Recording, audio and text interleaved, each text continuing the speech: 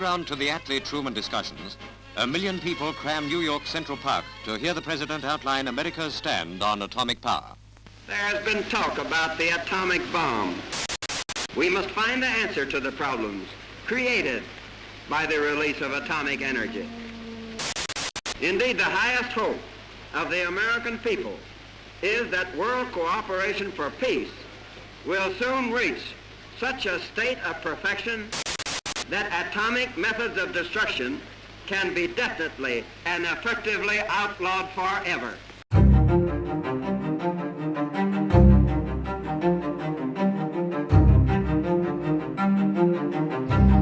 Осталось 10, 9, 8, 7, 1, 0.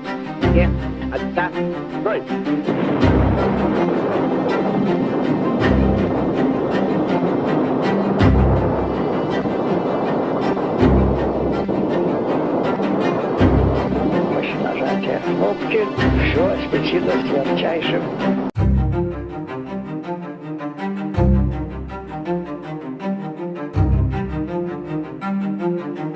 Far beyond normal shipping routes they lie, and until 1952, only pearl fishing boats entered the blue waters and left the cliffs surrounding their shores.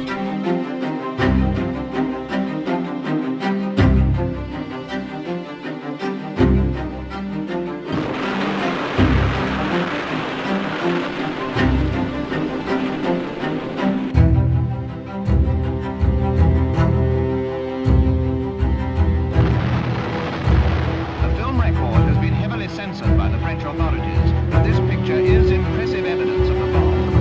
The great result of the cooperation of education with research. This is another victory.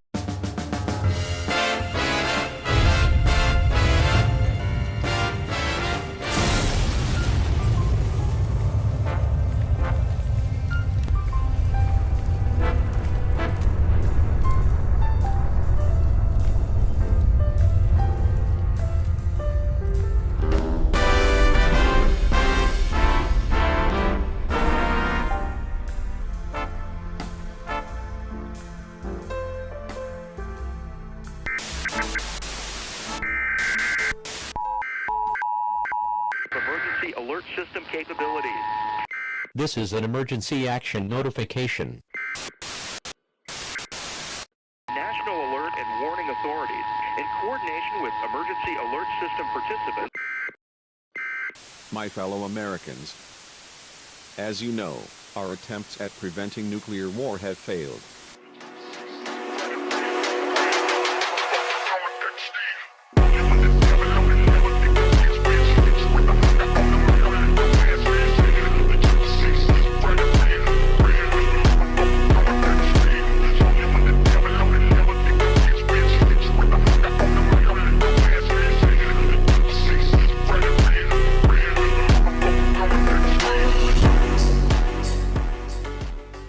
Finally, Mars has accepted my sacrifices and unleashes me.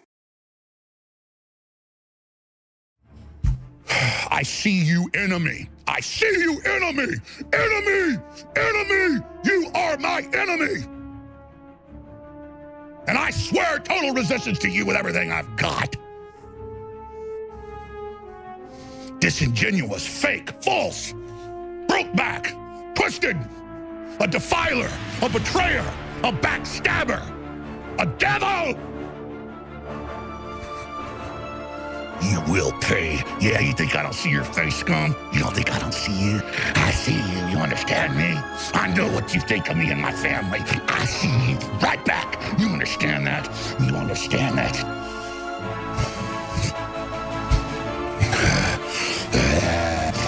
You will fall! You will not bring humanity down! God is going to destroy you!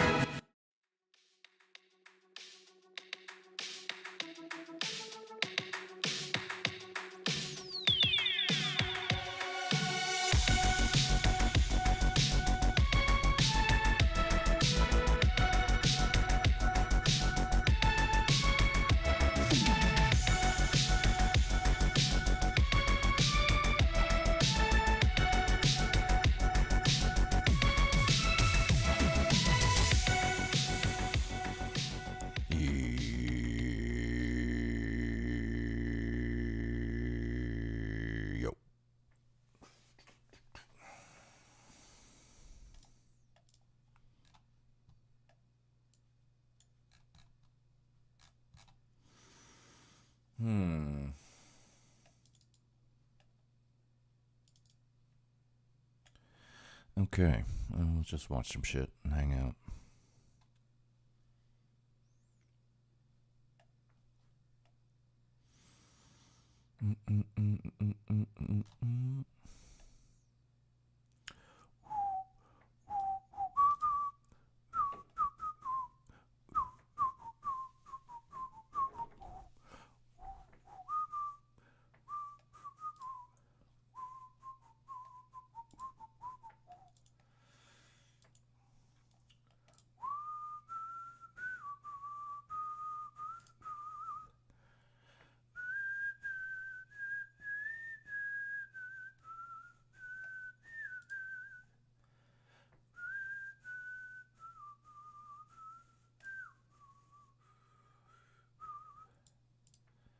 I was interested in watching this video about President Sunday, but it looks just to be kind of like a recap of his involvement with this pixie shit, so.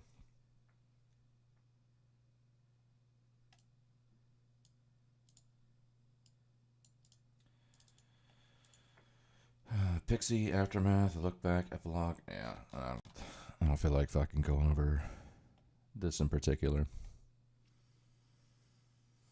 Fuck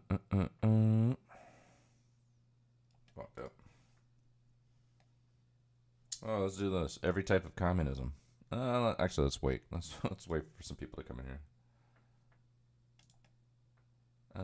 It's long. I do want to watch that.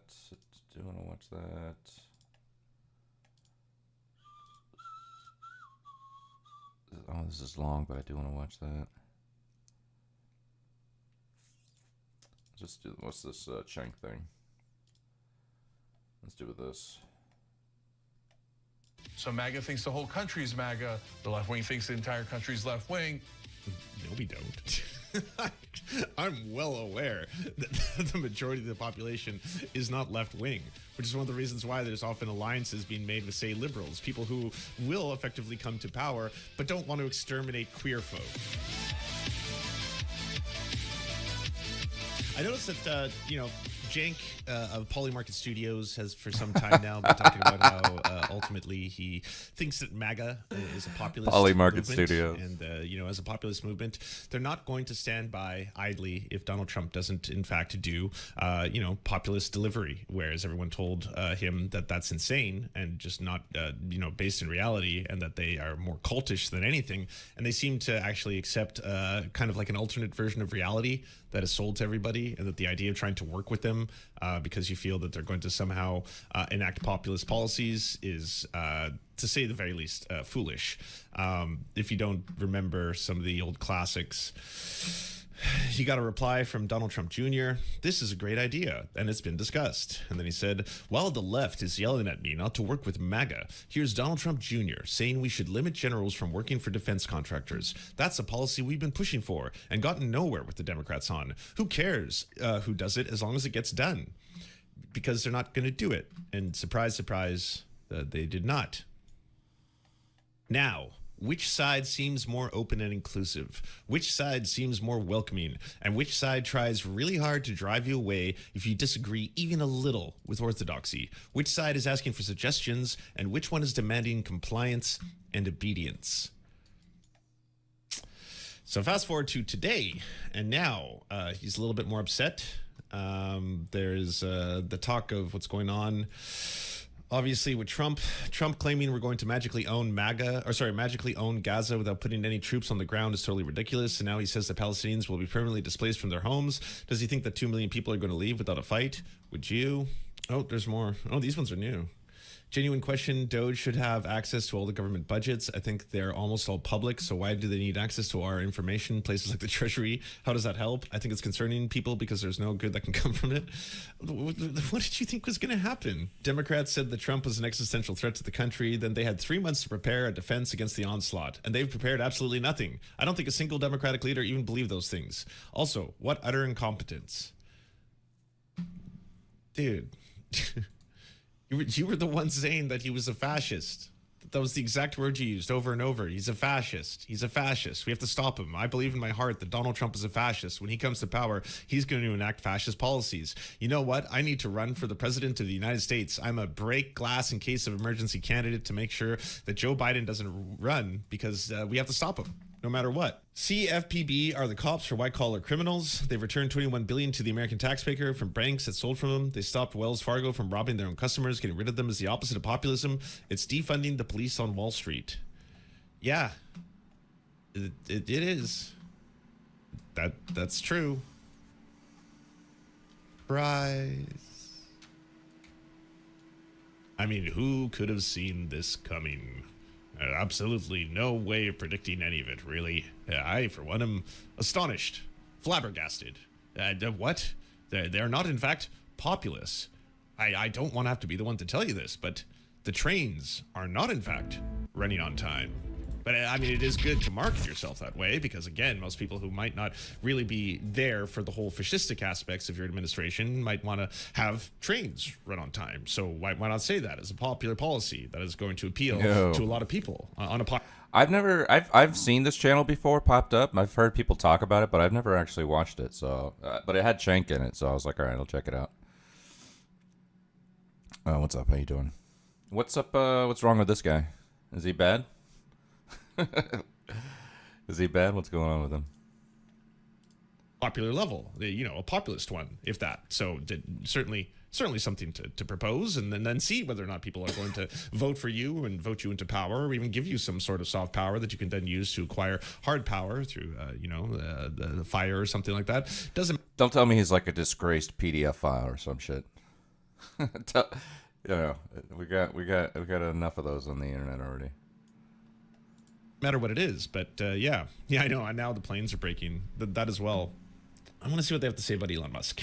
Are they finally turning back to being anti-Elon? He does have all the power in the world.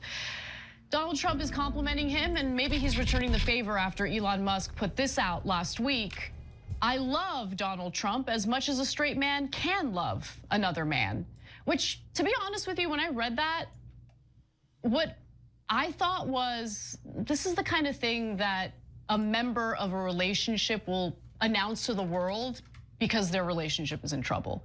But who knows, maybe the relationship isn't in trouble in this case. And maybe Trump really does love IQ points and does think that Elon Musk is brilliant. But you wanna know something? According to a recent Quinnipiac University poll, most Americans do not have a favorable view of Elon Musk, even though Donald Trump's approval rating is at all-time highs. So only 39% of Americans support Elon Musk, 53% oppose. Yeah, and that number is dropping. He used to be popular, and it's been dropping like a rock since he's going through the government with a wrecking ball. And MAGA. Am I missing something? I keep hearing that he's like got these historic approval ratings. Is it just by like in relation to Donald Trump in general? Because he's currently at a 46.7% favorable for the aggregate.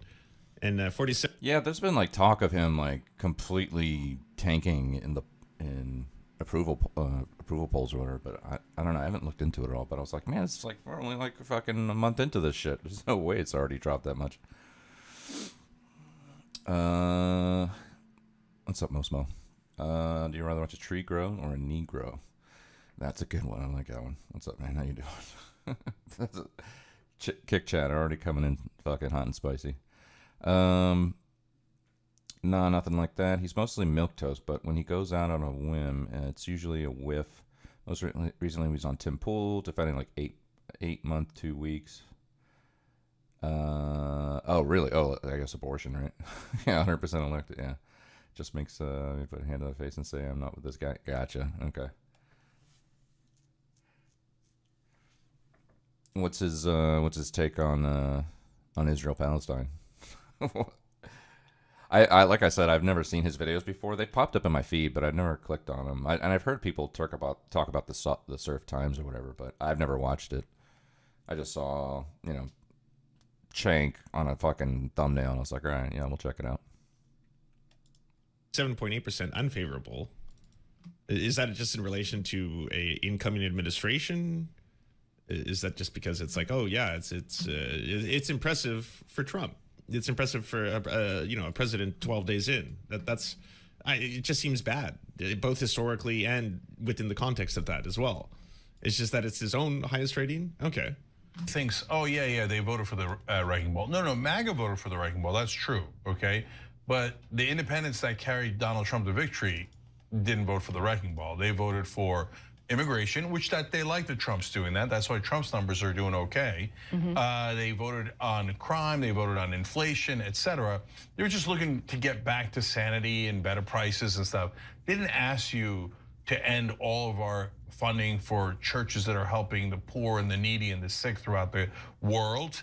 They didn't ask you to have hackers and Silicon Valley CEOs go into the Treasury and get unprecedented. It's still this really weird balancing act they're trying to do, where they're trying to appeal to MAGA as a demographic and keep saying that they're somehow separate from Trump himself, and then act as if like, well, MAGA themselves, I mean, the ones that you'd want to have a beer with, they're not outrageous. They're not going too hardcore or anything like that. And they actually wanted some, pretty reasonable things that I think all of us do, right? They wanted to be tough on crime, and then they wanted to be tough on the border, tough on immigrants and immigration, and they're getting that. And then on the other end, there's some things that maybe, I mean, if you all are as populist as I think you are, you might not agree with some of the other stuff that is taking place, or maybe you do. I don't see an outrageous backlash that is supposed to happen. Okay, like Cenk kept pushing this idea that if Trump doesn't enact policies that are directly going to be populist in nature, as in popular policies that are going to benefit everyday working Americans and the working class MAGA that voted him into power, that they are going to rebel.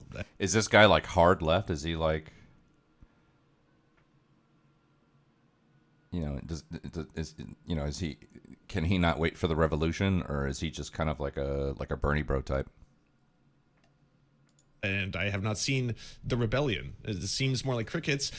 Actually, the opposite. It's like they seem to be celebrating a lot of the weird shit that is ceremonial. Hey, did you know that Canada and Mexico just bent the knee in that they promised the exact things that they were already doing, but they did it to avoid a trade war because they know it would be very costly for their own populace. So they just decided to pretend to ceremoniously give Trump things that he wanted that they were already doing. So that's a win, right? The Gulf of Mexico. Gulf of America now. So that's also a win. and how about carving out all of USAID? Because that was apparently some kind of far left Marxist program that was distributing, all kinds of welfare to people who didn't deserve it. So more wins, just again, chalking the wins up. Access for absolutely no reason to all of our data, our social security numbers, our bank accounts, all of that. They didn't ask you to stop listening to court orders, and they're going to hate this stuff. But they don't. Come on. I keep hearing that. MAGA's going to despise this. They're going to rebel. They're going to get really upset about this. No, they're cheering this shit on. They think it's fucking based. It's fucking amazing. Oh, yeah, look, they're getting rid of all the fucking, the waste that was in the government. Elon Musk is saying that they're apparently, just stealing money and giving it to all these, like, far leftist NGOs, and he's going to get rid of them all, and this is all super awesome.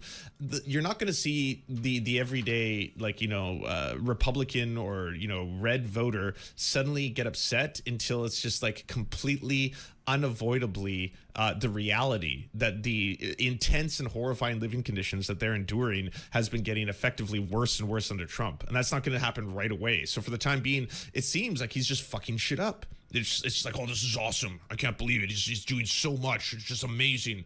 You're not seeing them being like, oh, whoa, that's really scary to have an unelected billionaire come into power and then try to put his little army of Nazi groypers to hack big balls is now, within the U.S. Treasury, trying to implement his own code in there. What's up, T-Burn? Bent the knee. Fuck yourselves like 10% discount. Let the Chinese have some of the discount oil and gas. Fun way of looking at things in America. Yeah, we do. Hell yeah. Don't watch him that much as far as I can tell. He's a Vosh orbiter and sort of assumes his take, so whatever you consider Vosh. Okay, gotcha. Not like let's go communism type. Okay, more like pro Bernie. Yeah, he had a kind of a Bernie bro vibe. Online left is slipping further and further left, I think. There was, well, I did have a Son video, I think that's kind of about that. I don't know. It's a video entitled "Why Is There No Alt Left Pipeline?" So I think I might throw that on next.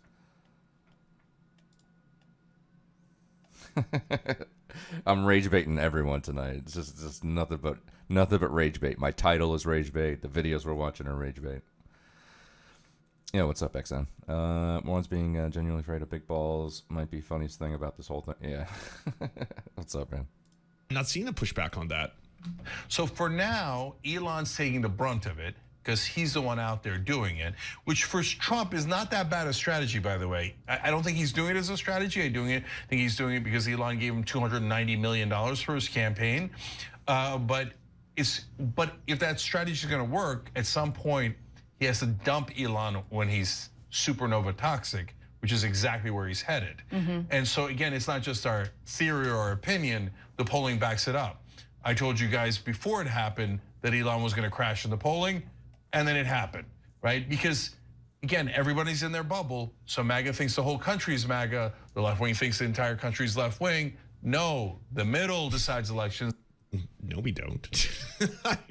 I'm well aware that the majority of the population is not left-wing, which is one of the reasons why there's often alliances being made with, say, liberals, people who will effectively come to power, but don't want to exterminate queer folk. So I'm like, yeah, sure. I mean, like, I despise Justin Trudeau. I think he's a fuck. But at the same time, he's not openly saying that there are only two genders and shit like that and demanding that there only be two genders from here on out, shit like that. Like, he's not doing the erasure of trans people. So yeah, I mean, in comparison to, say, Pierre Poilievre, he's better. Thank you for your cooperation. No, what's up, Swan? How you doing? This is where everyone's hanging out. Yeah, we got a couple people in here. There was a kick chatter in here too earlier. They asked me if I rather watch a tree grow or a knee grow. So, kick chat coming in reliably as usual. In that respect. So yeah, I'm not a fan of liberals or liberalism, but that is slightly better than, what it seems to be a lot of the world is barreling towards fascism. And I don't think like either one of those two sides. So $290 million bought him the ability to go and do this thing. But I think that Elon did that tweet. It's for a reason. Because he's getting unpopular. Yeah, I was wondering about that. Because look, it just, when you're familiar with a couple and you can tell they're having issues and the darling of the right wing, my based queen. They start doing these loud pronouncements of love for each other. It's like, oh no, they're in a lot of trouble. That's how it came across to me. And the example I always use, when a guy walks into a room and goes, I'm not gay. You're like, okay, brother. Does it happen? Yeah, well, sometimes. I mean,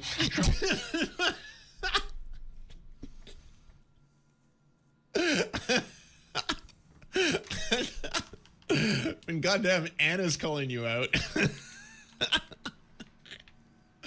Has that ever happened before in human history? Ever?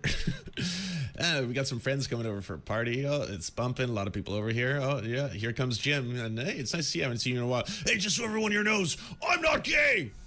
Whoa. I don't know. Kind of weird you had to proclaim that.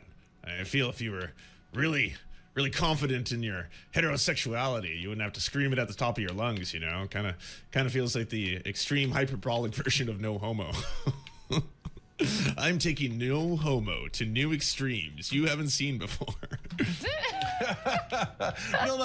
Sometimes you'll be having a conversation and some guy will get really emotional about you. Like, hey, God, we don't care. Nobody cares, right? Conservative now. and especially back in the old days, right? So anyways, Trump...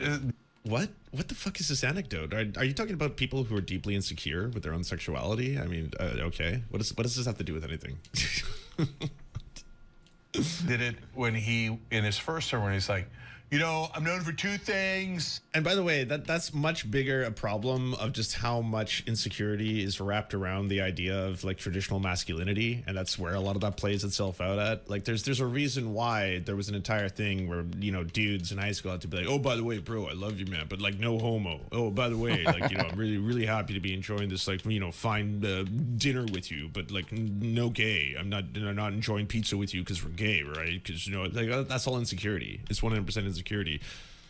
One is being a very stable genius, and the other one is I'm renowned for my mental stability. Why do you have to tell people that you're mentally stable? unless you're not mentally stable. That's not a thing you got to brag about. Anyways, back to this. When a guy goes, I really love Donald Trump as much as a straight man can love another man, that means, hey, Donald, remember, I love you, I'm flattering you, don't listen Whatever to the people politics like it sniping is. at me. Because it's not just I'm just a normie Republican. polling has gone south. Remember, Steve Bannon's been sniping the whole time. Keep it simple. And Steve Bannon wants to take Elon Musk out. So there are people whispering in Trump's ear. And if you remember, Elon Musk was on the cover of Time magazine. That just happened. Oh, yeah. And they had him sitting at the president's desk, at the Resolute desk in the Oval Office. And so they asked Trump about it, and Trump laughed it off and said, I thought Time was out of business. Of course, a little while ago, he was bragging about how he was the man of the year for Time. Anyways, the bottom line is, Elon is clearly worried that it's getting under Trump's skin. So that's why he did that. And then so that forces Trump to go, I like, there's no problems. I like high IQ points. Anyone who says, I'm a big believer in IQ points usually needs some. Okay. So, anyways, so on that point, I'm just like, what are we even doing here? What the fuck is this? Now starting to hear it a lot in right-wing media. No, it's okay. You can trust Elon because he's really smart. Yeah, it's definitely a real thing. So I lived in New York for about 7 years, and yeah, a lot of people up there in New York say no homo. Yo, no homo. No homo, but you're a good cook, bro. You know, they'll say some dumb shit like that. People actually say it unironically. Yeah. Well, Bill Gates is really smart. Should we put him in charge of the Treasury and let him have access to everything? No, 5G, blah, blah, blah. 5G. Okay, but you said really smart is the standard. George Soros is super smart, one of the best investors in world history. Should we put him in charge of the Treasury? I would like a government for the people and by the people. Okay, enough with these billionaires, enough with the corruption. They don't have our best interests in mind. They don't give a damn about ordinary working class people. They see the government as an entity specifically there to serve them. Okay, that's what they see. And so unless every ordinary American, regardless of their political persuasion, wakes up and realizes that, we are okay? There are no billionaires on the left or the right who are donating all this money out of the kindness of their own hearts because they're looking out for us. They're looking out. Hey, this is what, 20 seconds almost? Yeah, this like 20 seconds. This is all, yes, absolutely, 100%. So why even try and posture? Why do this weird song and dance? If this is at the core of it all, why have to do this whole like, well, yes, but the MAGA movement is populist and they won't stand for this, and they eventually they'll rebel. I mean, that's why the percentages are low. And I mean, at the end of the day, I mean, there's only so much that a high IQ individual, which by the way is just the most ridiculous way to describe Elon Musk, the guy who's basically failed upwards and absorbed every company and idea he's tried to claim was his own. He's not an inventor. He's not a creative individual. There's literally like one thing, which is like a small side coded aspect of his early pre-PayPal days where he actually designed and invented something that effectively was his own creation. Everything else has just been him acquiring other people's concepts, assets, and then getting tons of VC and investment capital, regardless of they make houses light on fire. He's not the world's smartest man. He's the world's biggest cheater. He even fucking cheats at video games. Who the fuck needs to cheat at video? God, every time, if you hear like a boop boop, it's my fuck. I had like I thought I had fixed it too. It just had like a massive update. Windows, drivers, everything. Still fucking doing this, man. Oh my god. Casey hasn't talked since yeah. He didn't make PayPal. He basically bought a huge share of them. He called it a merger with a shitty online bank. Yeah.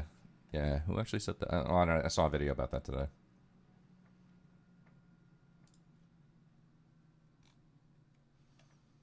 Yeah, so Casey's technically right. video games, but then also wants adoration at the same time. Like it's so profoundly sad and insecure to see someone have to do that. Where it's just like, it's not enough for me to say like, I like video games. Okay, cool. So do I. Yes, I'm really good at video games. I believe you, probably. I mean, you know, you seem to have a lot of free time on your hands for some reason, and you go on ketamine benders, so maybe you're good at video games. Well, no, I'm not just good. I'm the world's best. Okay, what? Why did you? Why does in what in one of the hardest video games to play ever? In one of the ones that just requires, again, endless amounts of time. Yeah, but Path of Exile 2, you're going to see, you know, the world's greatest players putting, you know, hundreds and hundreds and hundreds of hours into it. But yes, I'm one of the world's top-ranking players, and it's definitely real, and you definitely have to respect me. Same thing with Diablo 4. One of the world's greatest Diablo 4 players ever. You better respect it. And it's like, why do you need that? Why, like, is it just not enough for someone to be like, you know, you're good boy, very impressive? Out for themselves, period. And you know, we did that story earlier in the show about how some Silicon Valley donors were complaining to Hakeem Jeffries. They're like, oh, you know, the other Silicon Valley CEOs went with Donald Trump, and now they're getting everything they... He said he was also the world's greatest player at Quake. Oh, I totally forgot about that. I'm assuming that's fake too.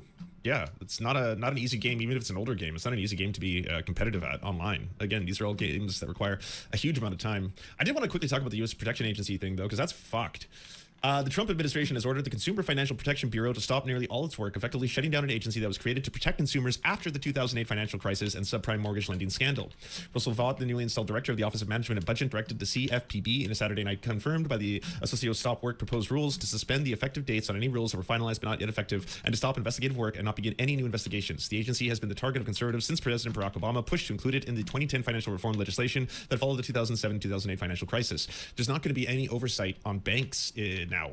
That is just absolutely terrifying. Again, this was not even a half measure. Like, this is just bare basic things. There needs to be financial protection agencies to prevent banks from just doing whatever they want, because clearly they've shown themselves to be unable to be guided by the principle of maybe we should do things in the general interest and benefit to society and the people and citizens who are our own customers. That doesn't seem to be what they care about. It's just maximizing profit at all costs, even if it is highly predatory and can lead to global instability. So if that's the case, then yes, they need to be reined in, and there needs to be some body or government agency that's going to prevent them from, again, doing the same calamitous effects that led to the 2008 financial crisis. The email also ordered the Bureau to cease all supervision and examination activity. So again, this is going to let some of the richest people in the world and some of the most profitable companies in the world suddenly have free reign. Since the CFPB is a creation of Congress, it would require a separate act of Congress to formally eliminate it. But the head of the agency has discretion over what enforcement actions to take, if any. Yet, Elon Musk commented CFPB RIP on social media site X on Friday, and the CFPB homepage on the internet was down Sunday, replaced by a message reading page not found. Also, late Saturday, Vaught said in a social media post that the CFPB would no longer withdraw funds from the Federal Reserve, adding that its current financing of $711.6 million is excessive. Congress directed the Bureau to be funded by the Fed to insulate it from political pressure. And by the way, proposing that when I believe, $20 to $21 billion is the financial relief to U.S. consumers that comes in the other direction. I'm not a great math guy, but you know, $20 to $21 billion is better than $711.6 million. This spigot, long contributing to the CFPB's unaccountability, is now being turned off, Vaught said on X. The CFPB said it obtained nearly $20 billion in financial relief for U.S. consumers since its founding in the form of canceled debts, compensation, reduced loans. Last month, the Bureau sued Capital One for allegedly misleading consumers, offering high-interest savings accounts, and cheating customers out of more than $2 billion in lost interest payments as a result. Des Keller, the president of Better Markets and Advocacy Group, said, "That's why Wall Street's biggest banks and Trump's billionaires and the allies hate the Bureau. It's an effective cop on the finance beat that has stood side by side with hundreds of millions of Americans, Republicans, and Democrats battling financial predators, scammers, and crooks. The administration's move against the CFPB highlights the tension between Trump's more populist promises to lower costs for working class families and the pledge to reduce government regulation." It's like 100% they're doing effectively, you know, the only defunding of any kind of police or the only defunding of any kind of oversight when it comes to crime is going to be on white collar crime. It's going to be on billionaires. It's going to be on the richest individuals to make sure that they're allowed to do the most fucked up shit possible. Like, no one really effectively, I think it was literally one person went to jail for the 2008 financial crisis, even though like there's very strong indication that a lot of what they did had serious consequences for not just like a couple people. We're talking millions of people globally. There's fuck tons of people who lost their homes as a result of all this. And like, you know, I know there's always that pushback on the other end where people are like, yeah, but I mean, should some of those people really have had all those kind of like, you know, ridiculous predatory loans in the first place? Should they have been buying that third mansion and all that kind of stuff? It's like, you can take that and push that to one side and say that, yes, that's on the banks. They should have been doing that in the first place, not to mention consolidating this debt. But at the same time, as a result of the massive financial crisis and crash, there are everyday people who were not on their third or fourth home or buying some random mansion they didn't need. There were just regular people who no longer could afford to pay their bills. And as a result, whether they lost their jobs, they now effectively can't pay their mortgage, they then lose their homes. Like this whole thing had a trickle-down effect that obviously was devastating globally. Some countries were more insulated than others. Canada was more insulated than the United States when it came to the 2008 financial crisis. But look this. Let's get the rage bait going. Where's he at? There he is. Let's get the rage bait going. Why is there no alt-left pipeline? Let's go.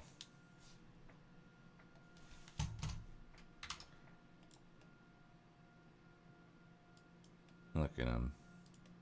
Eating with chopsticks and everything. Mitch McConnell is when the Republican Party learned the lesson that if they do perma-obstructionism to a Democratic administration, they will literally suffer zero repercussions. And actually, as a matter of fact, they'll benefit from it tremendously. And everyone will blame the admin for it.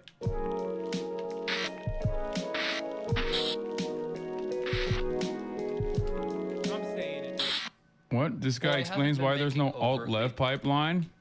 Yeah, I can tell you why. Because there is no... The alt-left would be Marxist. Okay? They would be Marxist.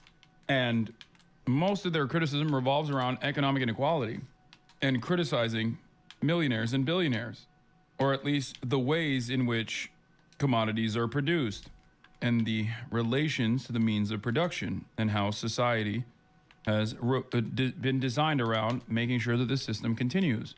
In that regard, no amount of, no collective, no one who has wealth is going to turn around and fund someone saying, yeah, we should claw back all of your power and money. That's it.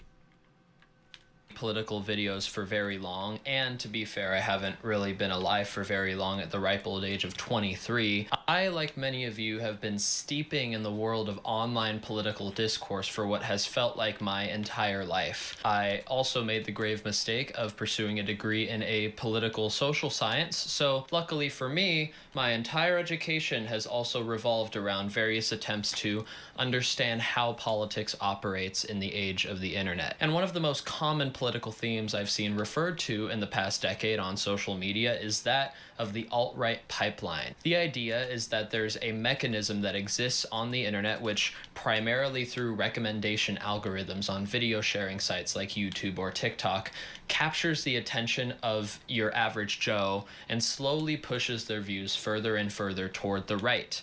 Now, in academia, the alt-right pipeline term refers specifically to this algorithmic mechanism. However, I think most of us use it in a more broad way to sort of refer to the process of radicalization that can occur not just on video sharing sites, but on other social media, forums and Chan boards, and in certain offline local communities as well. And while there is a lot of media out there talking about the concept of the alt-right pipeline and how it works, I want to pose a different question today. Why is there no alt-left pipeline? Oh man, this has got to be good. Money.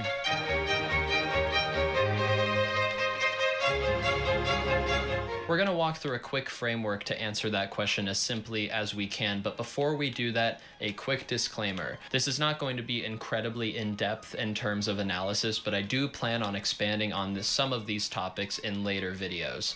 The main goal is to answer the question without overly complicating things. So, let's get on with that. There's a pretty logical through line that we can track in order to figure out why the alt-right pipeline works, and by negation, why there couldn't be a true alt-left pipeline of a similar nature. Money. In the simplest terms, it's money. If you scratch the surface of that commentary a little bit, you'll recognize that it's also Red Scare propaganda and how pervasive that is. And that is precisely the same reason why you hear ostensibly leftist people constantly attacking other leftists while using right-wing terminology. The notion that socialism, for example, is a poverty cult is unironically reactionary propaganda.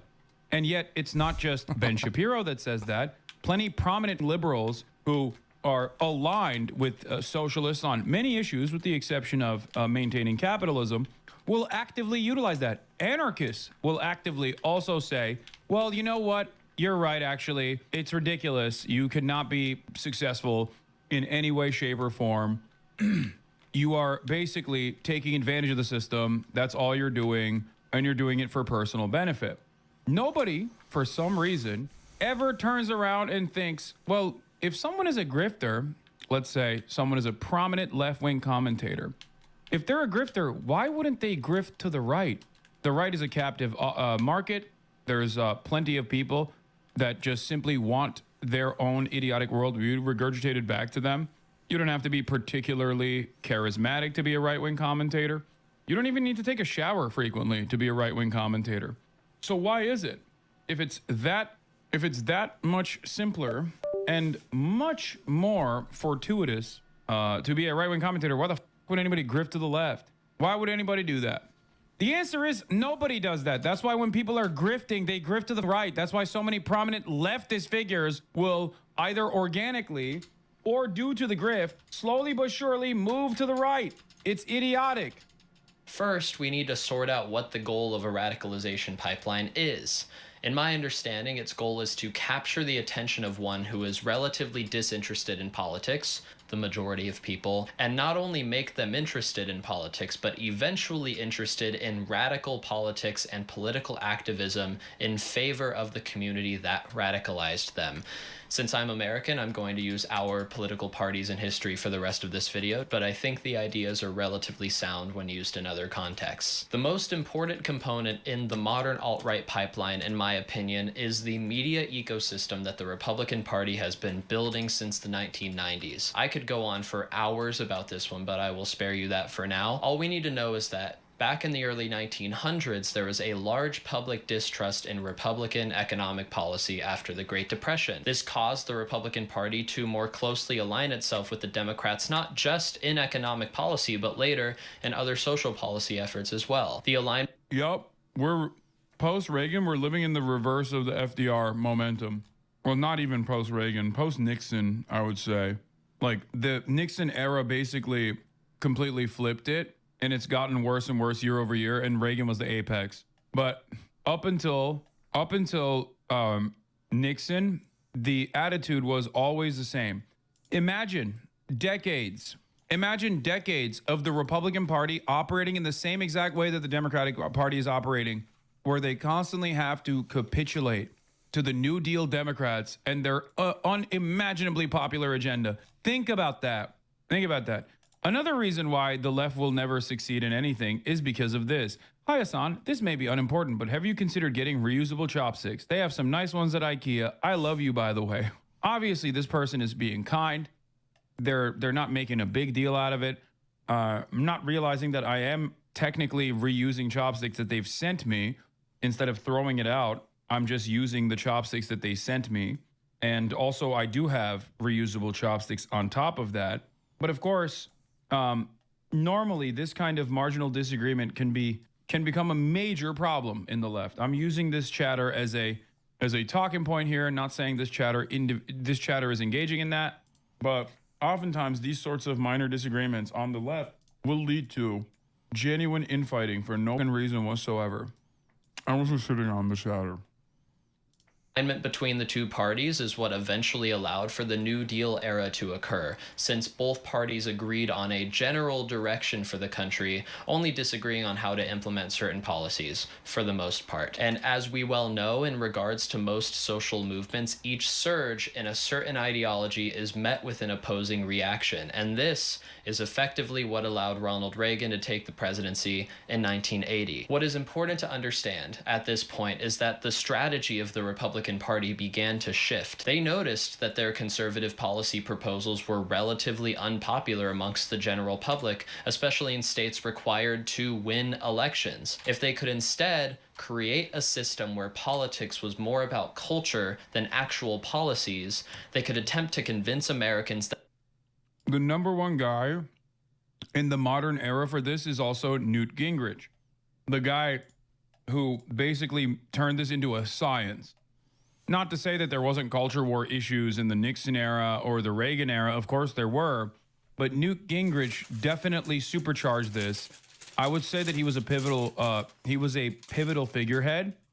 The other pivotal figure in terms of like modern Republican Party strategy aside from like the Dick Cheneys of the world and yada yada yada, I think was certainly Mitch McConnell. Mitch McConnell is why. Mitch McConnell is when the Republican Party learned the lesson that if they do perma obstructionism to a Democratic administration, they will literally suffer zero repercussions, and actually, as a matter of fact, they'll benefit from it tremendously, and everyone will blame the admin for it. That they were the right choice to pick because they were the more patriotic or constitutional or. Is he supposed to fucking debate like Ethan Klein or something at some point? I thought I heard they were actually going to debate. Or working class party, despite there being a clear dissonance between those phrases and their actual policy proposals. And this is where the media ecosystem comes in. In the 1990s, the Republican Party and its donors began to invest a significant amount of funds and resources into building a widespread media apparatus with the goal of uniting the many small conservative coalitions throughout the country. It's pretty funny because Felix literally did a reading series on Chapo. I think I saw him agree to a debate. I think he actually ever had a good debate. What's up, man? How you doing? Yeah, I agree with that. Definitely not talking terms. Yeah, but I heard somewhere that they were going to debate. Maybe somebody was just memeing and screaming. But I thought, excuse me, I thought I heard somewhere they were going to. Just this. Like this video, the 13-minute summary of this video is something that Felix did on Chapo, the media operations of the Republican Party, the contemporary Republican Party, and its evolution. It's called Seeking a Friend, F-R-E-N. It's fantastic. Under a single narrative. The idea was to convince anyone from business owners to evangelicals to even your average dissatisfied American that the establishment Democrats were coming to destroy the very fabric of the United States and that the small town Republicans were going to stop them, so long as you donate to them and vote for them. This media narrative also consisted of broad moral panics, reimaginings of American history, and an oddly postmodern skepticism and pessimism not only about the Democrats, but also any Republicans that might sympathize with their causes. And this narrative caught on like wildfire, whether it be on AM radio with Rush Limbaugh or cable news with Sean Hannity and the Fox News crew, and it served as the foundation for the Republican strategy on how to win elections. If you can't make people vote for your party, make them vote against the other. Let's move on to the second point.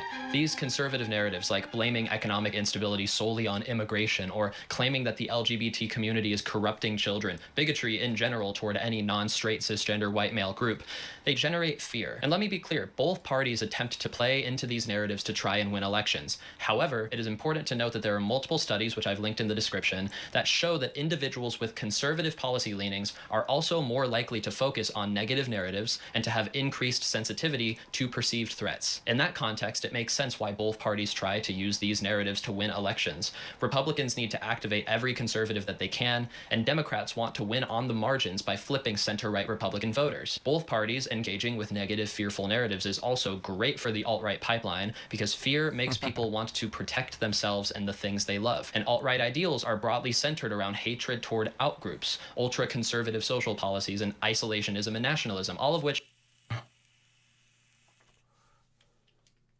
Thank you for fighting the good fight, brave chatter. The Democratic Party's approval ratings will certainly go up after this. I can't think of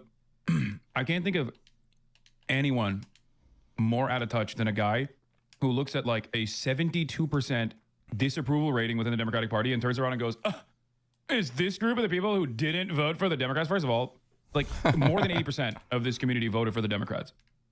Okay? But I like that you made a sock account to imagine a thing that didn't happen, to go and yell about perceived grievances instead of yelling at your party to go out and, do some goddamn work so that they can restore some confidence from the American population that recognizes that the Dems are inherently hostile to them and their existence. But no, you are unfortunately a small-minded person, a sucker, a mark, a rube. You go and yell at voters who are like-minded, have the same class interests as you do, instead of recognizing that if the Democratic Party had actually followed through on any sort of commitment to materially improve the lives, like real commitments, not marginal, tax cuts for small businesses type shit, broad, sweeping change, radical change that clearly the people were demanding, that they probably would have been able to defeat Donald Trump. And no, this is not an honest question. You are a dishonest person. You're a dishonest person for multiple different reasons, okay? You're dishonest because you assume that this community didn't vote against Donald Trump. You're also dishonest because you think the uncommitted Democratic voter base, hangout space, is filled to the brim with cucks that didn't vote. You're dishonest because you and I are fundamentally at odds with the way that we see the world. I believe in democracy, which means you are supposed to extract concessions from your elected representatives. You don't. You just think that the Democratic Party must win unconditionally at all costs. And I understand where that comes from, because clearly Donald Trump is worse, right? You keep saying the data is there.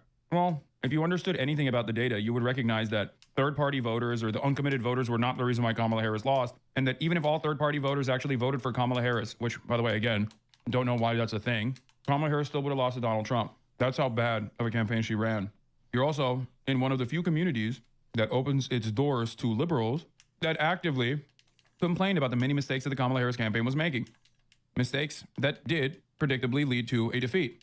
If the Democrats truly were terrified of the growing fascist movement in this country, I suspect they wouldn't have ran a campaign alongside Liz Cheney, talking about having the most lethal military, talking about how they're going to be the deportation party and the Republicans are not good enough at deporting people.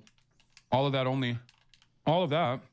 only ends up legitimizing the right-wing position, and it makes Democrats look like hypocrites who are now coming to that same conclusion, that undocumented migrants are... Because, Hassan did so much to help his party by hosting the largest anti-America campaign from the left on the internet, and then proposed you should vote for the people who want to destroy the said country. Yeah. I mean, I guess he can lean on that whole... Didn't he go to the DNC? I'm pretty sure he had like a booth there or something like that. I think he wants to just lean on that because he thinks there's a future. And I think even though he's probably downplayed this whole being the left-wing Joe Rogan thing, I think he does think there's a future for it in him, but I think he's patient enough to take his time.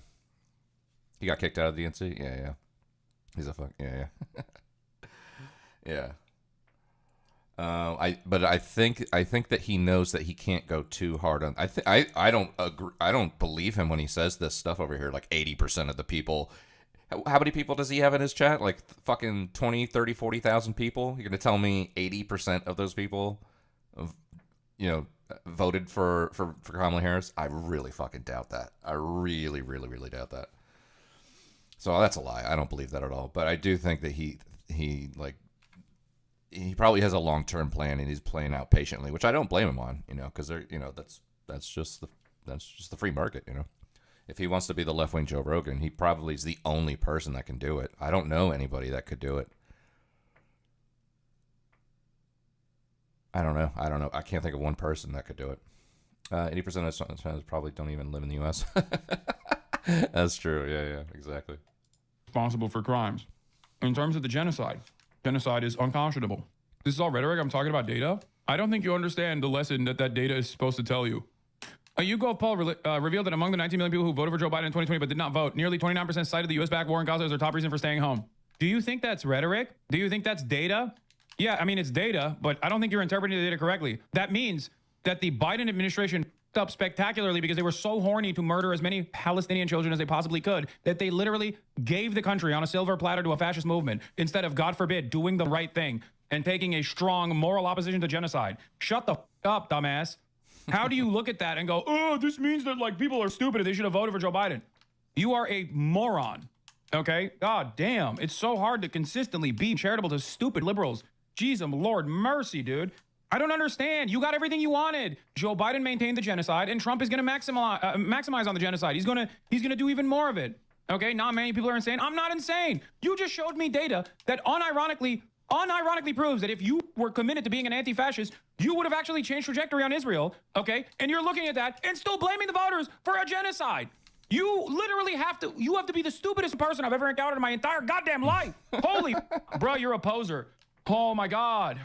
I'm looking at what Trump is planning on doing. Yes. Oh my God. I can't believe Donald Trump has talked about how he wants to ethnically displace all Palestinians in the Gaza Strip. Oh wait, Joe Biden also quietly demanded that happen. So the difference between Donald Trump and Joe Biden in this regard, by the way, is the fact that Joe Biden supplied the weapons and also tried to negotiate that position, which obviously the other countries were like, no, we're not going to do that. That's ethnic cleansing. Okay. And Donald Trump was just saying the quiet part out loud, using rhetoric to get viewers.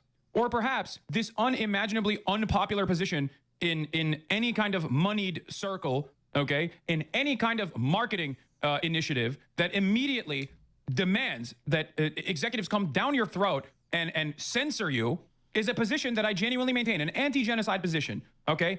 I don't know if you're familiar with this, but you are talking to a community that didn't even refuse to vote for Kamala Harris. But you have invented that because you need demons to attack, not realizing the real demons are the Republicans and the Democrats who are caving and capitulating to them. In the process, you quite literally have pointed to evidence that suggests that if Biden had actually done the morally correct thing, okay, put an end to the genocide that he was defending, that the Democrats probably could have won. But none of that matters because you are a moron and you will never learn your lesson. You will consistently keep defending the Democrats no matter what it is, playing catch up over and over and over again. That's why it's because of your entitled, smug, elitist, unconditionally pro-Democratic Party attitude at a time when the Republican Party is absolutely gutting all of our federal institutions. Any semblance of like the regulatory body is cast aside. Mass layoffs, economic collapse is imminent, America changing its strategy in general when it comes to foreign policy, becoming even more aggressive. People despise you and your kind, okay? They despise you. Yeah, they right. despise the Democratic Party dick riders. Do you understand? That's why the Democratic Party currently is at a 72% disapproval rating because you're too busy turning around and yelling at other people, yelling at your potential allies because you are a baboon, okay? You are dumbest. You are, in many respects, no different than the dumbass Republican who voted for the Trump administration thinking, oh, yeah, hell yeah, brother. We're actually going to save America. Hell yeah. We're going to save America by making sure egg prices are $25 a carton. The only difference is you're a little bit better read and possibly gay. That's it. You're just a gay Republican. That's all this is. Smug, gay Republican. That's what the liberal institutional defenders are now. And it's unimaginably annoying. You're burning the candle from both ends at that point. You have nothing salvageable. Holy shit. Nobody likes you, chatter. And this is why. It's so funny because the Democrats did an endless wave of unimaginable concessions to the right and they still lost. And these morons are still complaining at the left. God damn, dude. I'm gonna die on this hill by saying blanket rhetoric is ironic. This is a rhetorical nothing burger. It's just evident smug. Can be fostered by the repetition and installation of fear. Leftist ideals, however, broadly advocate for community-focused solutions that are inclusive and perhaps most importantly, new or progressive. That's why the left can't necessarily utilize fear. While the right's goal is to protect itself against perceived threats, the left's goal is to overcome obstacles of fear, to incorporate and advocate alongside groups that are marginalized and exploited by... I think he was very on the fence to vote Kamala or not. Not really strong either way. Yeah, but I mean, look, that's a fucking outright... He fucking blatantly just lied, saying that 80% of the people in his audience fucking... Or in his community, right? He's got, what, 20, 30, 40,000 people in his chat? Who knows how many in fucking Discord, right? So we're talking possibly over 100,000 people. First of all, I think Mida's right. You know, 80% of his chat's probably doesn't even live in the fucking United States. But let's say they all did. Even if they did, there's no way that 80% of his community voted for Kamala Harris. No way. I mean, maybe he's just being grandiose about his numbers or whatever.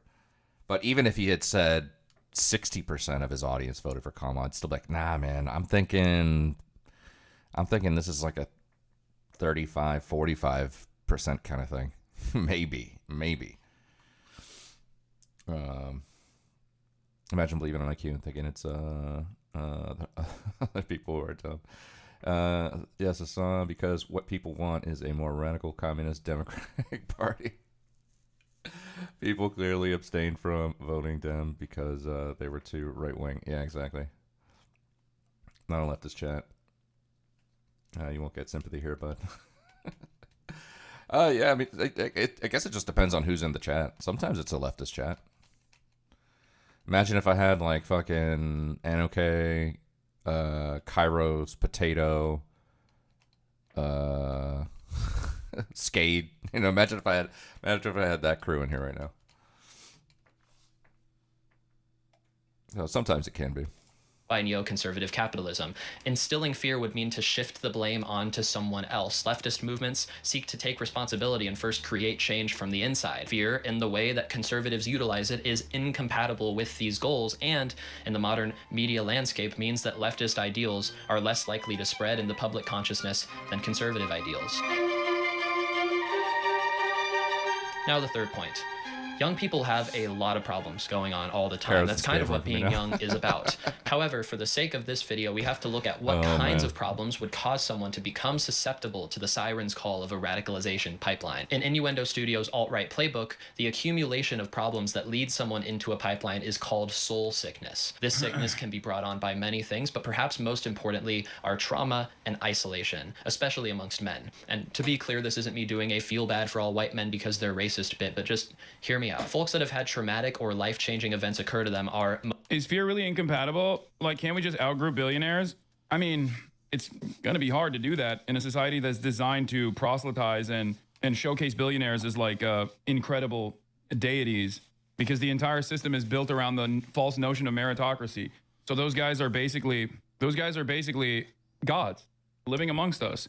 Gods that are also achievable in class status, which is of course also not true, but it doesn't really matter. I have a buddy who was a good dude, unapologetically pro-Dem. We were chatting today. He was blown away that Gaza was a major issue for me. I think how out of touch they are with the cruelty that was happening under the Dems was such a big reason why they lost. Yeah, I think that I mean, if you're unconditionally pro-Democrat, you probably got to that position because you consume a lot of like New York Times, you consume a lot of CNN, maybe some MSNBC.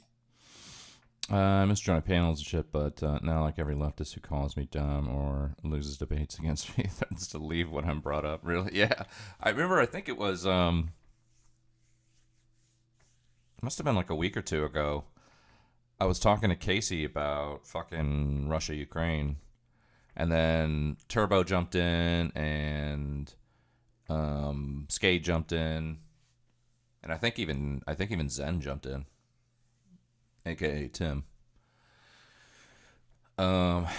But I think there was a point where I was like, hey, yeah, let's get Maida in here. And I think Skate was like, nah, we're not doing that. So I think you and Skate have some bad blood, I imagine. And or David Pacman, if you're looking at like independent media, right? Or Brian Tyler Cohen. And I'm not even shitting on Brian or David, okay? They're very nice people. But if that's the only group that you're looking at, if that's the only, like, you can isolate yourself from alternative visions if you hyper focus on only like the positive aspects of the Democratic Party, and you will design a world that is just utterly untrue. That's why a lot of people felt confused after the Harris loss. Yeah, there is not a lot of there's nothing that goes beyond partisan politics when if you're doing like if you're doing mostly partisan politics, you're gonna miss out on the larger picture, I think. Is what you're doing moral? What do you mean? What are you saying? Hey, Hassan Dawn Piker, you can keep teaching us about things, but who can we rally behind? Or do I really have to tuck my tail in between my legs and find DSA chapters that might know who John Brown is? What I'm learning is Hassan is more anarchist because they don't ever put their neck out for you. They just facilitate communists do, anarchists don't. Yes, dude. Yes. Your mental health episode that you're going through right now is the reason is helping you arrive at the correct truth, which is that I'm not sticking my neck out at all. And I'm just trying to get all of the Marxist-Leninists to fight the battles for me. Thank you. You're right. I am definitely your enemy, okay? How do you arrive at such a cynical worldview, dude? I don't understand it. I don't get it. I don't get it. Like, what is it? You want me to... I'll just go buy out a compound, okay? Purchase as many AK-47s as possible and bunker myself in there with some Tenorite and die for the Marxist-Leninist cause in a country that thinks Nancy Pelosi is a socialist, dude. The fuck? But I'll be based. Write a book and these people will calm down? No, because then it's still not radical enough, okay? One must ask themselves why liberal naysayers and Republicans and even leftists have this exact same position. I'm going to be as charitable as possible and say that leftists arrive at this position because of the helplessness that they feel, the hopelessness that they feel, and that they recognize the harms that are happening, but don't understand the existing material conditions, don't understand what level of class consciousness does exist amongst the working class, because billionaires, capital owners always have had class consciousness, okay? But plenty of leftists, okay, card-carrying Marxist, Leninists and whatnot, also fall into this trap because they get geared by liberals and reactionary Republicans alike, because that is how pervasive the Red Scare propaganda is in this country. This is also precisely the reason why I have so much respect for the likes of Bernie Sanders, okay? Because in spite of my disagreements with him on key issues, it still does not matter because he has been able to, at the very least, utilize the bully pulpit in an election to generate more open-mindedness among a nation that is inherently hostile to socialism, okay? most likely to become susceptible to these right-wing narratives as they... Ironically, though, this is another problem with the broader left in general. People also fall into that same, like, this person is hypocritical, the same cynical assessment that right-wingers who don't even agree with your worldview routinely weaponize. Okay? That's it. It is, in my estimation, a testament to how pervasive anti-socialist thought is in this country.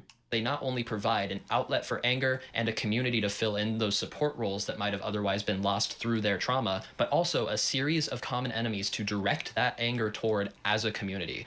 This is why, anecdotally, divorced dads and young lonely men are the most likely to fall into these pipelines, since modern conservative social standards isolate and generally prevent men from expressing camaraderie or brotherly love for each other. Those pesky leftist community-oriented vibes are not at all what these folks are looking for.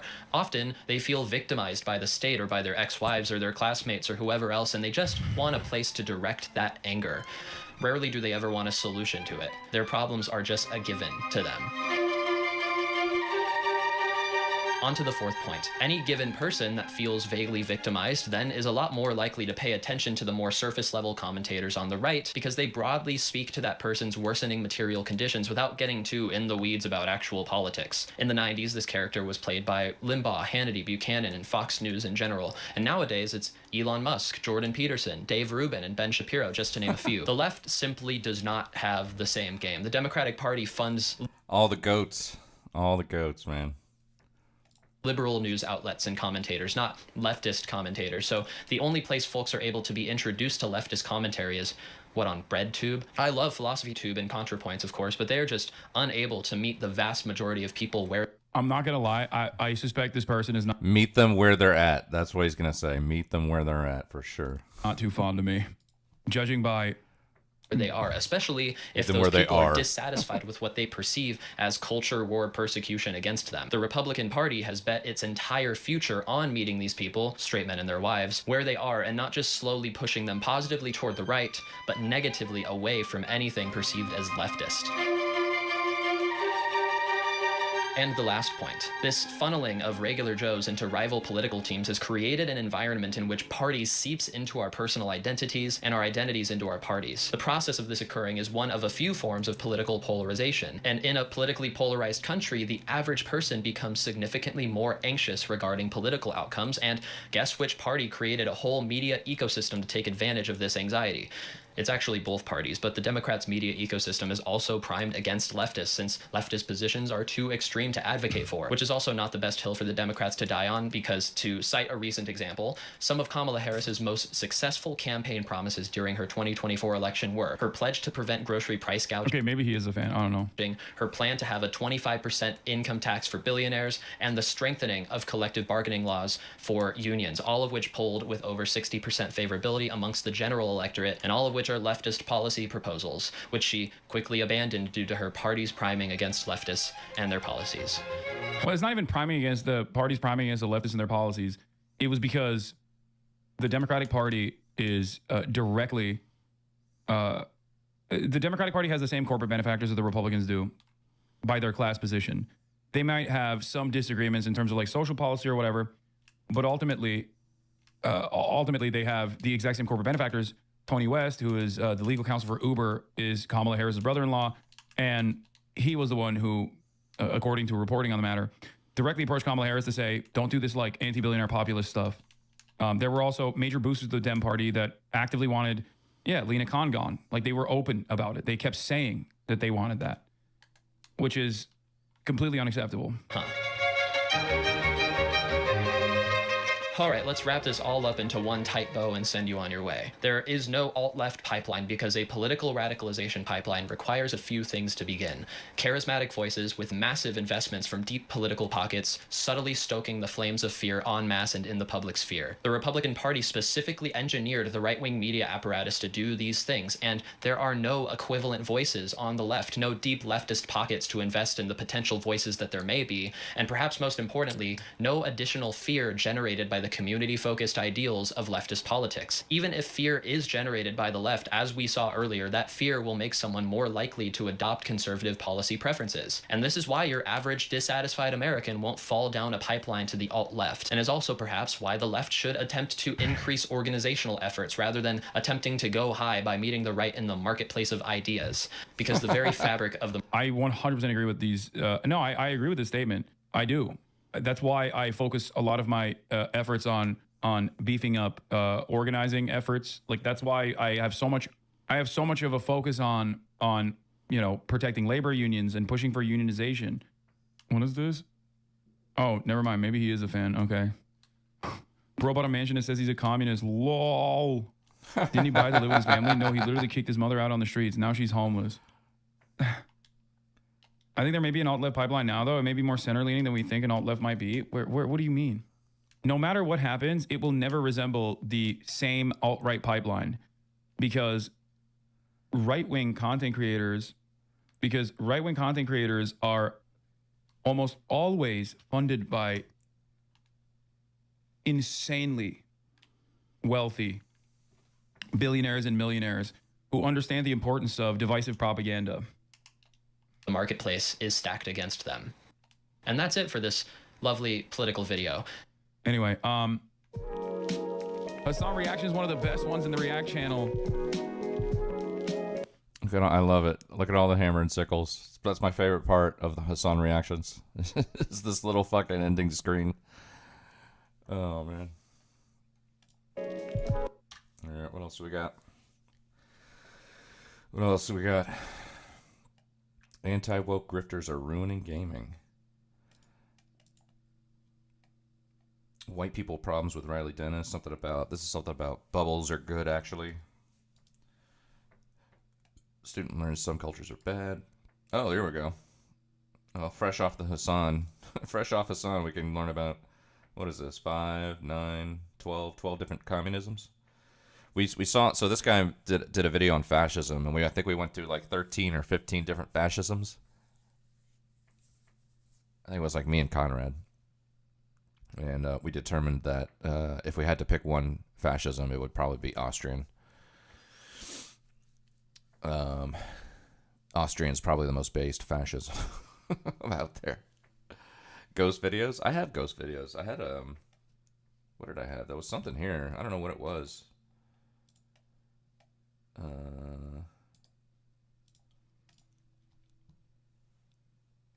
What was it? Mysteries that keep me up at night. I just came into my feed. I don't know what it is.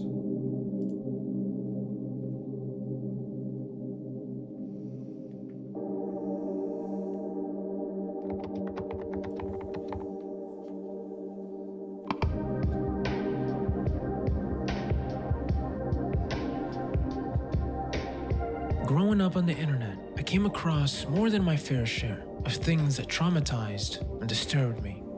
Distorted figures, faces twisted into unnatural expressions, and strange corrupted visuals that haunted my dreams. Creepypasta imagery was on the rise back then, and it was a time when images like this spread like wildfire, passed on from one person to the next in online forums and chat rooms. These haunting visuals were tied to stories that blurred the line between fiction and reality, and to a kid like me back then, it made distinguishing between the two almost impossible. In recent years, as the internet grew up, so did our relationship with horror. A new kind of unsettling imagery has emerged, one that doesn't rely on shock or outright fear, but instead taps into something deeper, something harder to define, something unconscious, using our own nostalgic memories against us to tell new stories through new mediums. Images that twist the familiar in subtle ways, taking things we associate with comfort, safety, and the ordinary, and turning them into distorted aberrations of reality. This new type of horror thrives on eeriness, using subtle irregularities to tap into fears we don't fully understand. But I think recently, there has been a new development, one that is much more uncanny in ways we could have never predicted before.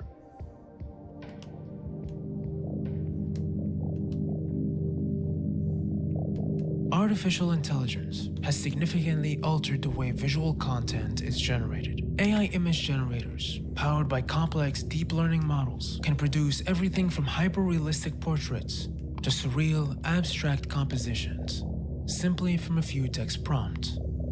These new creations are inherently alien and fundamentally different to any previous process of creation. Because while a human artist or photographer considers meaning, narrative, and aesthetics, an AI model, however, processes numerical vectors and constructs patterns without any awareness or context. This takes place within the AI's latent space, a framework that enables the AI to understand and generate these images. This latent space is a higher dimensional structure that acts as a map of abstract concepts and objects that are coordinated within this multidimensional space. So the AI isn't necessarily copying other images, it's rather forming something completely new from its higher dimensional representation of that object. Latent space operates in hundreds or even thousands of dimensions. This complexity turns it into a black box, where relationships between concepts are encoded in ways that even the model's creators can't fully interpret. What I find truly unsettling is the knowledge that these outputs were created by something entirely non-sentient. The machine's creations are the result of billions of calculations, guided by probabilities and mathematical rules. But at the same time, if it's all just math, then why do these images make me feel these emotions? Why does something created without intent or understanding evoke such a visceral reaction? Why do they feel explicit in a way?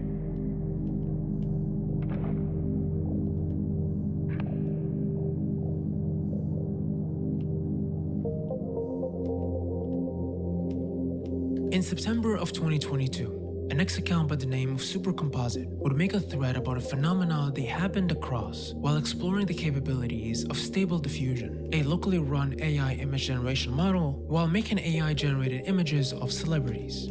Normally, these AI models are pretty good at creating images that somewhat resemble real people. You can tell that even on these earlier models, that the AI has a vague idea on what the person should look like, even though it fails completely at making a convincing image. It's almost like it's recreating it from memory. In this case, her target was famous actor.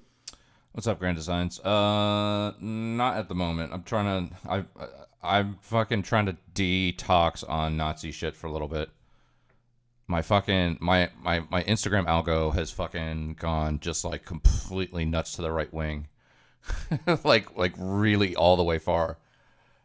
I think I clicked on like a couple Nick Fuentes videos, and now my fucking algo is like completely fucking like Nazified. I gotta like get in there and like not interested. I gotta clean up my algo.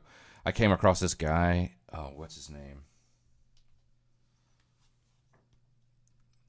This guy, Gypsy Crusader. Go on Instagram and look up Gypsy Crusader. This guy's fucked, man. But he popped up in my algo because I got fucking Nick Fuentes shit in there now. He's fucking bad, man. I can't even show you. Like, I have Instagram pulled up. I can't even show it to you because all of it's just full of like slurs and fucking awful fucking white nationalist shit. So I'm trying to detox on the Nazi stuff for a little bit.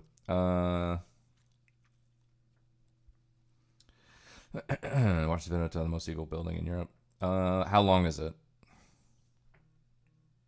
I gotta be honest. Like, you know, it's fucking almost 4:30 in the morning here. So, I mean, I'm gonna be up for a little bit. But I mean, if I'm getting videos from the chat, they gotta be like 10-15 minutes tops, man. I'm not doing like 30, 45, 1 hour videos, you know.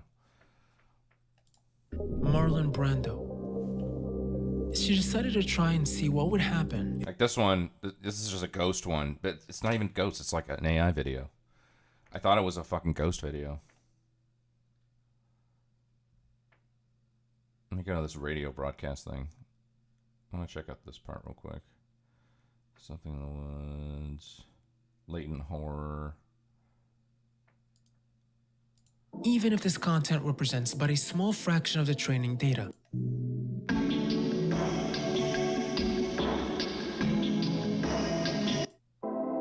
Somewhere deep in the cold, barren woods of western Russia, there's a secret. In the heart of this wilderness, a lone cabin. Like that, you know, yeah. It's not that I don't like it. It's just that I thought, I wanted to watch this video anyway. I didn't know it was about AI. It's called Mysteries That Keep Me Up at Night, and I went to this guy's channel, and there was like some ghost and horror stuff there. So I was like, okay, whatever. I'll just keep this in the watch later. And then somebody asked for a ghost video. I was like, oh, I had something in my watch later, so I put this on. But it's not about ghosts at all. It's about like AI and shit like that. So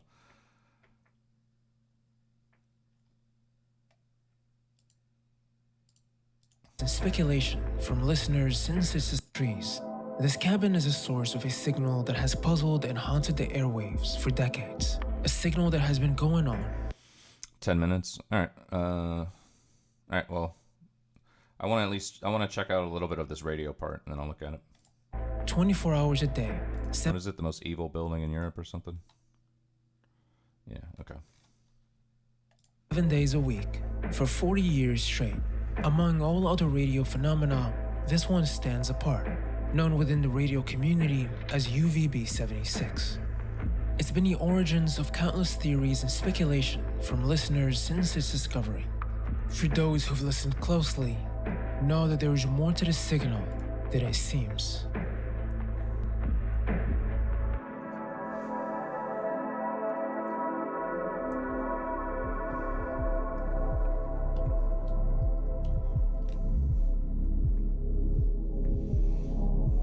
Okay, so this is WebSDR. Yeah, I love. Okay, this is cool now. Okay, now it's talking my language. So fucking. Well, let me just make sure nothing weird pops up here. But there's always like a little box that pops up where it's like, "Hey, do you want to sign in under fucking all of your fucking docs-ass information?" No, I don't. Thank you. Don't pop up. But WebSDR is super cool. I love radio stuff. Who was I talking to about radio stuff on here? I don't know. So I mean, I got my shortwave radio license from the FCC back in like 2009, and I got a call sign and everything. You know, you take the exam, and you know, you pay like whatever it is, like $50 or whatever, and you get a call sign for like 10 years, and then you got to renew it after 10 years. But I love radio stuff, and and as I got more into radio stuff, I learned that there was all that streaky stuff that you saw right there is software. SDR is software defined radio. Let's see, I don't know. Yeah, that's it. Let me see. Netherlands, Utah. There we go. Let's see.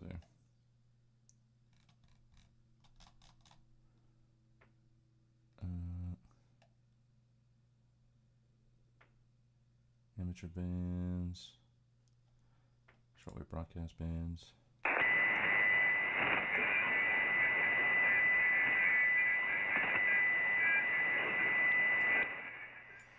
And you can already hear it right now.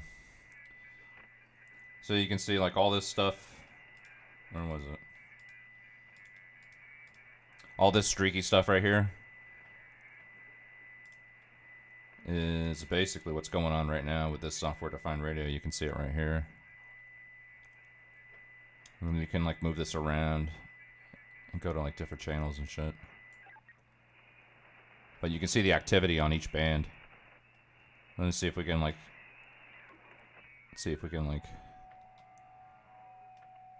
tap into somebody. We gotta change.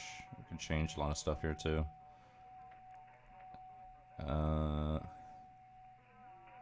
Where are we at? What was I looking at? You can hear somebody talking here. There we go.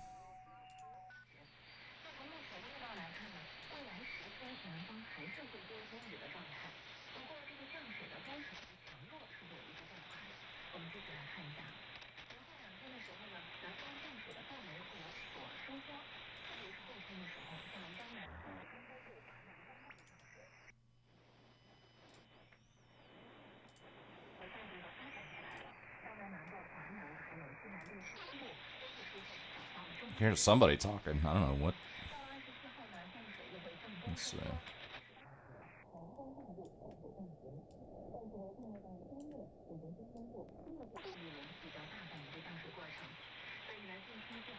Sounds like Chinese.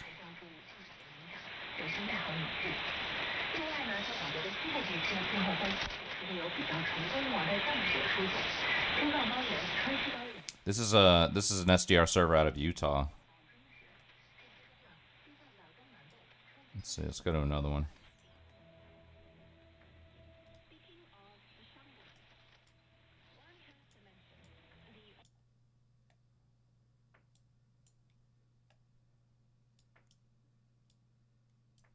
What's going on here?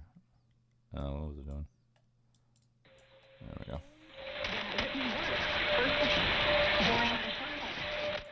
Which was later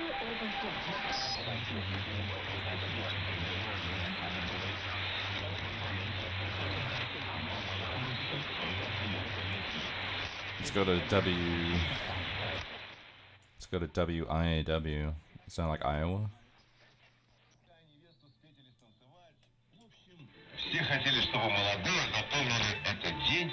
It is Chinese, right? Yeah. Кстати, в разных районах Китая, не говоря уже о разных национальностях, свадебные традиции тоже отличаются. Например, в провинции Джэцзян банкеты обычно проходят вечером, а днем молодожены отправляются на прогулку. Is it Russian or some kind of Eastern shit? Eastern Europe?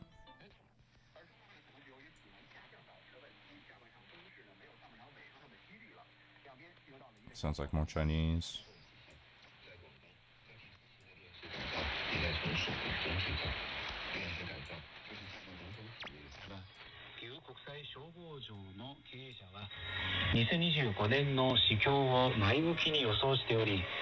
Oh, this sounds Japanese. 市場は安定しつつ前進との見方をしており、54.7% の経営者が2024年とほぼ同じ水準、28%。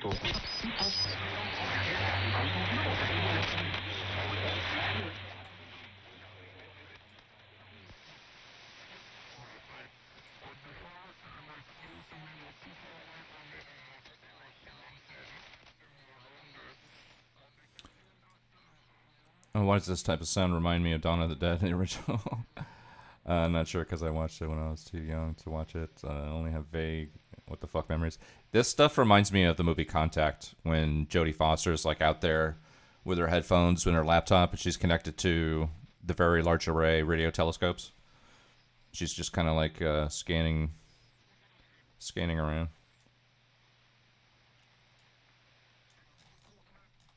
This is let me see. Let's go to another one. Let's go to this one.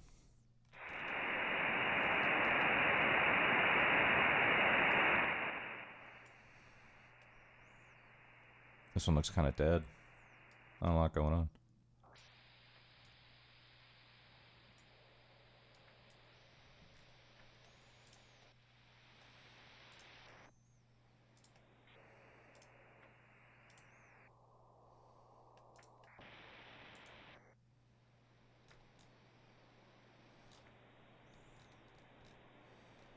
Oh, looks like there might be more. Let's see. What's this? WSPR? No, this is dead.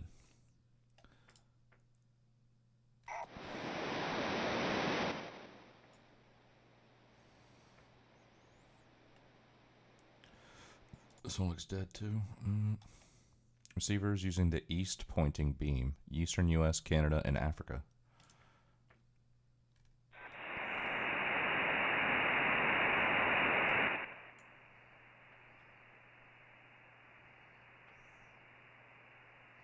Not a lot going on.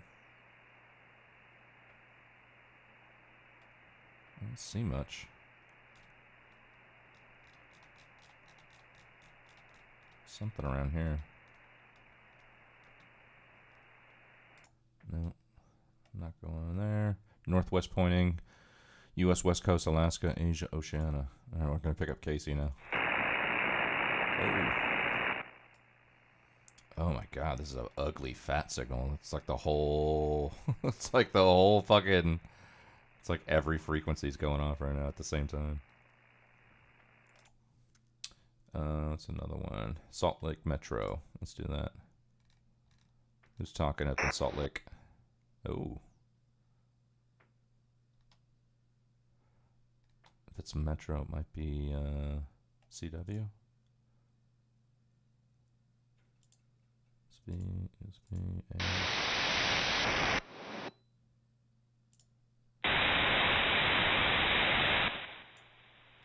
It doesn't look like anything's going on. Let's do another one. That was Utah. We got everywhere though. Brazil, Netherlands, San Juan, Argentina.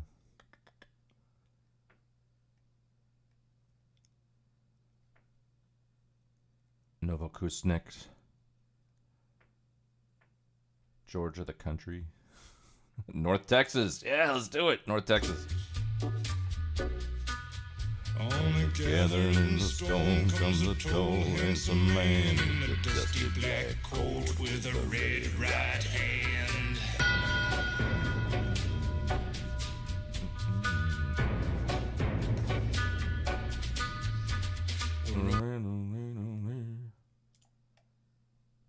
Let's see.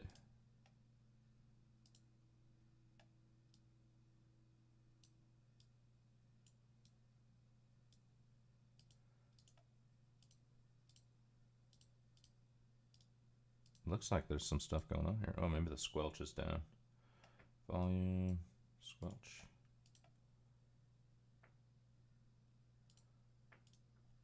No.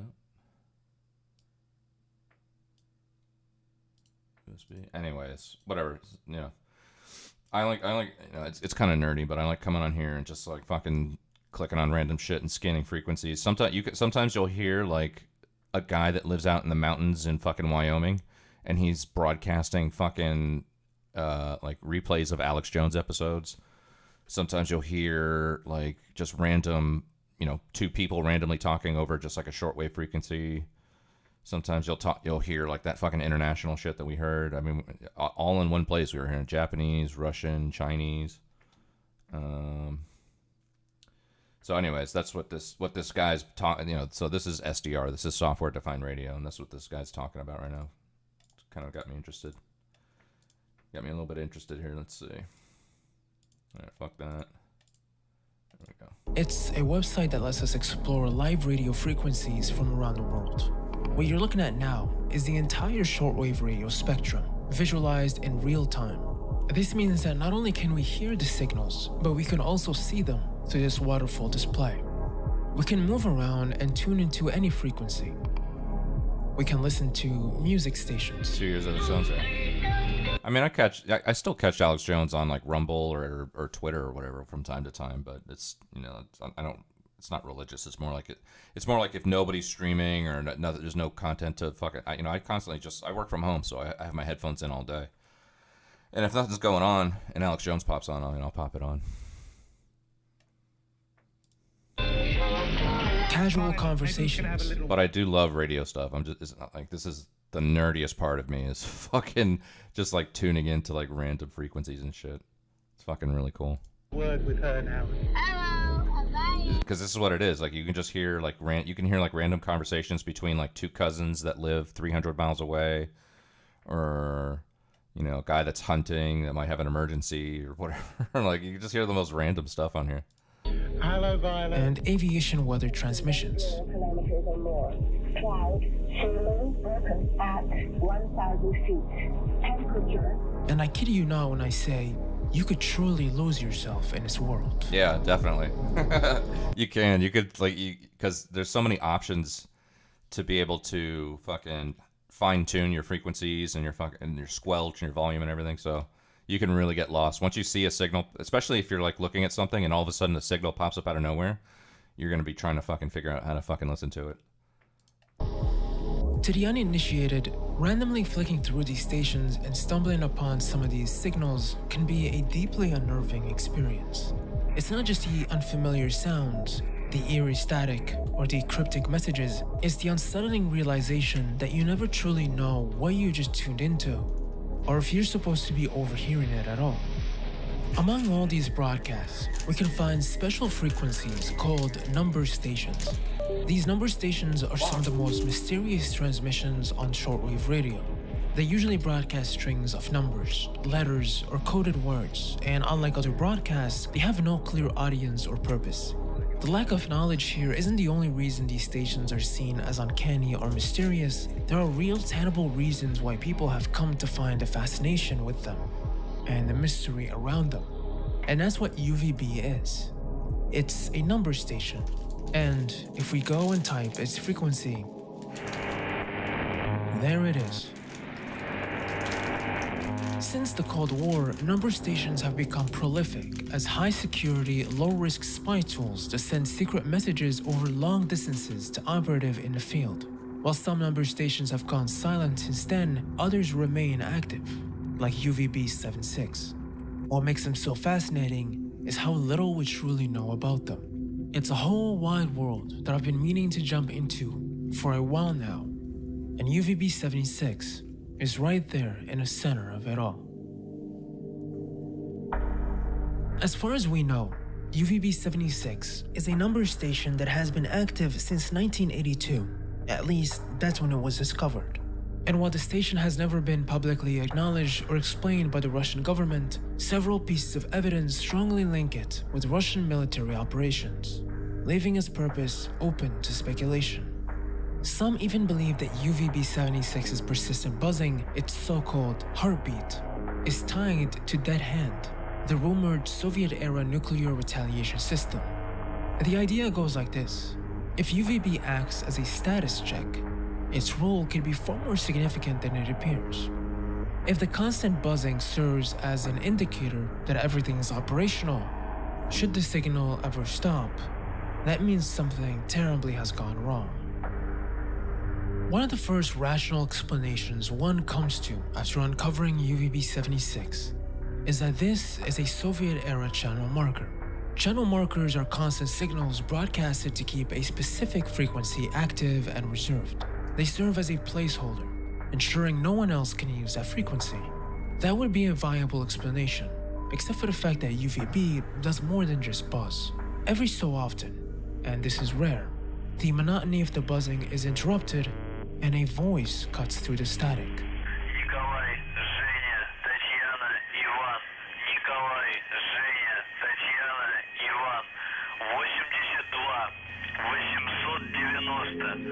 That's so fucking cool. That's so cool for fucking just this random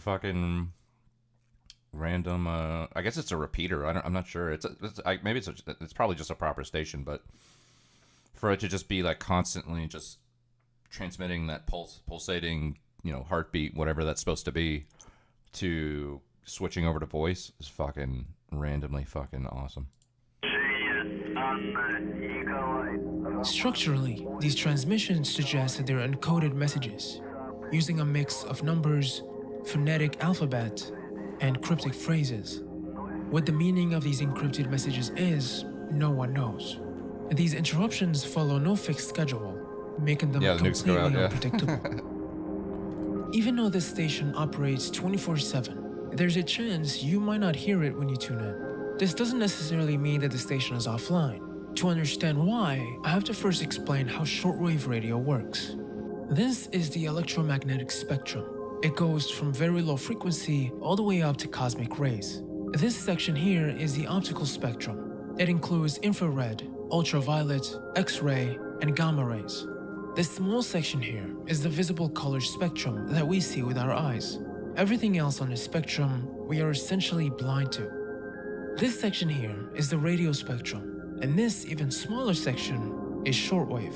Most radio channels you and I are familiar with lay comfortably in the medium frequency range, or MF radio, spanning from 300 kHz to 3 MHz.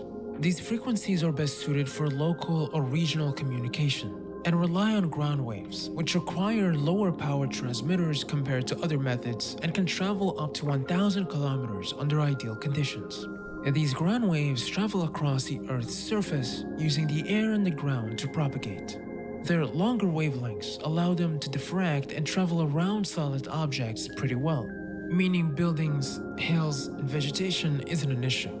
HF, or high-frequency radio, starts off where MF ends at 3 MHz and goes up to 30 MHz. Also known as shortwave, its primary use is long-range communication, making it the go-to range for international broadcasting, amateur radio, military communication, and even our so mysterious number stations. Unlike MF, which relies mostly on ground waves for local coverage, HF signals take advantage of the sky. Literally, through a phenomenon called skywave propagation. HF signals are able to bounce much more than MF, and if beamed at the sky at the right angle, these waves can bounce off the ionosphere, a charged layer of Earth's atmosphere, allowing them to travel thousands of kilometers, sometimes even circulating the entire globe under the right conditions. They do this by bouncing off of the ionosphere and the Earth's surface multiple times over. And this brings us to why signals like UVB-76, which operates at 4,625 kHz, which is in a lower HF range, aren't always clear or even audible. The key lies in how HF signals interact with the ionosphere, which acts like a giant, ever-changing mirror to these radio waves. During the day, the sunlight creates a new layer between us and the higher levels of the ionosphere, called the D layer. This layer absorbs much of the HF waves, not allowing them to bounce back down. At night, the D layer disappears as the sun sets, leaving the higher F layer to dominate. This layer is much better at reflecting HF signals, allowing UVB-76 to travel farther and become clearer to listeners over a wide range. This is why UVB can seem like it's unoperational during some hours of the day, only to return loud and clear as dusk falls and the twilight hours roll through. It's all a delicate balance between nature and technology, working together to create a fascinating, intricate system that allows these signals to connect the world.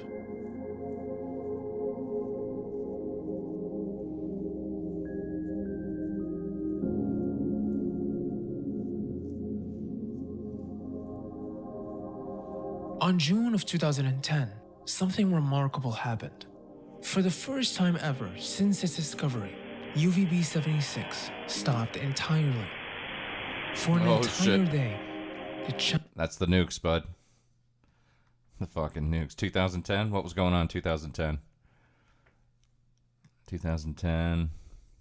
I just moved to New York. We're, what, 2 years past the fucking financial crisis? 2 years into Obama's presidency. I don't know. I don't think anything else was going on in 2010.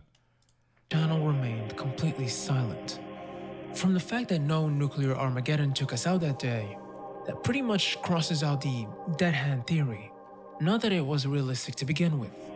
The signal would come back a day later, and the buzzing would continue on like nothing had happened. Efforts to triangulate the radio signal's location were made, and it placed it here, in Povarovo in the Moscow district. However, since 2010, this site has long been abandoned. At least 2 new transmitters of UVB-76 were found. One is confirmed to be here, where it sends radio relays and phone lines directly from Moscow. The other site is claimed to be here, located at Narofominsk, Moscow district. The fact that the station was physically relocated suggests it wasn't abandoned or obsolete, but remained operational and potentially critical. In October of 2012, a shortwave radio enthusiast would visit the abandoned UVB station location. He would document all his findings in a Reddit AMA. The story and the photographs that he brought back with him were both unsettling and intriguing. The station resembled a Russian military base with 2 perimeters. The first houses an active community, while the second contains abandoned buildings, trenches from torn cables, and a radio tower guided by an attack dog. Opie would also make reports about seeing the locals that lived there, who were walking around aimlessly and suspiciously. When asked to clarify what he meant by this, he said, "Once we entered the second perimeter, there was a man on a bike that came from the road that led to nowhere, other than the forest. He wasn't carrying anything and headed in the direction of a field in which I know has nothing at all for miles and miles. The second creepy person was a mid-40s woman who was with a stroller. At first, I thought she's a resident of the town out for a walk, but as she passed me, I saw that her stroller was empty. Who goes to an abandoned military base with an empty stroller for a walk? Mushroom hunting? The man perhaps, but the lady just wandered up and down this one stretch of road for a good half hour. Then she just slowly disappeared down a road. Maybe went back to the town. Strange. Interviews with locals still living there said that on one night in 2010, after a dense fog rolled in, the Russian military just quickly and efficiently evacuated the station in less than 90 minutes. It seems like we got a real mystery on our hands. A signal that has been broadcasting for decades with no clear explanation. Add to that the cryptic messages and odd behavior at its supposed location, and its ties with the Russian military. Whatever UVB-76's true purpose is, one thing's for sure. As long as that signal continues buzzing, so too will its mystery.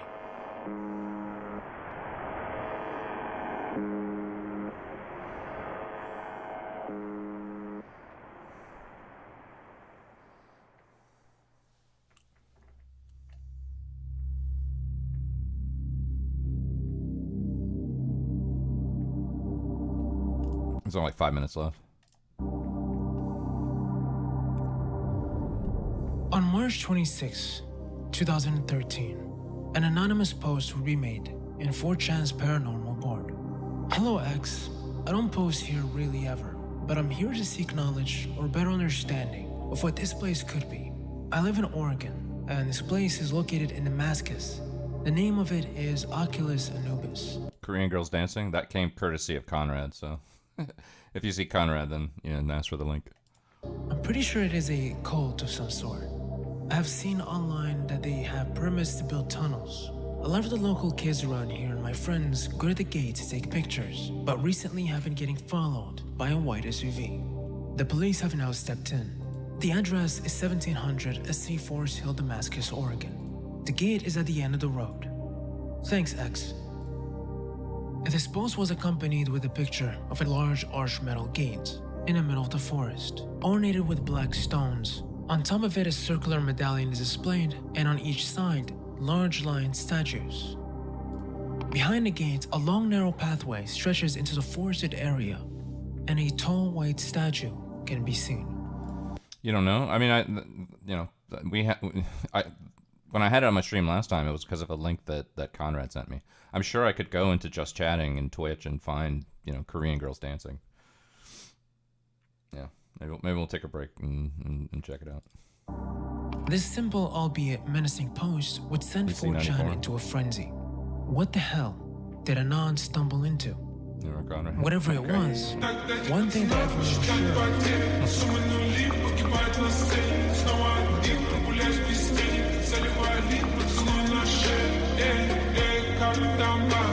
What's up with this name change then? There's something about this whole thing doesn't feel quite right. I could, you sound like Conrad because you're calling me Legate Bro. That's definitely Conrad speak. Soon after, new photos and videos would pop up here and there from people who would visit the place. People who were able to make it in. From these Conrad, photos and videos, we can get a better We are Conrad. Understanding of what this place is and what is within it. Past the entrance, you are greeted by a tall statue of the ancient Egyptian god Sekhmet. Past him, a winding path leading deeper into the forest that opens up into a strange platform surrounded by pillars, looking almost like a ritualistic site. Strange stone structures are dotted all over the place, and more ancient Egyptian statues still confined within their boxes. The place has multiple paths and sideways to explore, all leading. That's alright, yeah.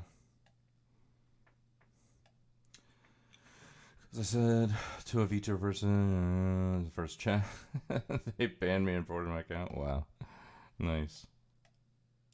Leading to different nooks and crannies.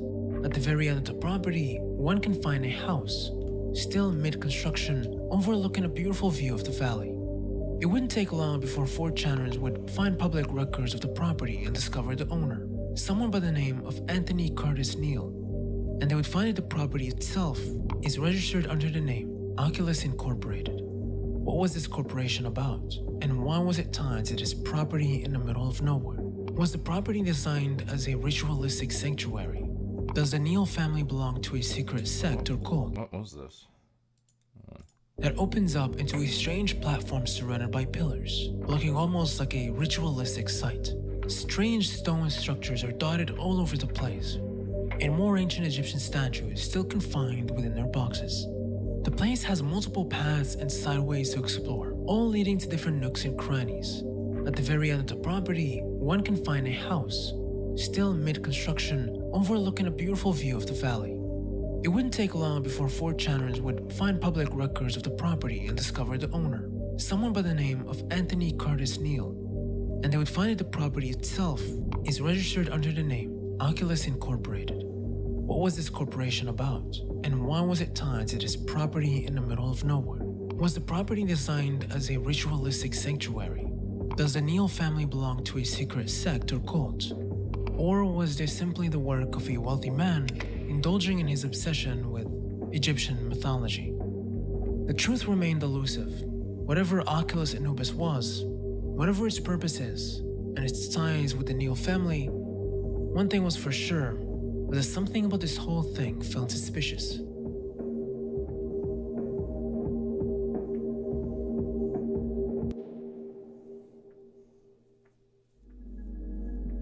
In June of 2016, online researchers made a startling discovery. While they had been trying to unravel the mystery of Oculus Anubis, so had the federal government. In fact, this whole time, the Neal family was being actively investigated by the government for fraud after conducting a serious probe into the Neal family's financial dealings. Oh, this is in Oregon? I thought this was back in Russia. Dr. Dean Neal and his son Anthony Neal were found to have Makes sense with the Neal name. Had orchestrated a massive Medicare fraud scheme through their business, Eye Care Services Incorporated. Between 2007 and 2013, the practice fraudulently billed Medicare for millions of dollars by charging for unnecessary procedures, inflating costs through upcoding, and submitting claims for services that were never performed. An estimated $6.5 million were stolen, much of it funneled into a shell corporation called Oculus Incorporated, directly linked to the property known as Oculus Anubis. Oculus Anubis, its towering statues, ritualistic platforms, and unfinished mansions built using funds stolen from the healthcare system.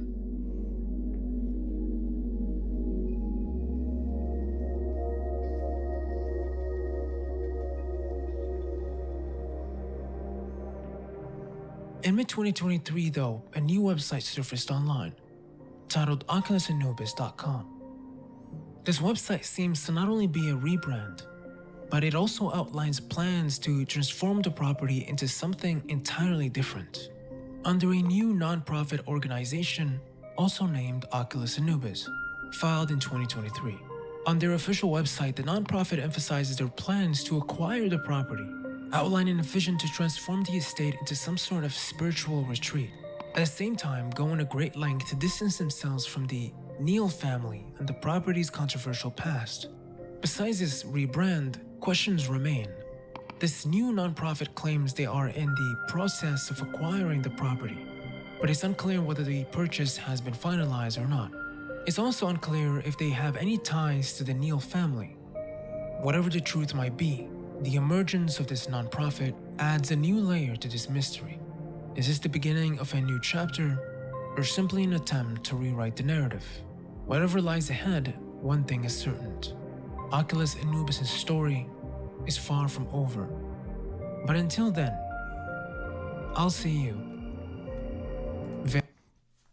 Wow. Let me see. I have like a fucking... I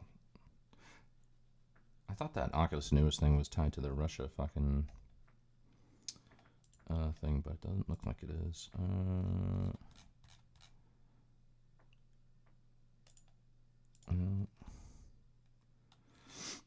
I have another another program that fucking does all kinds of, what is it called? I haven't used it in a long time. Where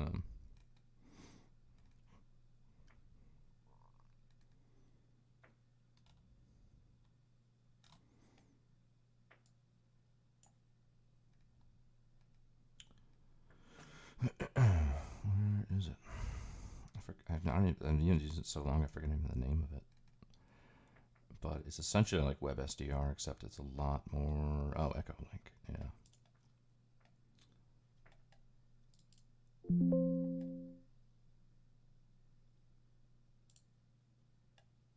Let's see.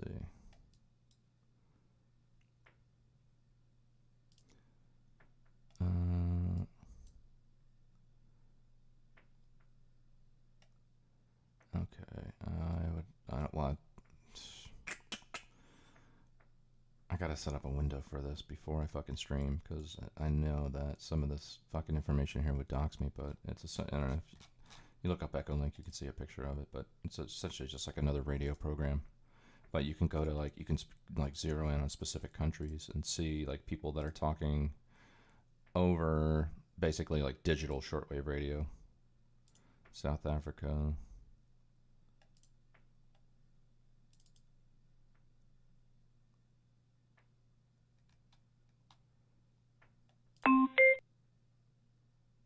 I don't think anybody's talking in that one. Let's go to the United States. I think I'm in Area 5, which is Texas.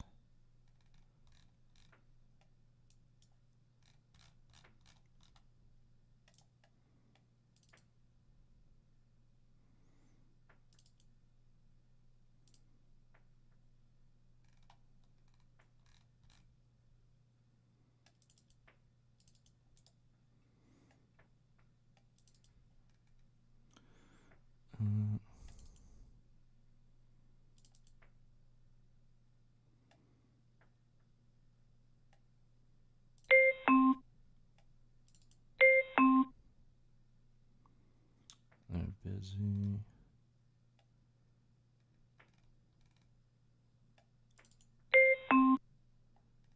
Yep. Trying. There's also like one in Florida where you can connect to like the NASA radio station. Let's see. Actually, maybe it's in my favorites. No.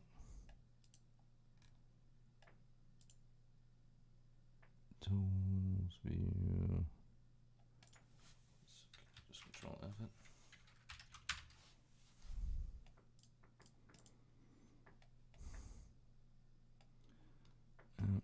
Area 0.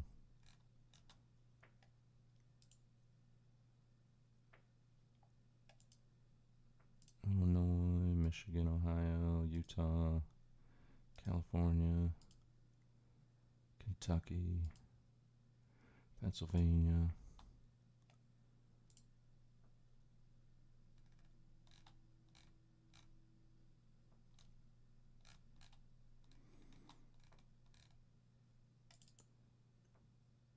Even if I could, I mean, even if I did want to talk to these people, I couldn't do it because I'd have to give my call sign out. I'd have to be like, fucking CQ, this is fucking, and then my call sign. But my call sign is, you can search call signs on the FCC website and then get all the info on somebody.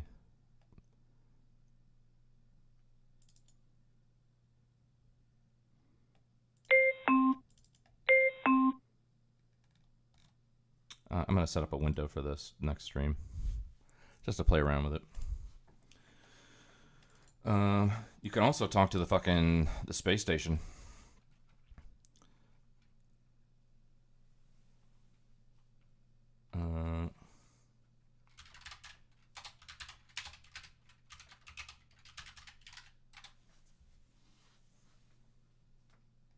This guy talked to the space station in his fucking backyard with this little handheld antenna.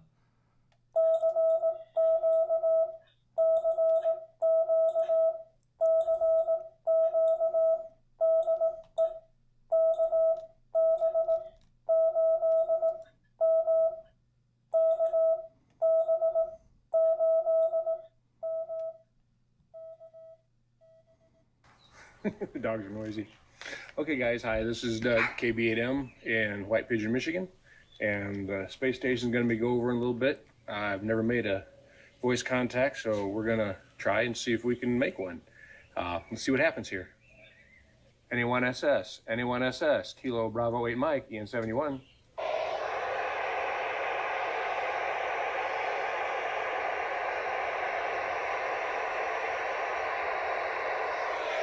Anyone SS, Kilo Bravo 8 Mike, Ian 71.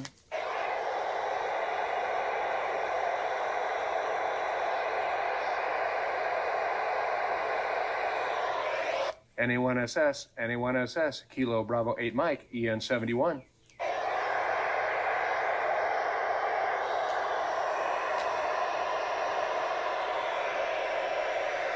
Kilo Bravo 8 Mike.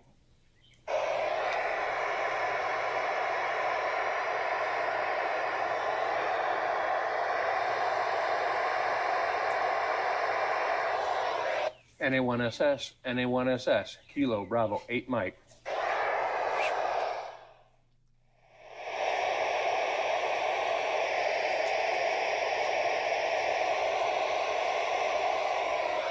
NA1 SS, Kilo Bravo 8 Mike.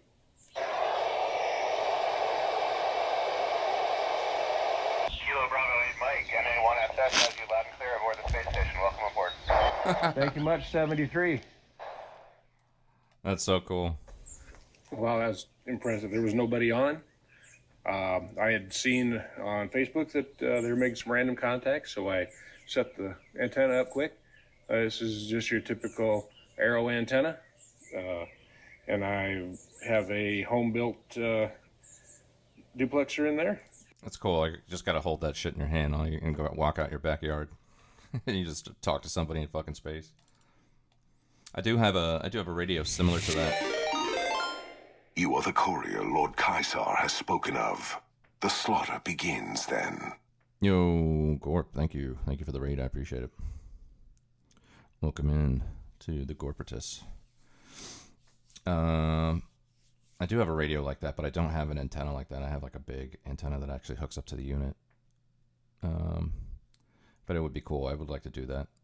You can time it. There's like websites that map out where the space station is, and yeah, if it's heading over your area, you can make a contact like this guy did. All right, let's check this out.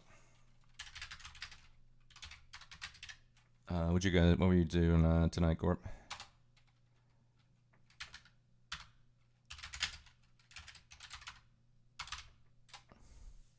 Gorpatus attack, yeah.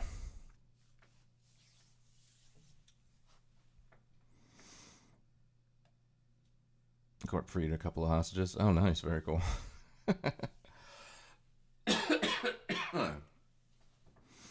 Ham's lives, yeah, gotcha. Gotcha. All right, what is this? However, this concrete giant is small. Was I already watching this? It was already queued up like 10 or 15 seconds there. Maybe I was already watching this at some point. This is the Palace of the Parliament. 270 by 240 meters, it is one of the largest buildings on the planet, and it's probably the heaviest. However, this concrete giant is small compared with the master plan that created it. In the late 1970s, Romania's communist leader decided he wanted something new. A socialist capital that centralized his country's political institutions and cemented his reign. Over the course of a decade, Nicolae Ceausescu set in motion one of Romania? The most destructive master plans in human history, removing a section of Bucharest as large as Venice. Romania is special. Located on the eastern end of the European continent, it's home to one of the most seismically active areas in Europe. The Vrancian mountain range within the Carpathians produces unusually strong earthquakes. And on March 4th, 1977, Francia produced an earthquake measuring more than 7 on the Richter scale. In Bucharest, it killed more than 1,500 Romanians, destroyed thousands of homes, and left tens of thousands homeless. For some Romanians, it was one of the worst disasters in their lives. but for one Romanian, it was a blessing in disguise. On the pretense of responding to the destruction of the earthquake, Nicolae Ceausescu announced that the country needed to build a new capital in Bucharest city center. His plan was designed around three main sections. One, the Casa Populului, a massive structure designed to hold Romania's main political organs. Two, a horizontal axis of administrative buildings for the bureaucrats. And three, a massive boulevard lined with luxury apartments for the nomenclatura, Romania's political elite. For his massive building, Ceausescu needed to scope out a safer location. Some of Romania's communist political institutions were damaged in the earthquake, and this couldn't happen again. So he chose Arsenal Hill, a mountain in the center of Bucharest that provided what's up, Nader? Protection from earthquakes. However, there was a problem. Because the hill was safe, it still had an entirely intact neighborhood. Actually, this wouldn't be a problem for Ceausescu at all. He'd just destroy it. It was only a problem for the people living there.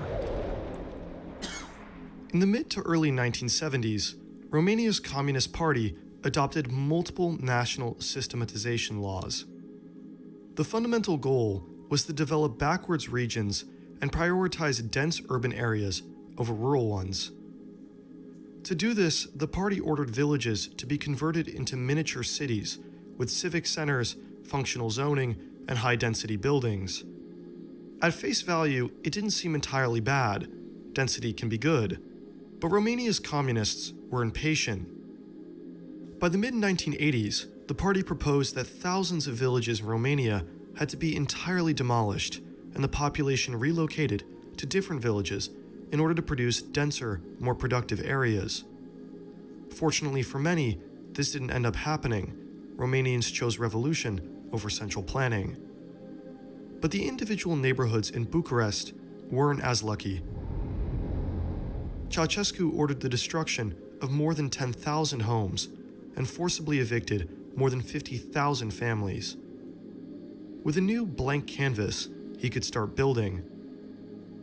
He launched a competition and received multiple designs. A big fan of North Korea, one of the concepts he received looks like it came straight out of Pyongyang. Made by the 20-something-year-old architect, Anca Petrescu, she purposely built large papier-mâché models to help convince Ceausescu to choose her designs. And it worked. Although her North Korean design wasn't chosen, she proposed another variation that did. Considerably thinner than what we know the building as today, it still featured its unique four corners. Nonetheless, it's hard not to notice how different it still looks. See, exactly what you'd expect from a communist central planner, Ceausescu was a control freak who wasn't very easy to please. He and his equally controlling wife would visit the building's construction site around 3 times a week. They wanted the columns to be Doric, Ionic, and then Doric again. Windows that were round now needed to be square. He needed one more floor, then another one, and then another one. He destroyed marble staircases, ordered them rebuilt, ordered them destroyed again, and then ordered them rebuilt again. It had no air conditioning, specifically because Ceausescu feared a poison attack, and he would order people to measure flowers on decorating columns in order to make sure that they were symmetrical. Over the course of the building's construction, it would take up around 30% of the entire country's budget. And overseeing the entire construction and reconstruction was Anca, the chief architect, who underneath her had 700 other individual architects and thousands of workers working in 3 shifts 24/7. Because Ceausescu was a man of the Romanian people, he ordered that the entire building should be locally sourced from Romanian materials. His palace required around 1 million cubic meters of marble, 550,000 tons of cement, 700,000 tons of steel, 2 million tons of sand, 900,000 cubic meters of wood, 3,500 tons of crystal, 220,000 square meters of carpet, and 3,500 square meters of leather. Ceausescu and his communist cronies created an entire crystal industry in Romania to help build thousands of individual chandeliers. While he organized a political apparatus that scanned the streets to catch and punish families who used more than one 40-watt light bulb, his palace was rigged with tens of thousands. While he cut central heating and hot water from Romanian households, he commanded the construction of a building that today requires the same amount of power as a mid-sized town. His building is made up of more than 1,000 individual rooms, and has 14 floors, 10 above ground and 4 beneath. The building is also supposedly fitted with an atomic bunker and a tunnel system that could have secured an escape in case of the need for an evacuation. Unfortunately for Ceausescu and his wife, their tunnels wouldn't be useful enough in time. Now that he had a design for his building, Ceausescu also needed an equally monumental axis. Called the Victory of Socialism Boulevard, it would purposely be made longer than the Champs-Élysées, around 3.5 kilometers in length and 90 meters wide. Lining his boulevard are 10-story apartment buildings that were intended for key members of his party. From a distance, his boulevard seems like it completely disregards the native conditions of the city, as though the buildings were just glued on. And that's because they were. Eugenio Iordachescu was a Romanian also known as the Engineer of Heaven. Concerned about the planned communist destruction, he developed a system to move churches and historical buildings on rails. This allowed him and others to save historical buildings that would have otherwise stood in the way of Ceausescu's grand plans. The last part of Ceausescu's plan were the administrative buildings surrounding the Piața Constitui, a massive semicircle where Ceausescu was supposed to address his people. Unfortunately for Nicolae, though, the building would not be completed in time for him to use it. Instead, Romanians grew restless, and they'd end Ceausescu's reign. Both him and his wife were sentenced to death in a brief military show trial and executed via firing squad. After his death, Ceausescu's palace remained unfinished, and it was unclear what to do with it. There were those who suggested that it should be demolished. It was the purest symbol of communism and Ceausescu's cult of personality. And there were also ideas to convert it into the world's largest shopping mall, casino, and even into a Dracula theme park. It could have also been densified, but instead it was chosen to become the home of Romania's government. Today, it houses both Romania's Chamber of Deputies and the Senate. It is the biggest parliament building on the planet and the second largest administrative building, second only to the Pentagon. The horizontal axis is still used by ministries, and the square is now used for concert venues. The boulevard is also still there, of course, but instead of apartments being filled with members of the nomenclatura, they are some of Bucharest's most valuable apartments. Although Ceausescu's plans have now become integrated and over time have developed a practical political function, it should never be forgotten what this building is. It is Europe's largest and youngest symbol for centralized control and authoritarian communism. A constant reminder of how real it is to be led by people who live and breathe, do as I say, not as I do. This is your life in weeks, if you're lucky enough to turn 80 years old. Each week, a cube disappears, taking away a piece of your life that you'll never get back. At first, you may not care, especially when you have cubes to spare. But as you get older, it becomes clearer. We know that our time binging TV shows, getting angry and regretful, requires a cost. Each cube given is one that you'll never get back. Is this an ad? And there's probably no larger cube consumer than the job you choose to dedicate your life to. 80,000 hours is the amount of time you'll spend in a career, and it's also the name of the nonprofit that wants to help you find a meaningful... Yeah, it's an ad. Okay. Yeah, that's cool. That's a cool video.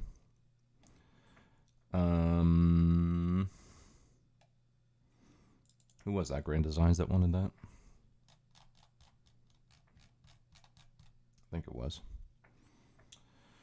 Okay. Let's see what else we got here.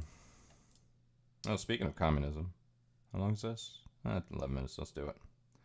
So this guy, we did a video of his the other day about all the different versions of fascism, and I landed on my personal favorite version of fascism was Austrian fascism. Seemed to like the most base version of fascism. But this is a video he did on communism, so let's check it out. Oh, wait.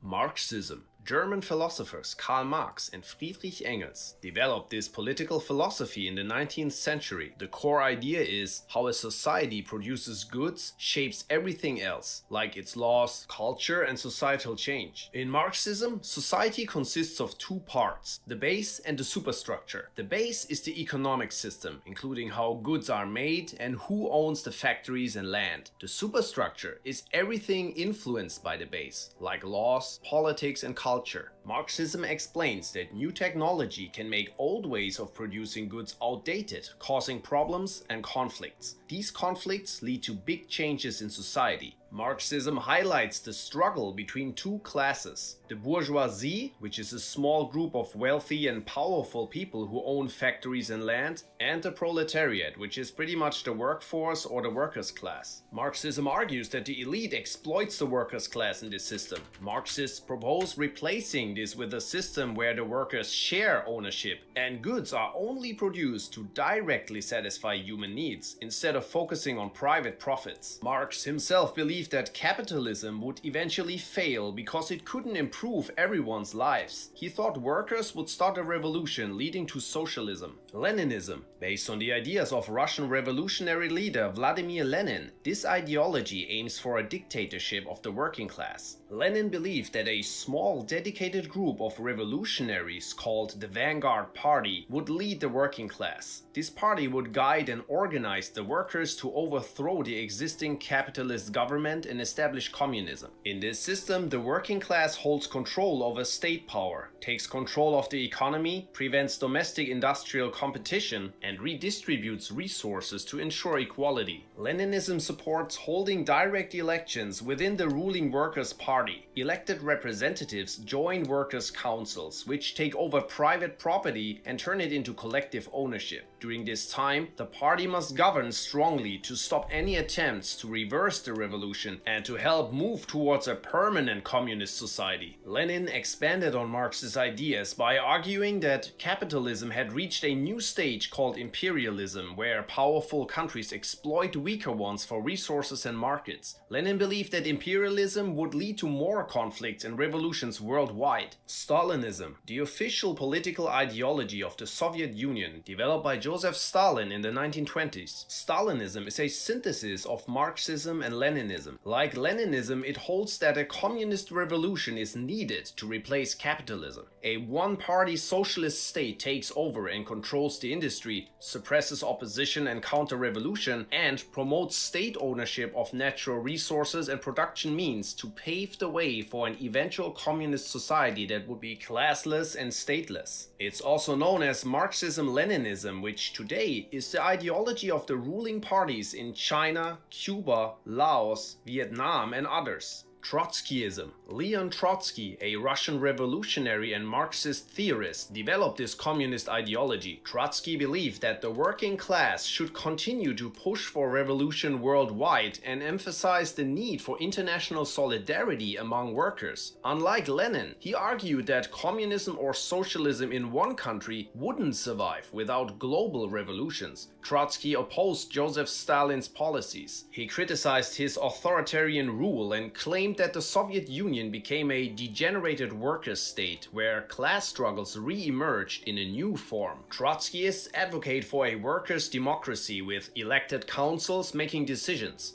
They opposed the centralized and bureaucratic control seen under Stalin. Maoism. This was a communist trend developed by Mao Zedong, the leader of the Chinese Communist Party and the founding father of the People's Republic of China. Mao believed that in agrarian societies like China, peasants were the main force behind revolution. Central was the theory of new democracy, which stated that a socialist state can only be formed through a national, popular, democratic, anti-feudal, and anti-imperialist revolution led by communists. Maoism also advocates for a strategy called the People's War, which involves guerrilla warfare. Revolutionaries should build support among the rural population and gradually encircle and take over cities. To prevent the rise of a new elite and to keep the revolutionary spirit alive, Maoism emphasizes the need for continuous cultural revolution. For example, the New Culture and May 4th movements in the 1910s and 20s aim to root out old customs and thinking, plus educate the masses, taking away power from a small group of educated elites. Maoism encourages self-reliance and independence from foreign influence, focusing on local industry and collective agriculture to meet the country's needs without relying on external assistance. Mao Zedong also...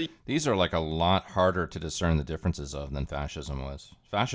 All those versions of fascism definitely had like things that were different amongst each other.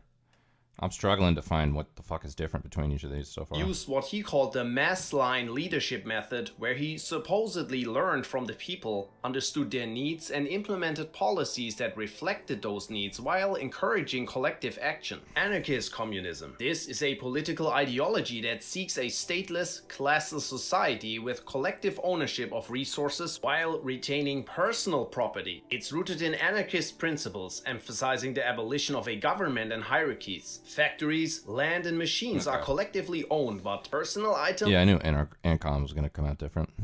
like watches remain individually owned. It follows the Marxist principle. Everyone should contribute what they can and receive what they need. There's no money, prices, or wages. People decide for themselves what they need, but within the context of a community that ensures fair distribution and prevents exploitation. It relies on the idea that in a cooperative society, people would be motivated by mutual aid and fairness, not greed or competition. People work in necessary roles they find fulfilling for a communal effort, not just for survival. Anarchist communism is an egalitarian philosophy. It ensures freedom and well-being for everyone, not just the wealthy, at least on paper. It also opposes the idea that communal property requires force to maintain. It advocates for decentralized confederations of communes rather than centralized state control. Communities operate independently but cooperate with each other to work on common goals and share resources as needed. This structure promotes local decision-making and autonomy. This system also opposes patriotism and loyalty to the state, favoring community-based governance. Historical examples include the anarchist territories of the Ukrainian Maghnovshchina during the Russian Revolution and revolutionary Catalonia during the Spanish Revolution.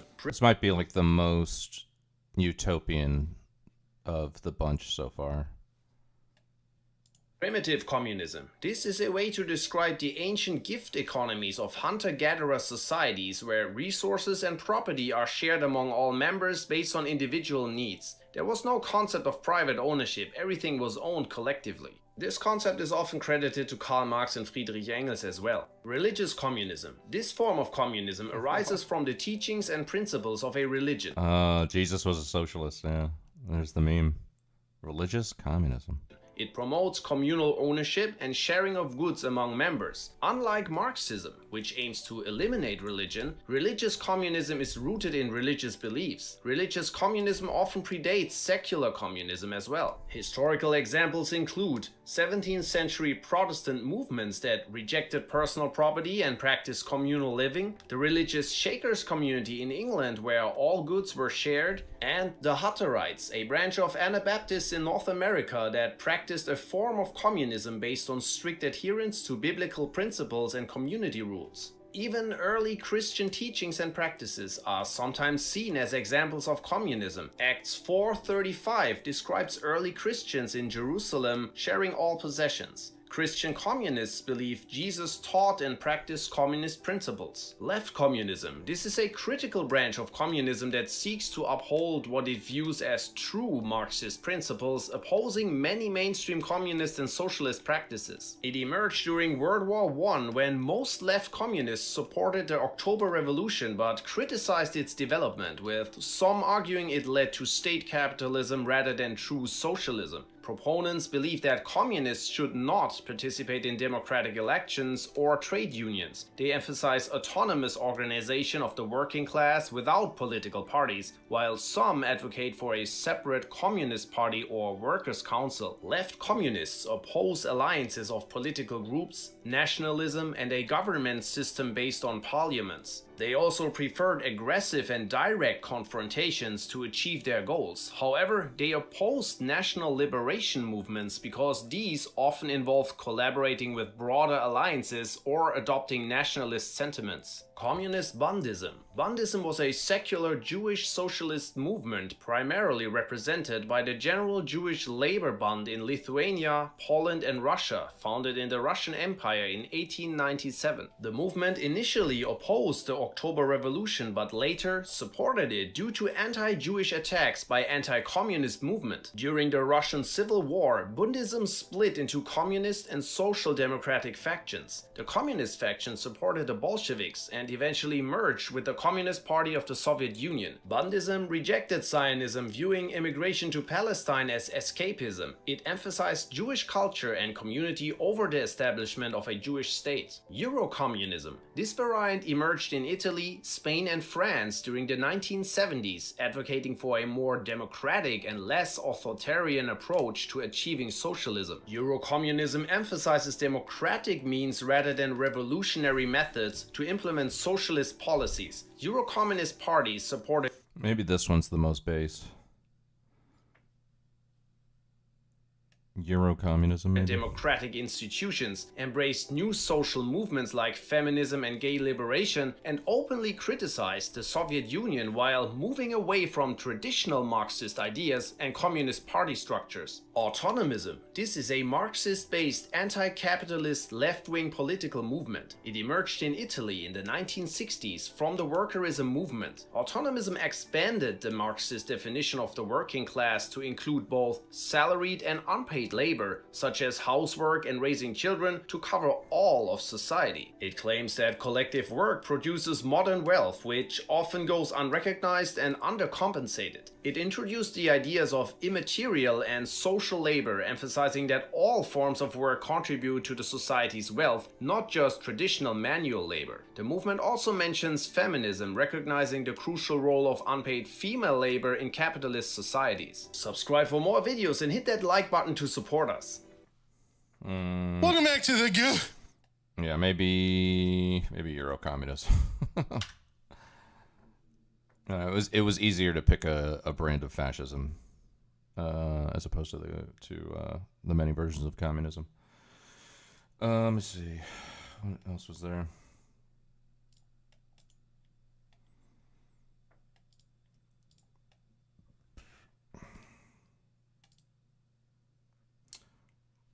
Oh, let's get back to the culture war.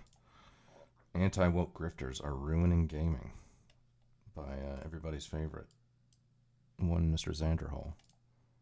What's going on here? I love TV shows and animation, and I've kind of started to get a little bit into comics and even trading card games lately. That is to say, I love all forms of media that I can get my hands on more often than not. I really do enjoy entertainment, but I don't consider entertainment simple escapism.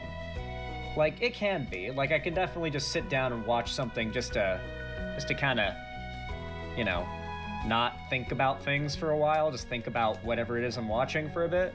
Don't get me wrong, that's fun, but escapism and meaning are not mutually exclusive. My favorite escapism is that which feels so intentional and so worth exploring on a deeper level that I escape reality into the world of the media that I'm interested in, because I'm constantly theorizing and thinking and analyzing intention and messaging and political messages, social messaging, biases, etc. It gives more to chew on, especially with a piece of media that's a lot of fun that I enjoy. It gives you more to think about. And there was a time where I feel like video games were starting to go from a very disrespected art form. Like, I remember there was a time where video games were rarely accepted as art among the mainstream. And I remember arguing, like, man, have you seen the skyboxes in Halo games? That shit's beautiful. Like, someone painted that. I think I heard Chris Raygun make that argument in the same point. I remember, like, back then, there was a lot of discussion about whether or not video games were really art. And as we started to realize, yes, they are, particularly gamers argued that it was, and people started to accept that, games started to be critically analyzed like art. And movies and books and all that have always been analyzed in the same way that games are now analyzed today by, say, gaming journalists, from all sorts of different angles, even from a political perspective. But now that games are included, there are many people who saw that as an attack on their favorite pieces of media.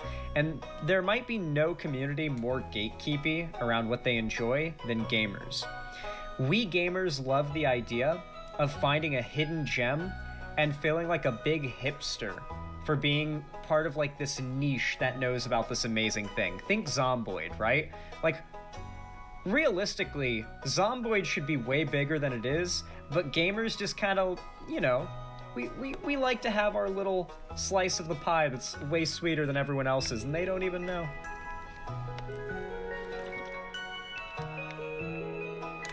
We're gamers, that's how we are, okay? We gatekeep.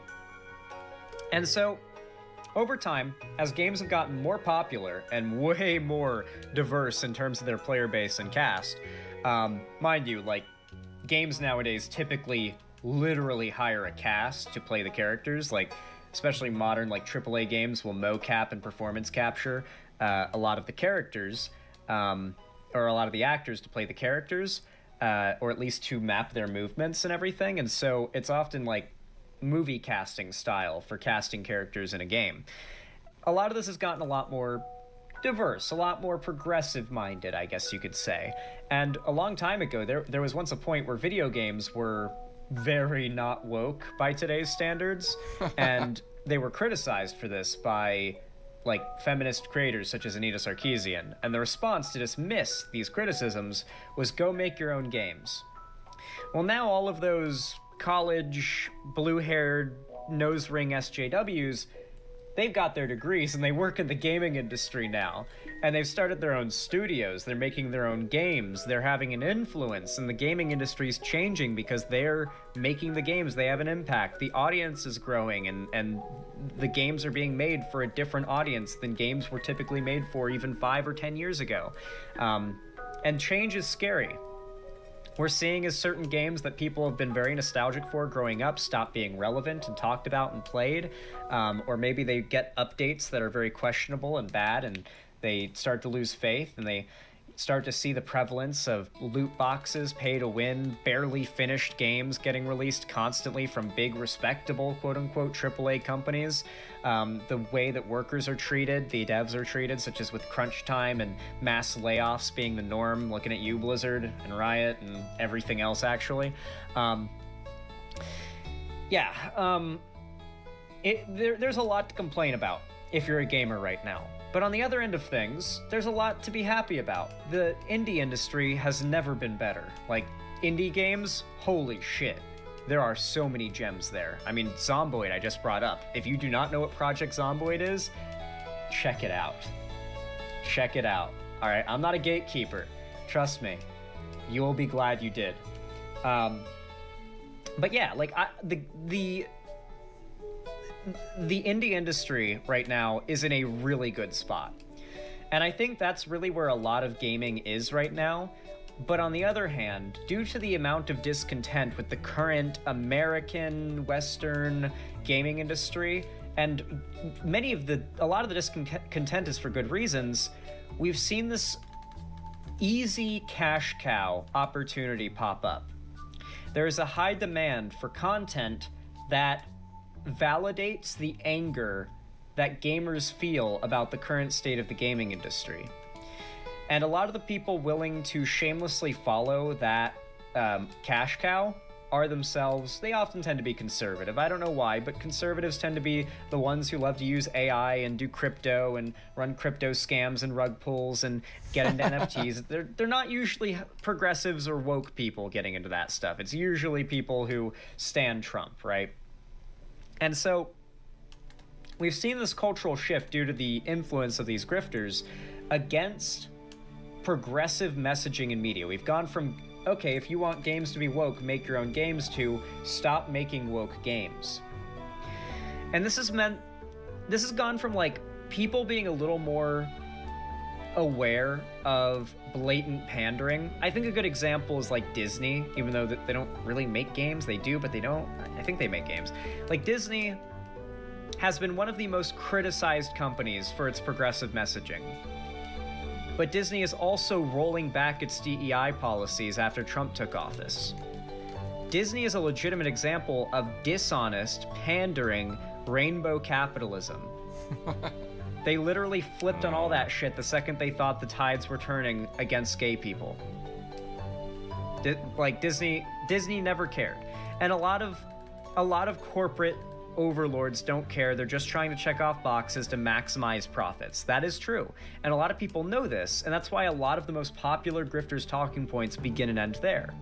But many go further with it and try to inject their politics into it and try to get people so hyper aware of supposed wokeness that now things that years ago were very popular and beloved, had you released it today, people would lose their minds.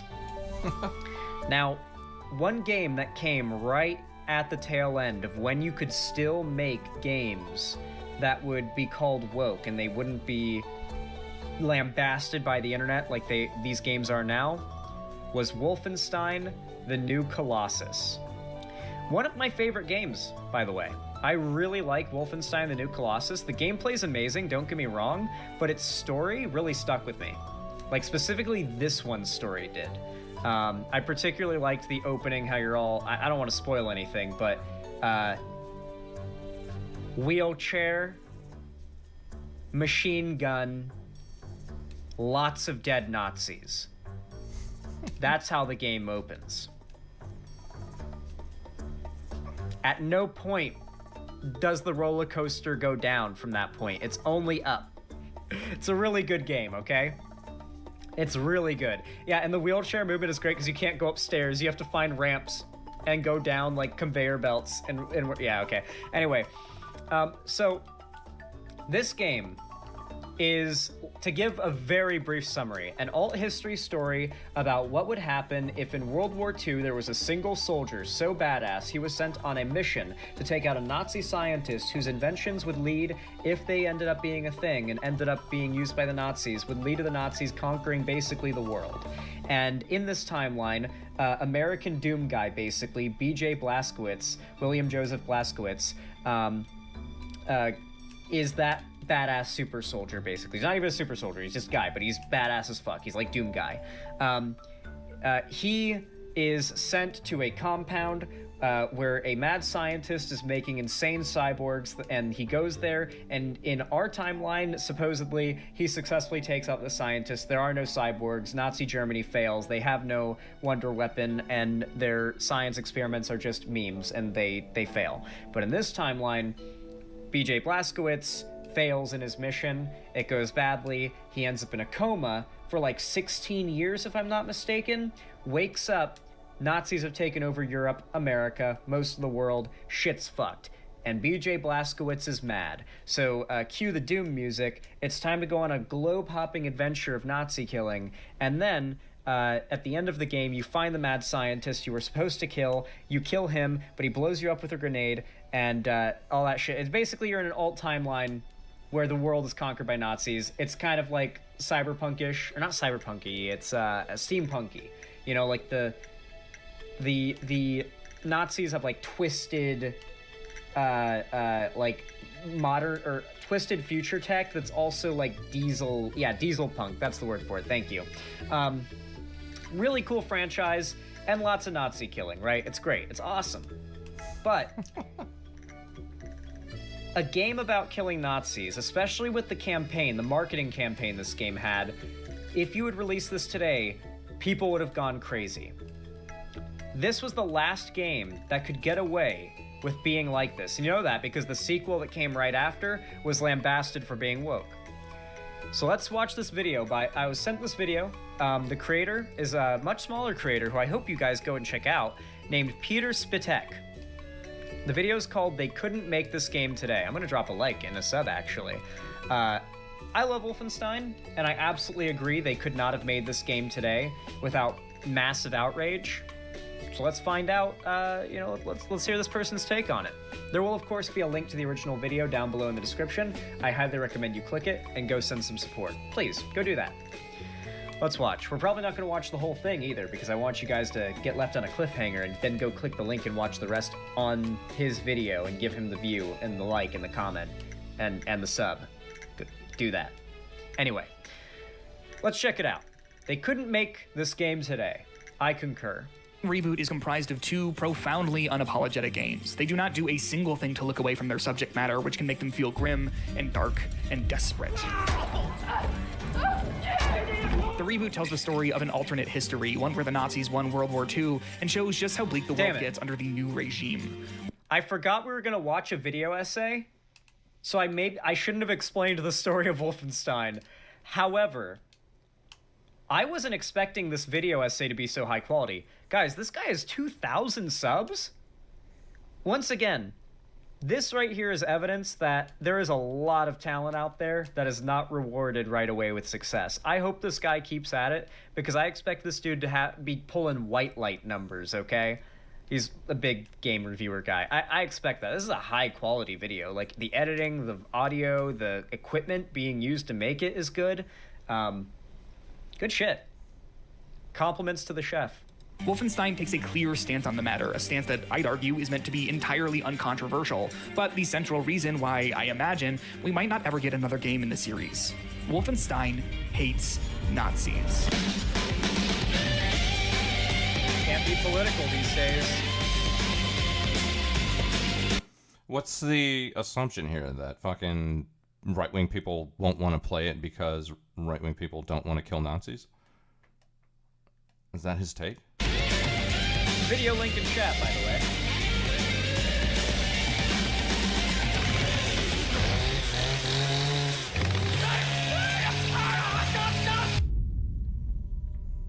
It's a great series. The politics of the first game in the reboot duology, Wolfenstein: The New Order, are incredibly simple. The game makes it explicitly clear what we must do with Nazis, that there is no role fascism can play in our future other than to be stomped under our boots. It's a political perspective that seems largely uncontroversial at face value. Nazis have been seen as...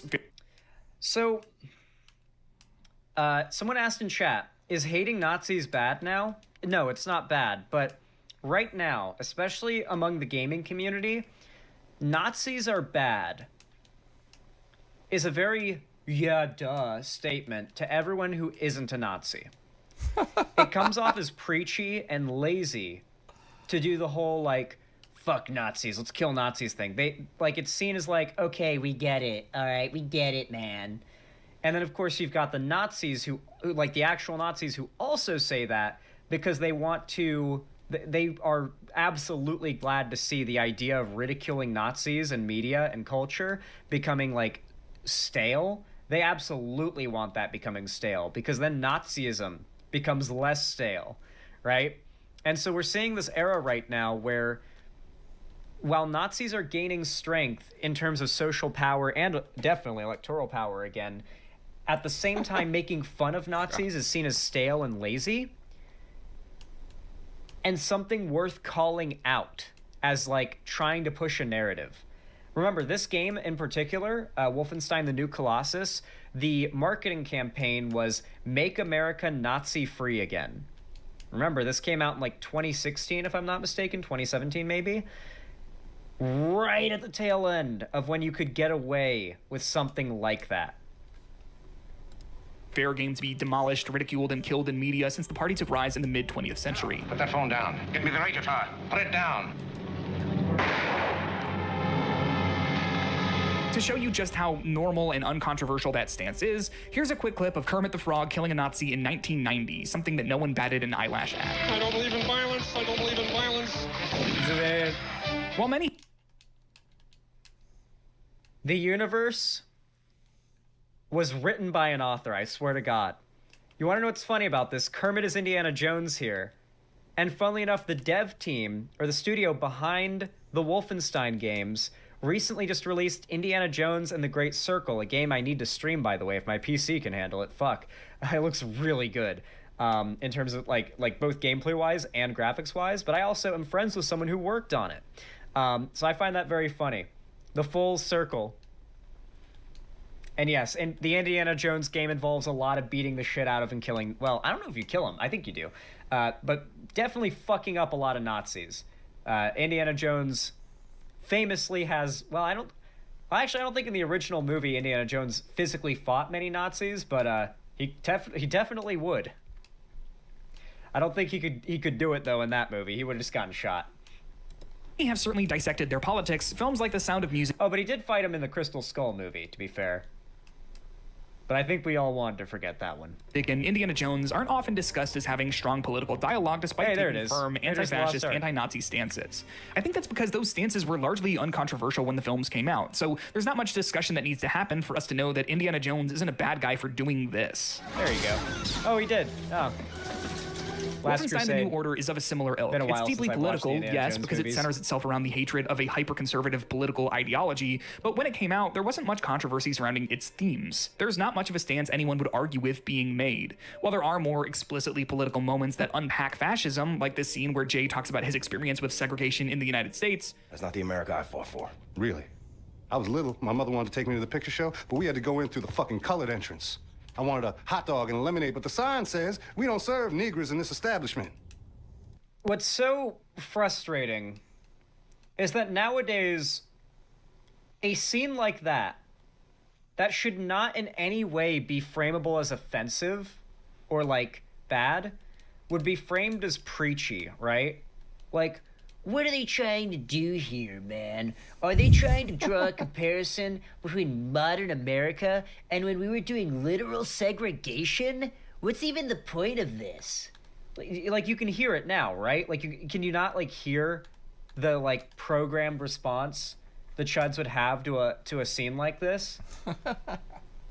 People have become they bristle up at the suggestion of a progressive idea. Not necessarily even because progressive ideas are bad in their mind, but this idea of progressive beliefs expressed in media being preachy. Like, we don't need there to be a message. We don't need there to be a message. You're a patriot? Blue-eyed, jarhead, motherfucking Nazi-killing patriot that you are. You're still a fucking puppet to the man. You're exactly the kind of guy they ordered in come lynching time. You don't get it, do you?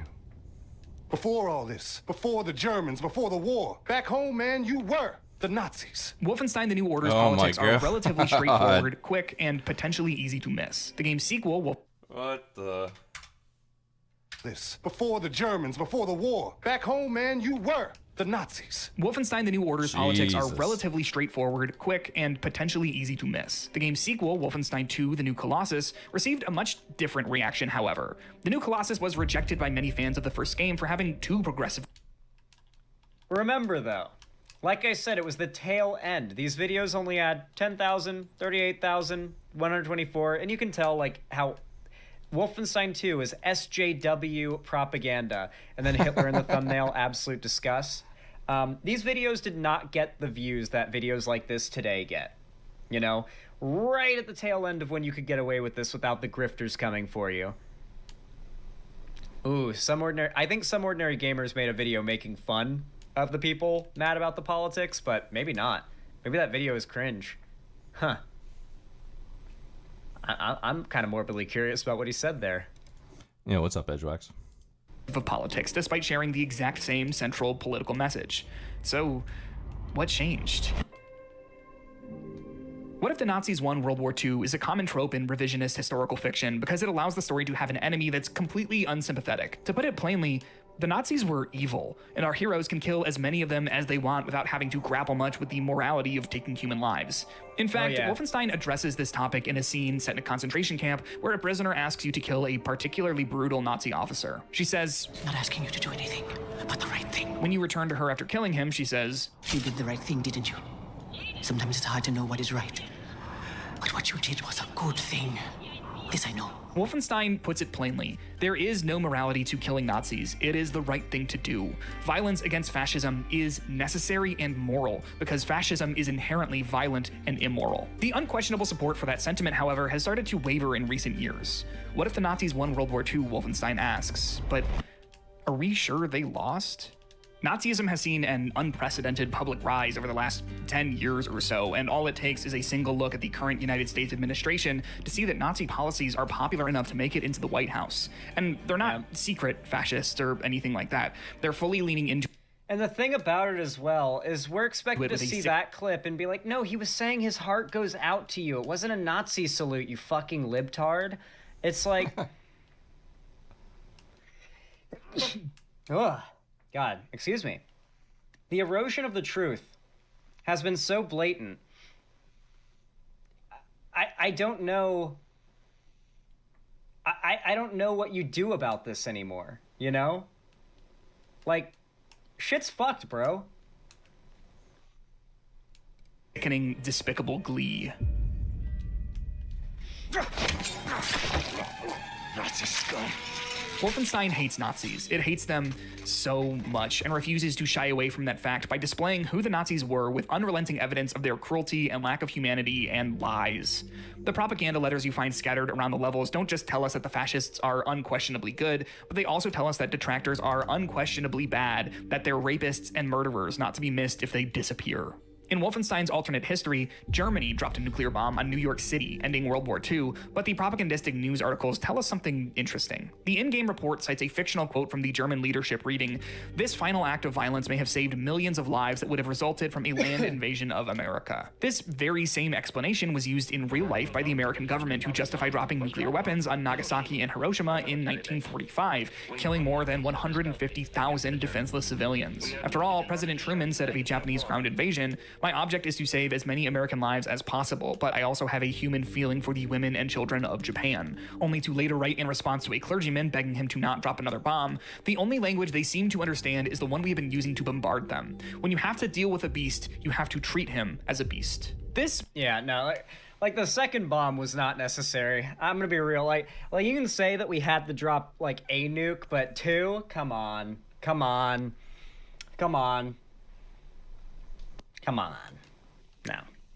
No, even if it needed to be one, it didn't need to be two.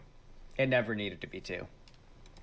Fictional newspaper clipping is a small detail in Wolfenstein that They dropped the second one before the public could have like an outcry for stopping the war, which was the point, supposedly, of... Yeah, anyway. Clearly holds up a mirror to the United States' most violent and despicable action, and to the way that the government discusses the slaughter of innocent civilians as a necessary evil. Wolfenstein... Dude, no, they deliberately, it was, insane. Like, the planning for how they could drop both bombs in a very close time period was, 90% of the work of the mission. I'm not even joking. So much effort was put in to making sure it would be one nuke and then the next, as quickly in succession as possible. So much work and planning went into that. They deliberately did not give them a chance for the public outcry among Japan to be like, okay, call it quits, war's over, we don't want this anymore. They were just like, nope, make sure it's two. Let's just really make sure. Yeah, and as Truman said, treat them like beasts, of course.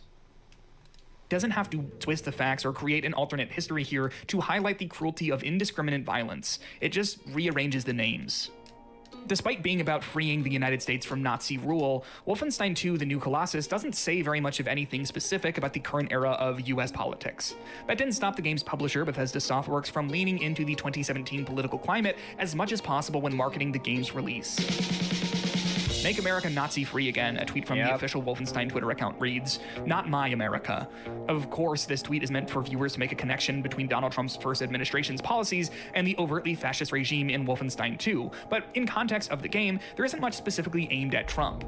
That doesn't matter, however, because Trump has, time and time again, aligned himself with the villains in Wolfenstein. At face value, hating Nazis has, up until recently, been seen as non-controversial, almost apolitical if such a thing can even exist. But now, a non-controversial statement about ridding the United States of Nazis becomes highly charged with political implication thanks to the actions of the president. And it's only gotten more... I don't agree with everything he said, and don't get me stun-locked in explaining why they're... Anyway, I really like the alt-right playbook series by... Why am I forgetting his name right now? Does anyone know his name? I'm blanking. Innuendo Studios. I really like the alt-right playbook series. It's really good. Big shout out to that, because that's where I'm pulling what I'm about to say from. But Innuendo Studios, in one of his alt-right playbook videos, makes the argument that the way this state of affairs comes about is when a space has a set political standard for what is considered the normal, like the normal take to have, right? And in most political spaces, even today, the normal political take to have is Nazis are bad, and SJWs and feminism are cringe. Maybe not bad, but cringe. Or like woke people and feminism are cringe. That's kind of like where people are at right now. And when you enter a space and you say feminism is bad, that's not seen as a controversial take. Because even if you're in the minority with that take, you're just seen as like a random no one. But if someone comes in and says Nazis are good, people say that it's the same thing. I forget how the exact explanation goes, but the idea is that an idea can be perceived as so unconsequential and so unpopular that expressing your opinion that that idea is bad, in this case Nazism, is seen as a harsher political statement than if the Nazi themselves had come out and said that they're a Nazi. Because people will just write off the Nazi as someone, as just some crazy who is a minority of the population, not worth talking about. But someone making a big deal about Nazis is seen as a bigger problem. If everyone agrees Nazis are bad, then saying they're good must be a joke, and saying they're bad must be bringing unneeded attention to a situation that everyone already agrees on. Exactly. And more pointed as his and then, of course, on top of that, with this particular situation, Trump supporters will not take kindly to such an implication, of course. Administration takes the reins once more. The politics of Wolfenstein 2: The New Colossus are incredibly simple. The game makes it explicitly clear what we must do with Nazis, that there is no role fascism can play in our future other than to be stomped under our boots. The problem that the game begins to unpack, however, is that fascism isn't so easily dismantled. As we've seen in real life, it does not end with the death of a leader because the ideas are already alive. Fascism doesn't just poison full-blown Nazis. As we see, the ideology trickles down to weak-willed, insecure men. The New Colossus shines some light on the backstory of Wolfenstein's protagonist, BJ Blazkowicz, by showing bits and pieces of his childhood. The scenes are an effective way of showing the poison that is Nazism by telling us exactly what kind of man Blazkowicz's father was. He was a failed businessman who blamed anyone but himself for his failure. The Jewish population, the black population. This hatred didn't grow in the thick of Nazi Germany. Instead, was fostered in rural America. Nazis aren't made when a single leadership or administration takes office. It happens when the people accept their terms and agree. Rip Blazkowicz was a Nazi before the party even existed. Monsters did this. Not monsters. Men. Where Wolfenstein: The New Order presented fascism as a simpler evil and only lightly touched on its American roots, The New Colossus shines a spotlight on its complexities. Blazkowicz's father was not an isolated case. We discover that the American South has been handed to the Ku Klux Klan by the Nazis, and many of its citizens are perfectly happy there. Slavery is legal again and is discussed openly and casually. For many white Americans, fascism is a system that empowers them if they don't mind ignoring its blatant evils. When asked by PC Gamer about the development of the section where we see what daily life is like in the South now, Jens Mathies, the creative director at Machine Games, said, "There was always a segment of the population who were winners in an oppressive regime, and they were willing to look past what the ramifications were to the other parts of the population." This scene shines an uncomfortable light on much of the American public. Grace, a black revolutionary, explains to Blazkowicz that most white Americans don't want to be saved from Nazi rule because they benefit from the systems that it enforces. We've been fighting every motherfucking day, Blazkowicz. White America, though? They done packed up and given in. See, I guess they don't have the fighting spirit no more. Nah, they just do whatever the fucking Fuhrer tells. And that's the scary situation it feels like we're in now. Where white, centrist, apolitical America is just complicit. They hear that Trump is just deporting the criminals, and that's the beginning, middle, and end of the story for them. You know, obviously, I'm not going to play any more of the video because I want you guys to go watch the original video and send support. Mind you, massive shout out to Peter Spitek for Peter Spitek for this fantastic video essay. What a hidden gem, honestly. What a hidden gem of a channel. I want to show you guys a clip.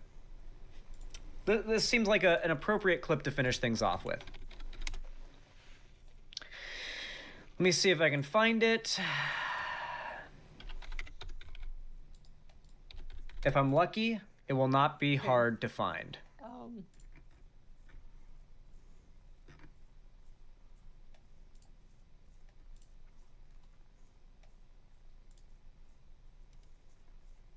Oh, well, this isn't even the clip I was looking for. Here is a clip of Asmon dropping the mask. Look right here, and I'll show you. Like, people think I'm fucking crazy. I'm not. Look at this.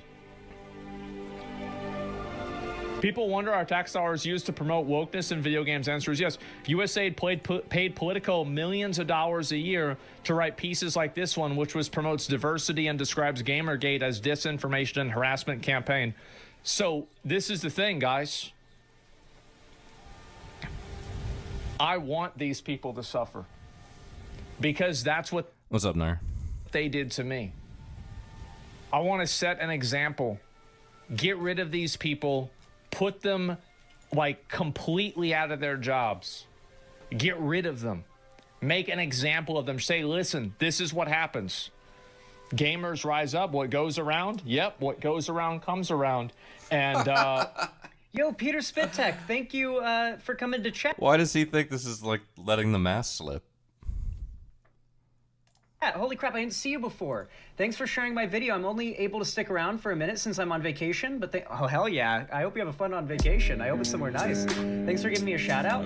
Thanks so much again. Really cool of you to be so nice about my video. Absolutely. I obviously I'm not going to play your whole video because I want to leave people on a cliffhanger because they're going to like it and they're going to want to watch the rest. They're going to click the link. Sigma mode activated. I got you, XN. They're gonna watch it and give you the view and everything.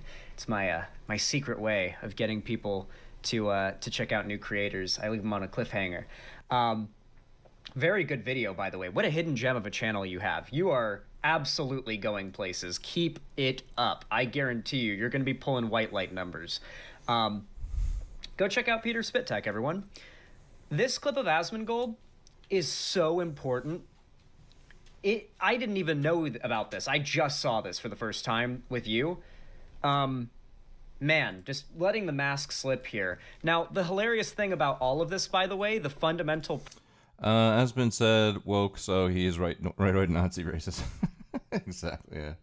Premise that he's based... The kid in his basement, yeah. This guy has been gold. This guy on the bottom left of the of that screen. This rant on is a complete lie. It's a Grums originated like conspiracy. Once again, Grums is the same guy who once again is scamming like a shitload of his followers because he's like raised hundreds of thousands of dollars or something for GoFundMe for his non-existent game for like years and years now. He's been called out as a scammer for this for a while, but regardless. What was I about to say? This guy originated one of the funniest, most obviously made up, yet broadly believed conspiracy theories I've ever seen in gaming. And if you know anything about the Assassin's Creed franchise, if you know anything about Japan, if you know anything about the gaming industry, or anything to do with this situation, it is just blatantly obvious how insane of a conspiracy this is. Grums claimed that, and he didn't originate it, but he popularized this claim, that originally Assassin's Creed Shadows would not have Yasuke as its main samurai male protagonist, counterpart to the female shinobi. Instead, it would be a Japanese man who would be a samurai, but that during the development cycle, Ubisoft saw, and I quote, the success and profit, quote unquote, of the BLM riots, and it decided to redesign the main character to be Yasuke. And then, I kid you not, the claim from this supposed leak that Grums popularized, that originates from 4chan. The leak is on 4chan, of course. And the evidence for this claim is, trust me, bro. This is the best part. They claimed that they modeled Yasuke after George Floyd. Mind you, there is a statue of Yasuke that they literally directly basically carved him to look like. His character model looks just like the statue. But it is really fucking funny that people are actually buying that. And the same guy is now claiming that USAID paid Politico to have Gamergate smeared. Because, of course, now, after years of lefties need to just get over Gamergate, it was 10 years ago. Now, all of a sudden, Gamergate was based, and the Gamergaters are back. Gamergate is back. Gamergate is vindicated, whatever. But before, it was you need to just let Gamergate go. It was years ago. Okay, cool. Just making sure I keep that in mind. Absolutely, Peter Spit Tech. Thank you. But the funniest part is USA did not pay Politico. Politico was paying USAID. Like, all of these big media corporations pay USAID for on-the-ground immediate info about any situation they've got intel on, because USAID is based all around the planet. They've got like workers and like people all around the planet. They have all the intel. Like when some crazy terrorist attack happens, when some civil war breaks out, when something like that happens, USAID has the info. They have people on the ground that know shit. And so all of these big, from CNN to Fox News, by the way, and the Daily Wire, actually, all have this special, like, really just advertised to news agencies, like news outlets, subscription that USAID offers. So it isn't even USAID paying anyone. It's USAID getting paid. But of course, they are willing to literally flip the situation in their narrative if that's what's necessary. But this isn't even the Asmongold clip I wanted to show you. In reference to the whole white America standing back and standing by thing, let me see if I can find it. White America, stand back and stand by. That's a classic. That's a Proud Is it Boys just not going reference. to come up? It's not going to come up, huh? By. Yeah. Yeah, it's not. It's not. It's not going to come up. Well, hey, on the bright side, we have this. I honestly think that this is the image of Asmongold that needs to... We're going to use this image in the thumbnail, okay? I wish we knew who made this. I need people who make these images to start watermarking their memes. Like find a place in the arm or something, like somewhere around here to watermark the meme. Please. Give yourself credit. All right, hold on. I'm sending this to my editor. I'm sending this image to my editor. I sent it to Ethan and said saving this for later. Anyway, what a fantastic video. Once again, please go check out Peter Spit Tech. Fantastic little diamond in the rough content we just found right. Fucking Xandrol. Oh man, what else we got here? We need to think about Elon cutting USAID. I don't know. I mean, I'm gonna be honest. I'm pretty hip to the idea of taking a wrecking ball to the whole fucking thing. Like not just USAID. I'm cool. I'm cool with ripping the Band-Aid off. It's gonna be messy. It's not gonna be perfect. There's gonna be some casualties, but I don't know. What I'm enjoying about it mostly is hearing stories from other people in other countries doing the same kind of digging that we're doing over here now. I mean, they don't have somebody like Elon necessarily, barging into buildings and, having, 20-year-old developers dive into code and opening up books and that kind of thing. The other countries don't have that, at least not yet.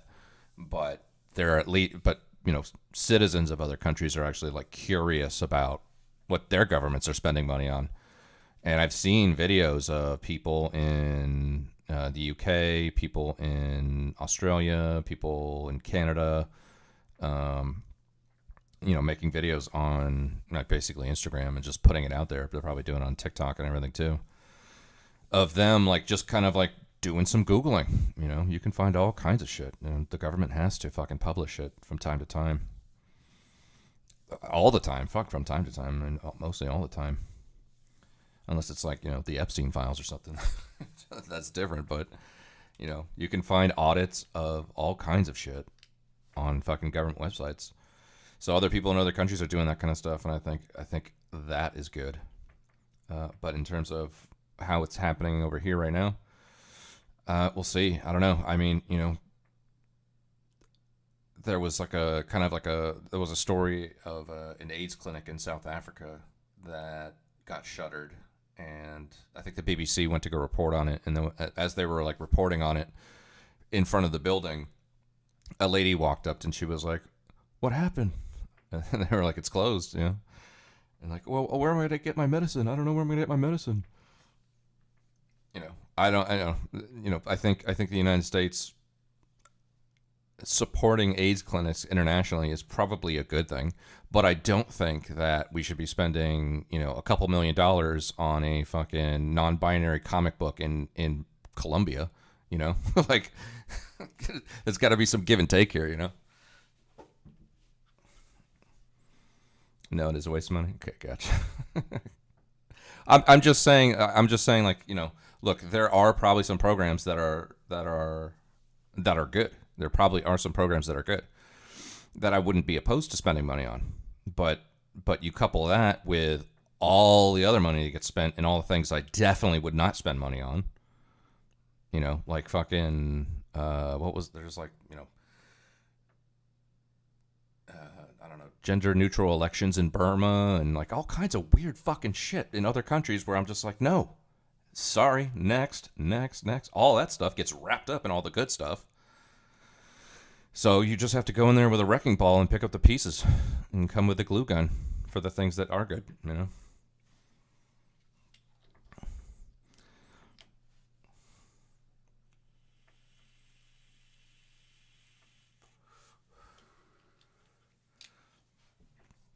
But I do find it convenient though too, because I know that, you know, let's say like the Democrats did their own version of this. The first place they would have went would be the DOD, hands down. They would have went right, you know, it might have been performative, but you know, the first place they would have went to is the DOD, whereas, you know, it seems like the DOD is going to be the last place that Doge goes to. So we'll see. But yeah, I mean, there's just a shit ton of money out there for stuff that I definitely don't want to pay for. I can't believe that we fucking pay for.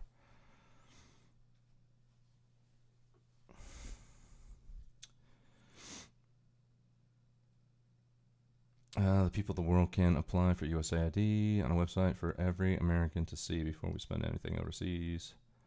Transparent, they can already see it. So I don't know. That's my general take. I'm not against it. You know, this kind of shit. I voted for Trump, so this kind of stuff is what I voted for, basically. And like I said, it's not going to be pretty. There's going to be people getting wrapped up in it that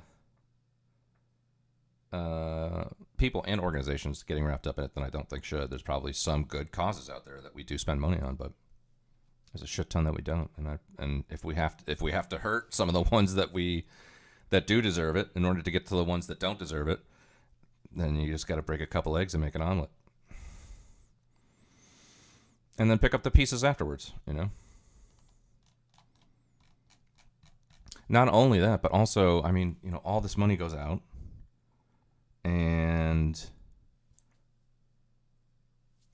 you know, we're sending fucking billions of dollars to fucking all these countries who have no accounting standards and have no auditing processes in place. And no one can tell if the money actually went to where it needs to go. In some cases, I'm not saying most, I'm not saying all, but in some cases, the money just went out, and then we cross our fingers. I'm sure people got rich. I'm sure people got rich off the backs of American taxpayers.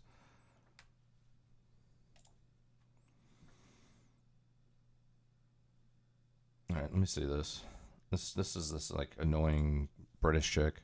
I think she's like, actually, I have a clip of her somewhere here. I don't know if you've ever seen her before, but she is fucking smug and annoying. But I did have a clip of her somewhere here.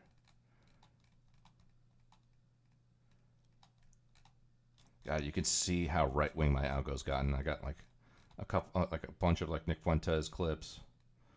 You know.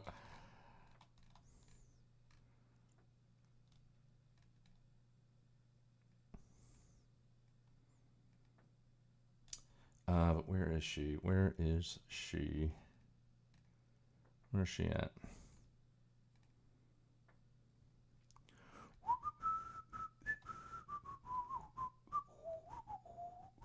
Oh wait, actually, this is relevant.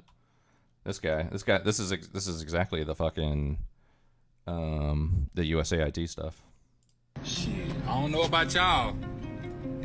Any man out here that can sit down with me and tell me where the fuck my money is going, and he can show me that my money is not going in the right places, is not my fucking enemy, bro.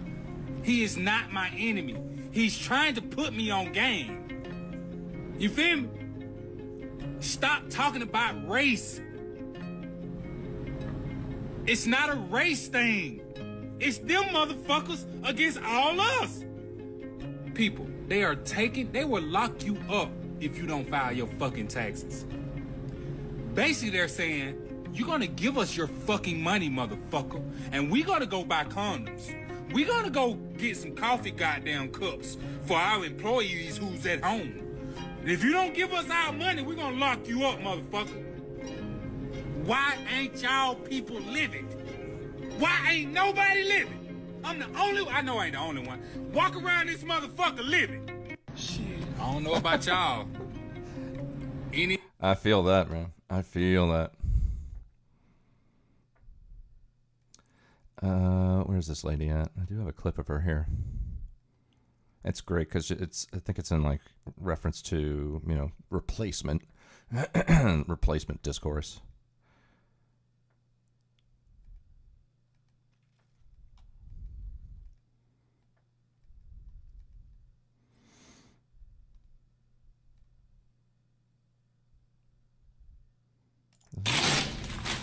Can I ask why you said? No, it's not it.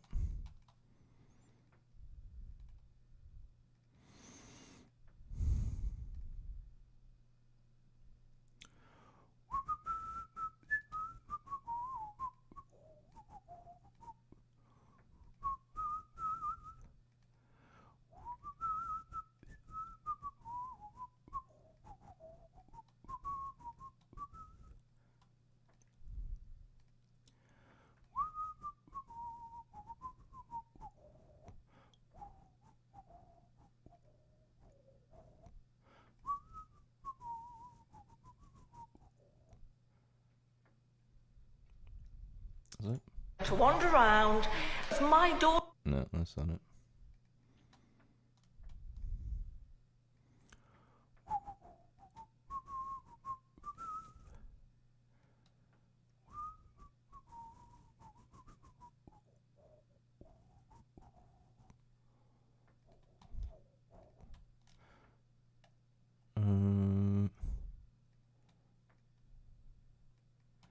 Where's she at?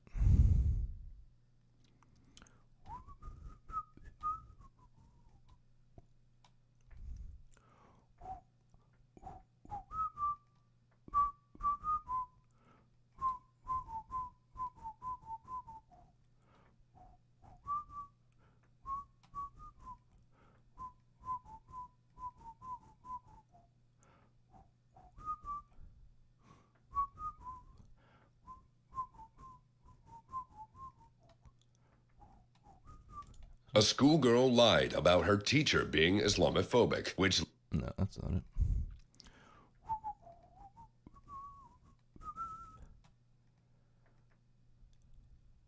Oh, here she is.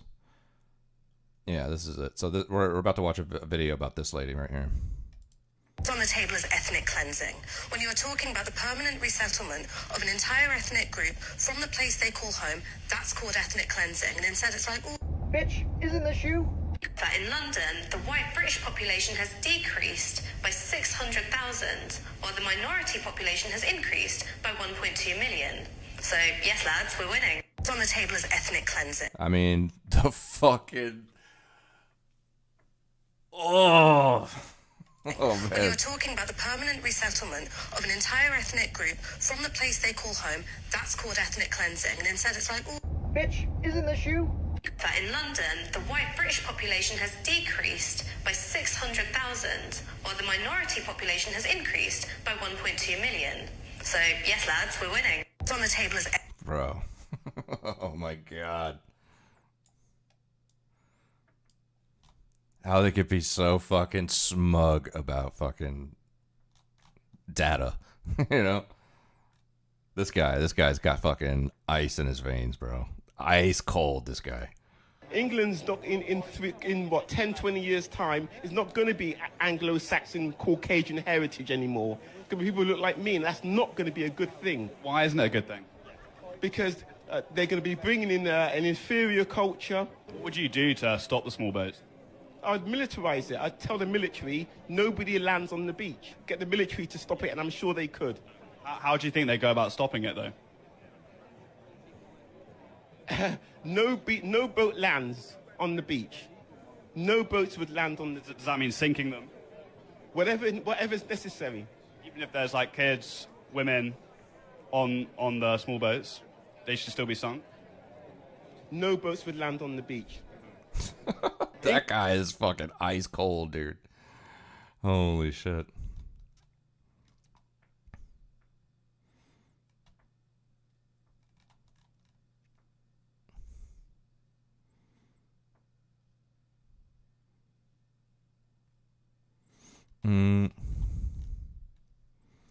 There was one.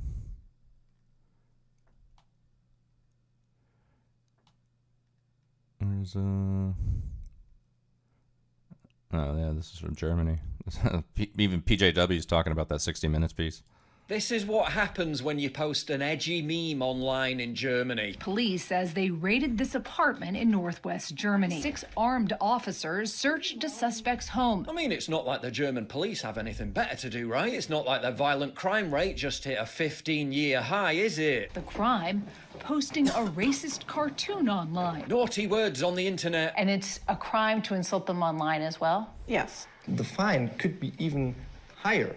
Yeah. If you insult someone in the internet. If somebody posts something that's not true, and then somebody else reposts it. It is a crime as well. Who decides whether that claim is true or not? The German political establishment. How many cases are you working on at any time? 3,500 cases. Accused had to pay 3,750 euros. Wow. Free speech needs boundaries. That boundary being... checks no.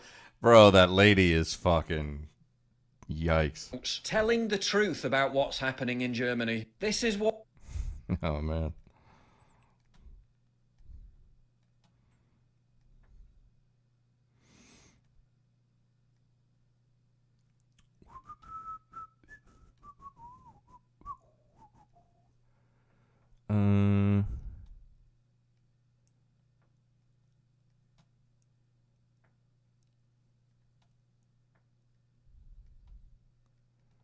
Anything else to get mad at here?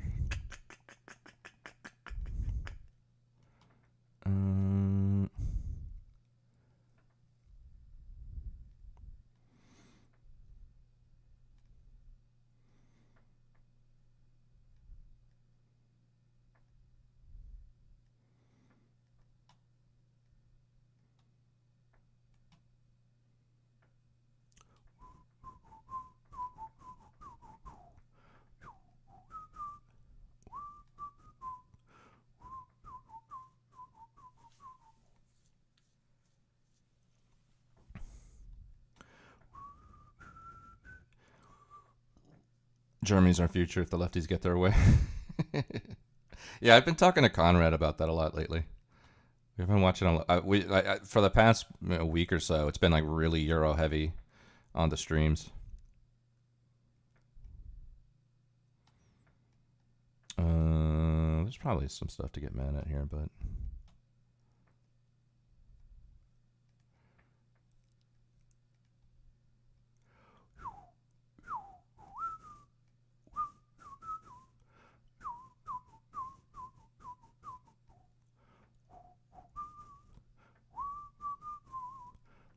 Oh my god. This is this is a commercial from Miami. So I was raised in Miami, and so during like spring break and Memorial Day and all this shit, like it's just a shit show in South Beach. Like everybody comes down from like Atlanta, fucking St. Louis, everywhere, like any major city on the East Coast. There's just a shit ton of people invade South Beach. It's unsustainable. Like the streets completely stopped with traffic. If you're driving down a street on South Beach, you can't. It'll take you literally an hour to go 1 block. I'm not even joking. There's fucking violence and fighting and drinking and fucking shooting and robbing and all kinds of shit. It turns the beach into fucking absolute fucking mayhem. So they actually came up with a commercial to tell them to stop doing it or to just not even come there anymore. Bro, Miami does not want y'all coming for spring break. They done made a whole commercial telling y'all not to come and why you shouldn't waste your time. We need to talk. This isn't working anymore. And it's not us. It's you. We just want different things. Our idea of a good time is relaxing on the beach. Hitting up a spa or checking out a new restaurant.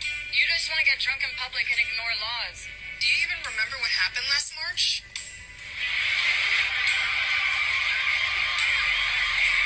That was our breaking point, so we're breaking up with you. And don't try to apologize and come crawling back. This isn't safe, so we're done. And just so you know, we're serious. This March, you can expect things like curfews, bag checks, and restricted beach access. DUI checkpoints, $100 parking, and strong police enforcement for drug possession and violence. $100 parking. Whatever it takes, because it's time to move on. Maybe we can talk when you're done with your spring break phase, but until then. Just think about it. Florida's #1 industry is tourism, and its most populous city, probably one of the most famous destinations on the entire planet, is telling you to fuck off. It's fucking crazy, bro. You know what's up, Krill?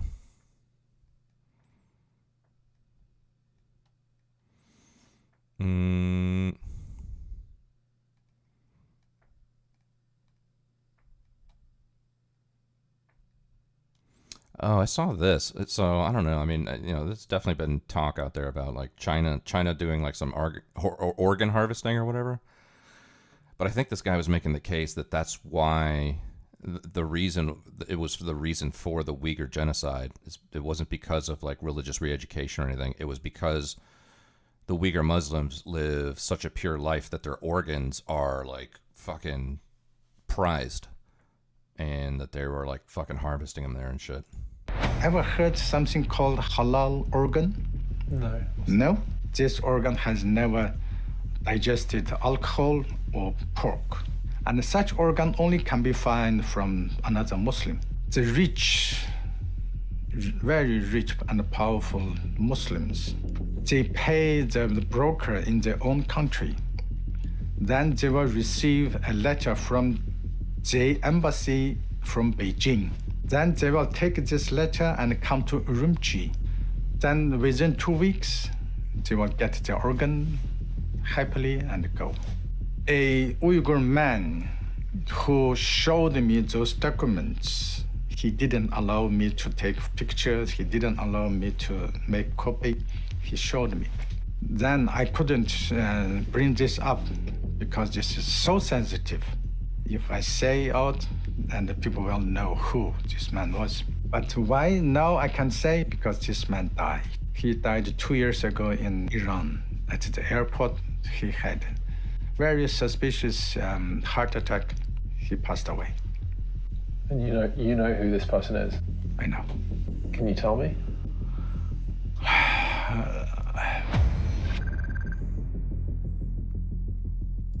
Might have to find that interview.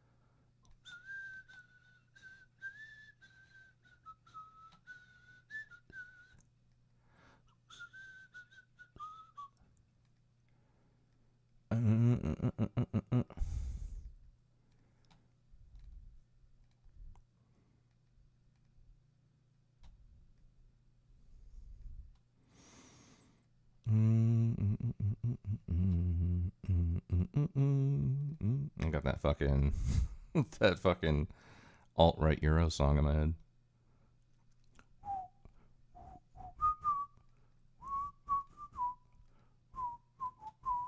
Oh, there's another clip of her. I didn't know they had this. The rise of woke politics, DEI, what I call liberal identity politics, has definitely generated a backlash, right? That's, I just think, undeniable. That's not just to do with racism. There was a quote in the Financial Times, which was someone who, worked in quite a high-powered corporate job, boasting that the end of woke and the return of Trump meant that he could use words like retard and pussy again in the workplace. So there's definitely something about this kind of liberal identity politics, the way it's played out through workplaces and HR departments, and there being this sort of desire to return to, obnoxious, offensive language. What kind of impact did liberal identity politics have on what we might call structural or institutional racism? I mean, really, the answer is none. Like had no impact on whether or not you would be more likely to be stopped and searched because you're black, or more likely to be picked up in an illegal immigration raid, or the kind of services, care services in particular, which are available to disabled people. So I think it was Talman Joseph Smith who tweeted this recently. He's an economics reporter for... whatever. We're going to get into this because that looks like it's taken from the interview I'm about to watch, though. Yeah, definitely looks like it. But it's called This is Why the Right is Winning. I think she's probably, I guess she's like the AOC of the UK or something.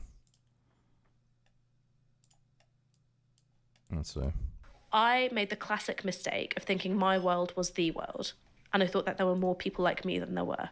And I think that it's a really easy mistake for people to make. Of course, we've all done it. Right? But I forgot that, in the words of, LBJ, the first rule of politics is learn how to count.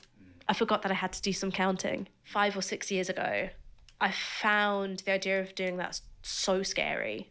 So scared of being wrong. So scared of having my view of the world shaken up by new information.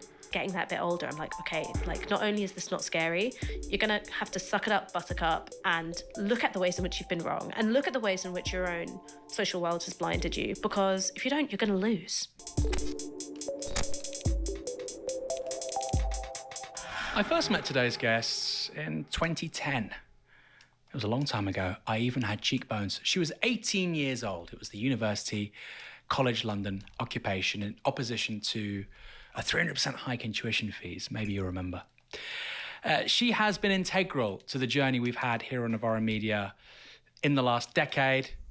So I've known her both politically and professionally. She's always been one of the most impressive people I know. And that was true from the first few weeks that we got to know one another right through to today.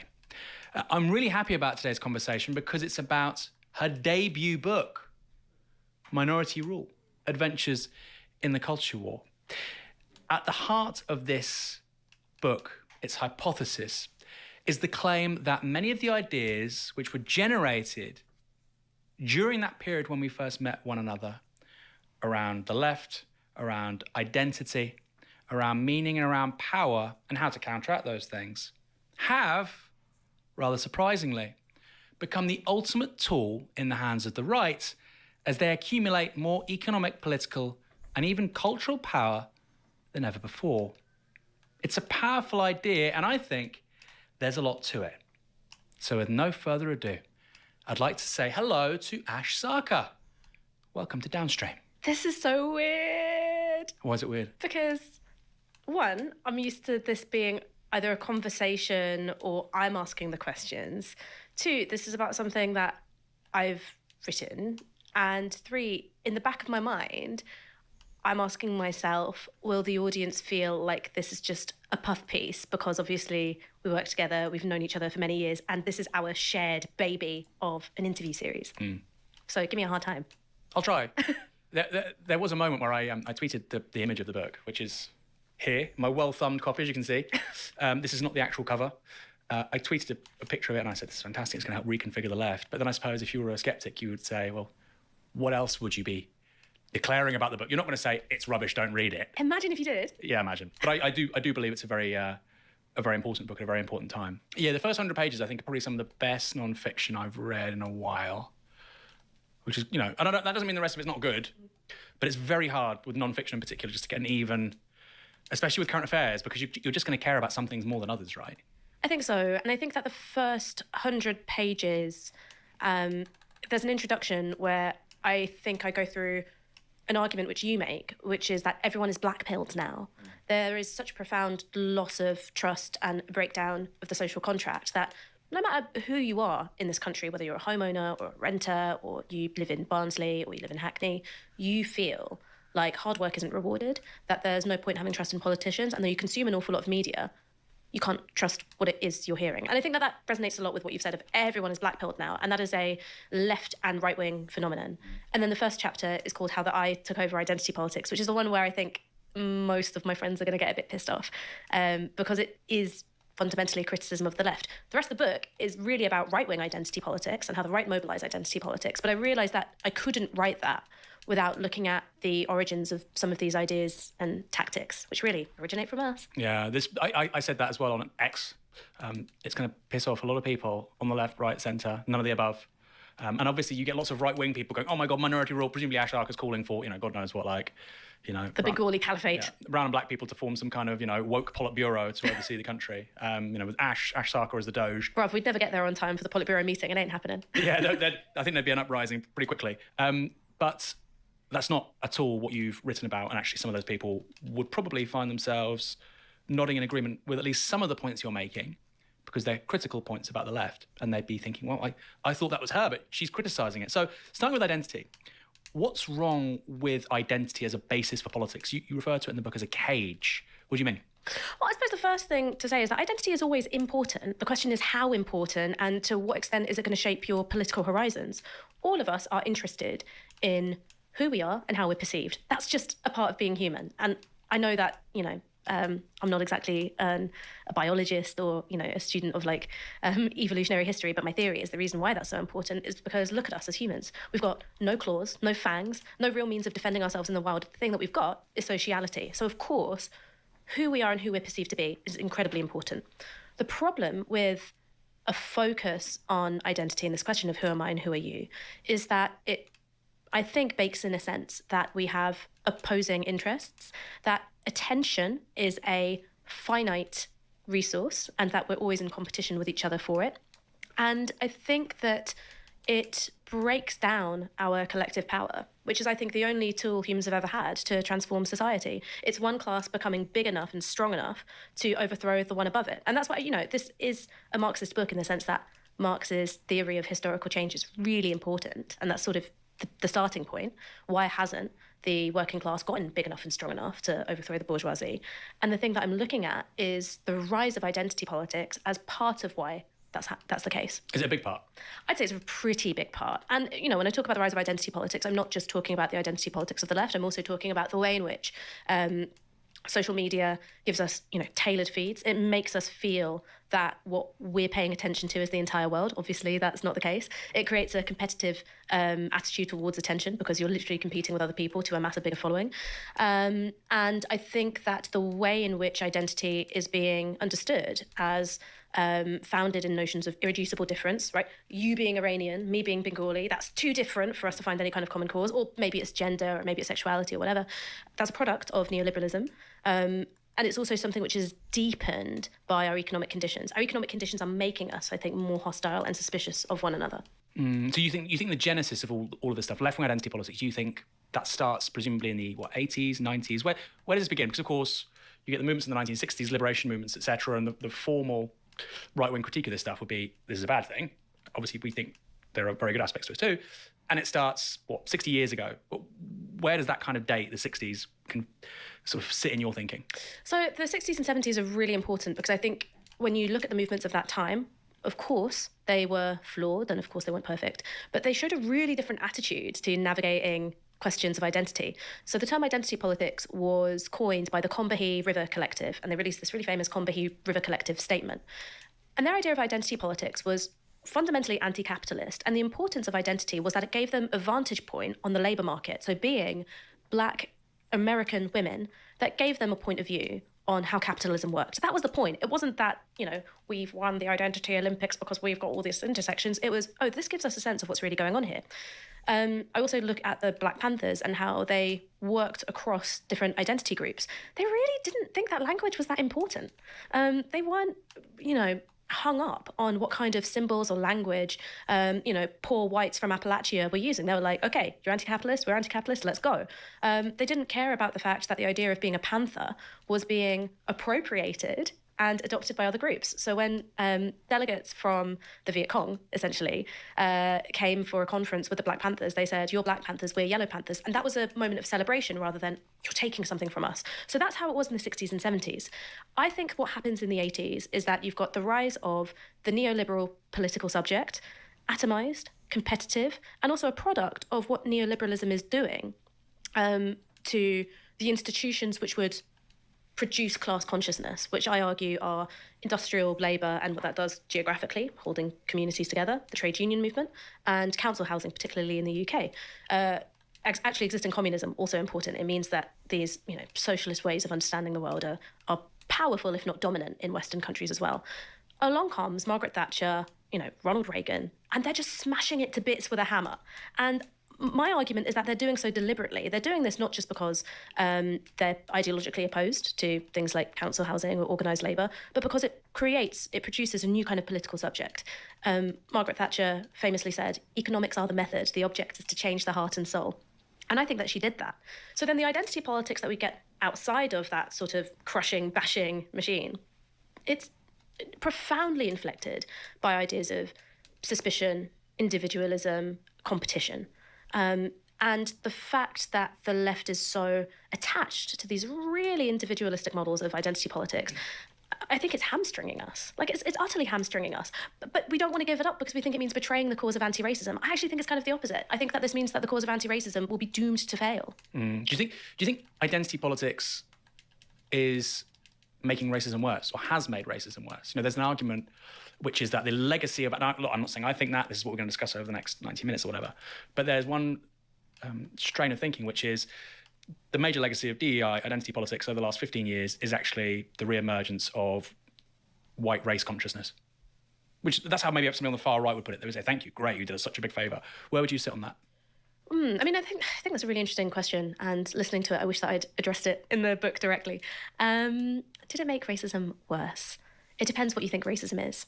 So if you look at racism as something which is about cultural and social norms, I think that the rise of woke politics, DEI, what I call liberal identity politics, has definitely generated a backlash, right? That's, I just think, undeniable. That's not just to do with racism. There was a quote in the Financial Times, which was someone who, worked in quite a high-powered corporate job, boasting that the end of woke and the return of Trump meant that he could use words like retard and pussy again in the workplace. So there's definitely something about this kind of liberal identity politics, the way it's played out through workplaces and HR departments, and there being this sort of desire to return to, obnoxious, offensive language.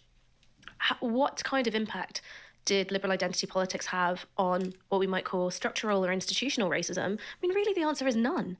Like had no impact on whether or not you would be more likely to be stopped and searched because you're Black, or more likely to be picked up in an illegal immigration raid, or the kind of services, care services in particular, which are available to disabled people. So I think it was Talman Joseph Smith who tweeted this recently. He's an economics reporter for the NYT, which is that all of the gains of woke were cultural and representative and linguistic. So what were the gains of woke? And what dates are we looking at here? Like woke, when, not when it started, but like over what period and what were the gains? Well, I think you really have to look at the period in between the shooting of Trayvon Martin by George Zimmerman, which is when the first emergence of BLM happens, and I guess Trump's inauguration. Those are the dates that I'd say you'd have to look at. During that time, other things happen, including the Me Too movement, the famous trans tipping point, which I think, that's not that, oh, wow, life's great for trans people. It's actually trans people have reached a level of heightened visibility. And that people who have made it through universities where, we met at university. That's a time for political exploration and working things out. And that may be some of these, norms around language policing. They go from university into the workplace because that's what those individuals are doing. They're going from the university into the workplace. So I think those are the dates that you'd be looking at for, the heyday of liberal identity politics. I think as well, there's that precursor moment. For me, it was interesting. I started my PhD in 2010, and prior to that... Riding in on a penny farthing. Oh, yeah. Dressing rather strangely, as you probably remember when we first met. But I remember, so 2008, 2009, there was very little of this stuff. There was very little of this stuff. And even in 2010, you have the student movement, opposition to austerity. It is either identikit radical social democrat focusing on the economics, or it's anarcho, libertarianism. Yeah, I thought if we occupied one more branch of Santander, revolution would be around the corner. My theory of change was not super well developed. What was really interesting is you had the means, or you had the strategies and the tactics actually, which was like that, very radical, occupying stuff. But demand was incredibly sort of vanilla and social democratic, which is stop tax avoidance, which was, by the way, very, very valuable and very successful in some ways. But then it's something I noticed. I mean, I was studying until maybe 2014, 2015. You're going to be a much better authority on this because you were an undergraduate over that same period. Just strange things started to happen.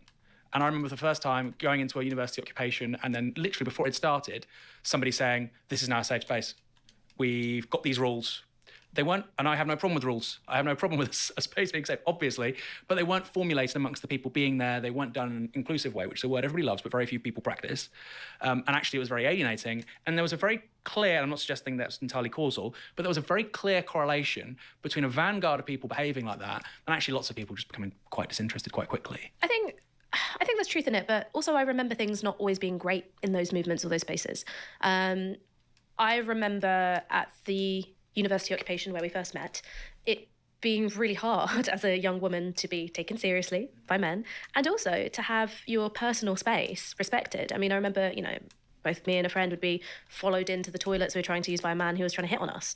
And so that sense Was he a student or... I think he was a bit older. I think he was a bit older.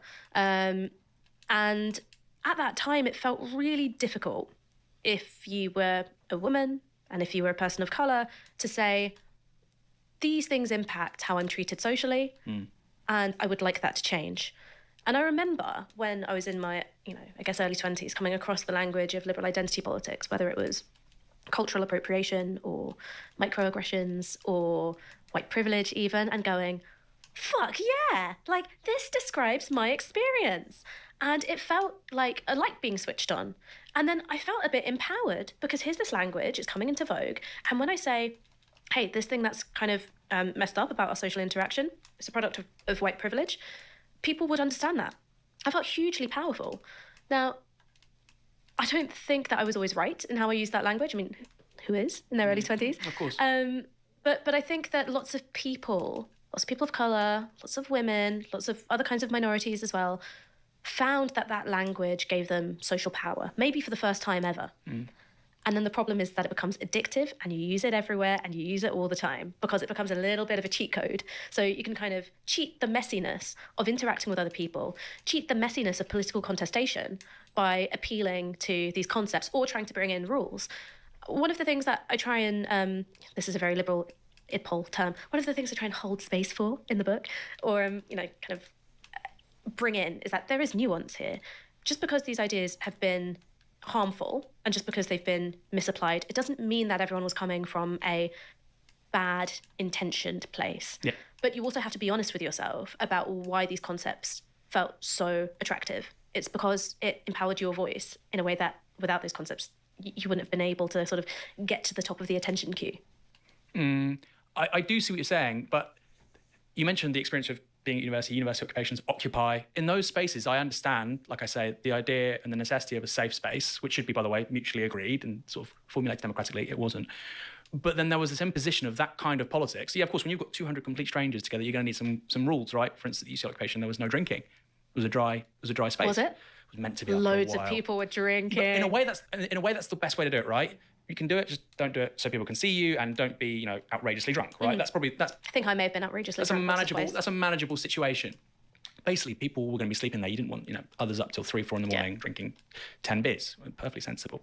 But then, of course, it's about transposing some of those rules into a sort of liminal space, which has radicalised lots of people. By the way, that happened on both sides of the Atlantic, in the US, in the UK, in all kinds of places, and saying, actually, we're now going to try and create a society along those lines. Just on the point about not wanting to throw the baby out with the bathwater, I think it's really good that if you call me a packy in the workplace, you will be reprimanded. I think it's really good. Well, here you'd be fired, right? That's, Well, no, you'd be fired. that's gross misconduct. Yeah, right, that's gross. There's no warning. But the thing I'm saying is that like it wasn't always like that in the workplace for people of colour and for women and for various other minorities. I mean, I remember working in a pub when this was around the time when we first met, and I really, really liked working there. Loved working there. But things would happen where I'd go, this is completely mad, and there's no shared language to express how mad it is. One is the landlady, who I really, really liked and gotten well with, she wanted me to serve tea out of gollywog teacups. And I was like, I'm not going to do that. Like, that's insanely racist. Her partner one day brought back a painting that he got from like a car boot sale or something of black children holding up watermelon slices to, their mouths. And it's like, okay, again, deeply racist. How did you do that? How did you say that? Or did you just not say anything? Oh no, for the gollywog tea set, I said, I'm not doing that. Yeah. I was like, that's really racist. These are gollywogs. And she was like, Ash, they're actually called gollies, actually. And I was like, the problem isn't me saying the final part of the word. For her partner, I didn't say anything. But there was also this guy who we worked with who actually wanted to become a police officer, who was incredibly racist against, Roma and travellers. But also was just like sexually harassing every woman. Like, I remember at one point, like, I think he was like bent down trying to like get something from like underneath the bar. And he would just sort of like trying to like take a peek up like between your legs. Like, that's the kind of thing he'd do. And that was kind of what workplaces were like before some of these concepts becoming widely understood. So that's what I mean by don't throw the baby out with the bathwater.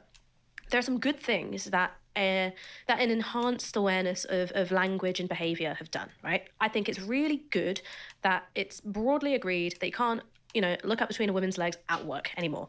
Great. But the problem with the focus on language is that there is no, you can have a workplace, like, take this one, right? Let's say we have a workplace where everyone uses the exact kind of language, the exact right framework, and, everyone's very, very mindful about microaggressions. That wouldn't stop us being really exploitative in our employment contracts. You know what I mean? Like it just wouldn't. Like, I just wouldn't call you a slur while I was underpaying you. Yeah, which is basically, that's been the default of like progressive workplaces over the last 15 years, right? Oh, yeah. You will get poorer, but I'll be very mindful of microaggressions. Here's a quote from page 46 in the proof copy, so it may not be the final edit. Identity, and this is, Ash, this is like TNT. This is going to blow some people up. Identity politics has become a largely middle-class preoccupation due to its spread in elite universities. We've already said that. The ideology isn't being shared in a context where the goal is to get people to work together towards the goal of social transformation. It's in the competitive yakety-yak of arts and humanities seminars. I am an arts and humanities grad, by the way, so I'm in this picture. Yeah, this is anthropology, right, at the very highest level. That's the same incubation tank that I sprang from, one where the stakes were no higher than your own personal academic status, and the goal was to prove how much smarter you were than everybody else. The overeducated and insecure probably aren't the best people for creating a healthy political culture. It's not exactly the most useful approach to take if you're trying to organise people to work collectively. Now, there are people who don't like you, don't like me, don't like Navarra, hate the left. They'll hear that or read that. I hope they read it. They should buy the book. They'll be jumping for joy. They'll be saying, she gets it. Finally, somebody on the left, they get it. When did that realisation hit you? Oh, it really took some time. Like, it really, really took some time. And it actually took talking a lot with my husband, who I think because he comes from a small town near Barnsley and his brother lives in a small town in Yorkshire still. And him and his brother have had very, very different life paths, right? So obviously, my husband moved to London, got a brown and bougie girlfriend, now brown and bougie wife. His brother did a lot of travelling, didn't go to uni, works in a factory. Again, the most important part of the book, or the bit which takes up the most space, is not about the identity politics of the left, it's the identity politics of the right and how they wield and weaponise grievance amongst people who you would say are white, working class or lower middle class. And what they've done is whenever, there is an image of minority identities, whether it's ethnic or gender or whatever, what they... Did you see that clip that I played of her earlier? Specialise in is going, you're not in this picture. And it's the kind of thing which, take someone like Lawrence Fox, does it all the time, right? He'll, screen grab an advert or a TV show, and effectively what you're saying is, where are the white people, right? It's a similar thing of going, you're not in this picture. It's worth a replay. This is all right. This is her, okay? Just brace yourself. What's on the table is ethnic cleansing. When you are talking about the permanent resettlement of an entire ethnic group from the place they call home, that's called ethnic cleansing. And instead it's like, oh, bitch, isn't this you? That in London, the white British population has decreased by 600,000, while the minority population has increased by 1.2 million. So, yes, lads, we're winning. What's on the table is ethnic cleansing. Jesus. The brazenness of it, man.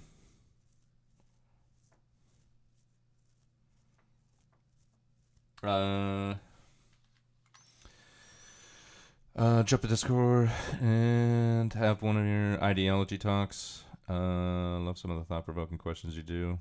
Thought it'd be fun. Yeah. I don't want to do it right now because I'm not going to be streaming that much longer. But yeah, I'm down. I'm totally down. I think the last time I talked to you, you were in the hospital. I think I was in New York at the time. That's at least like a month and a half ago. No, I mean, yeah, I know. You seen that? Yeah. Yeah, I've seen a bunch of clips of this lady. Picture. So I think that it's a tactic and a technique which begins in highly online, marginal political spaces of the left, but it's become a tactic of the right. And Tumblr idpol. Conquered the world. Is that what you're saying? I think it kind of has. I mean, again, like the How the I Took Over Identity Politics chapter, where I end is not just by being like, and these things are really annoying on the left. They are. That's not all I'm talking about.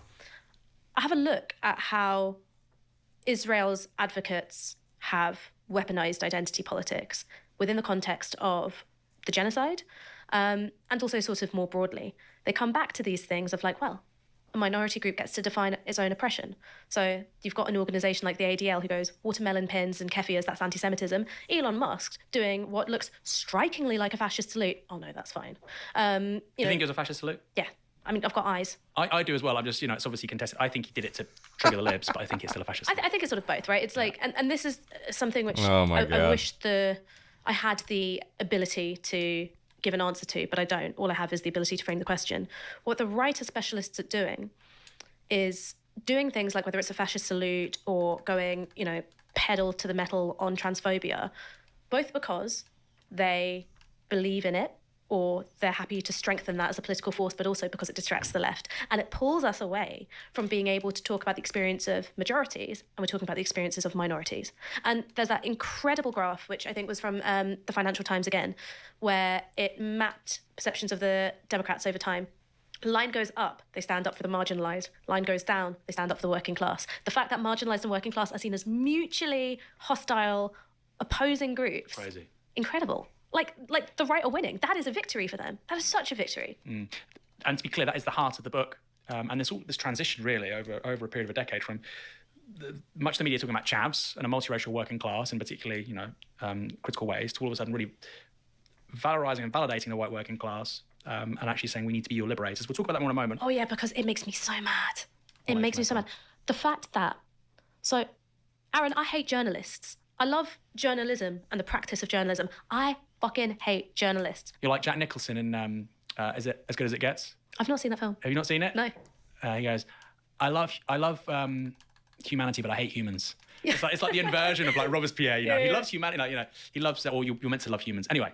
I just like, obviously I don't hate all journalists, but there's too many people who behave in exactly this way.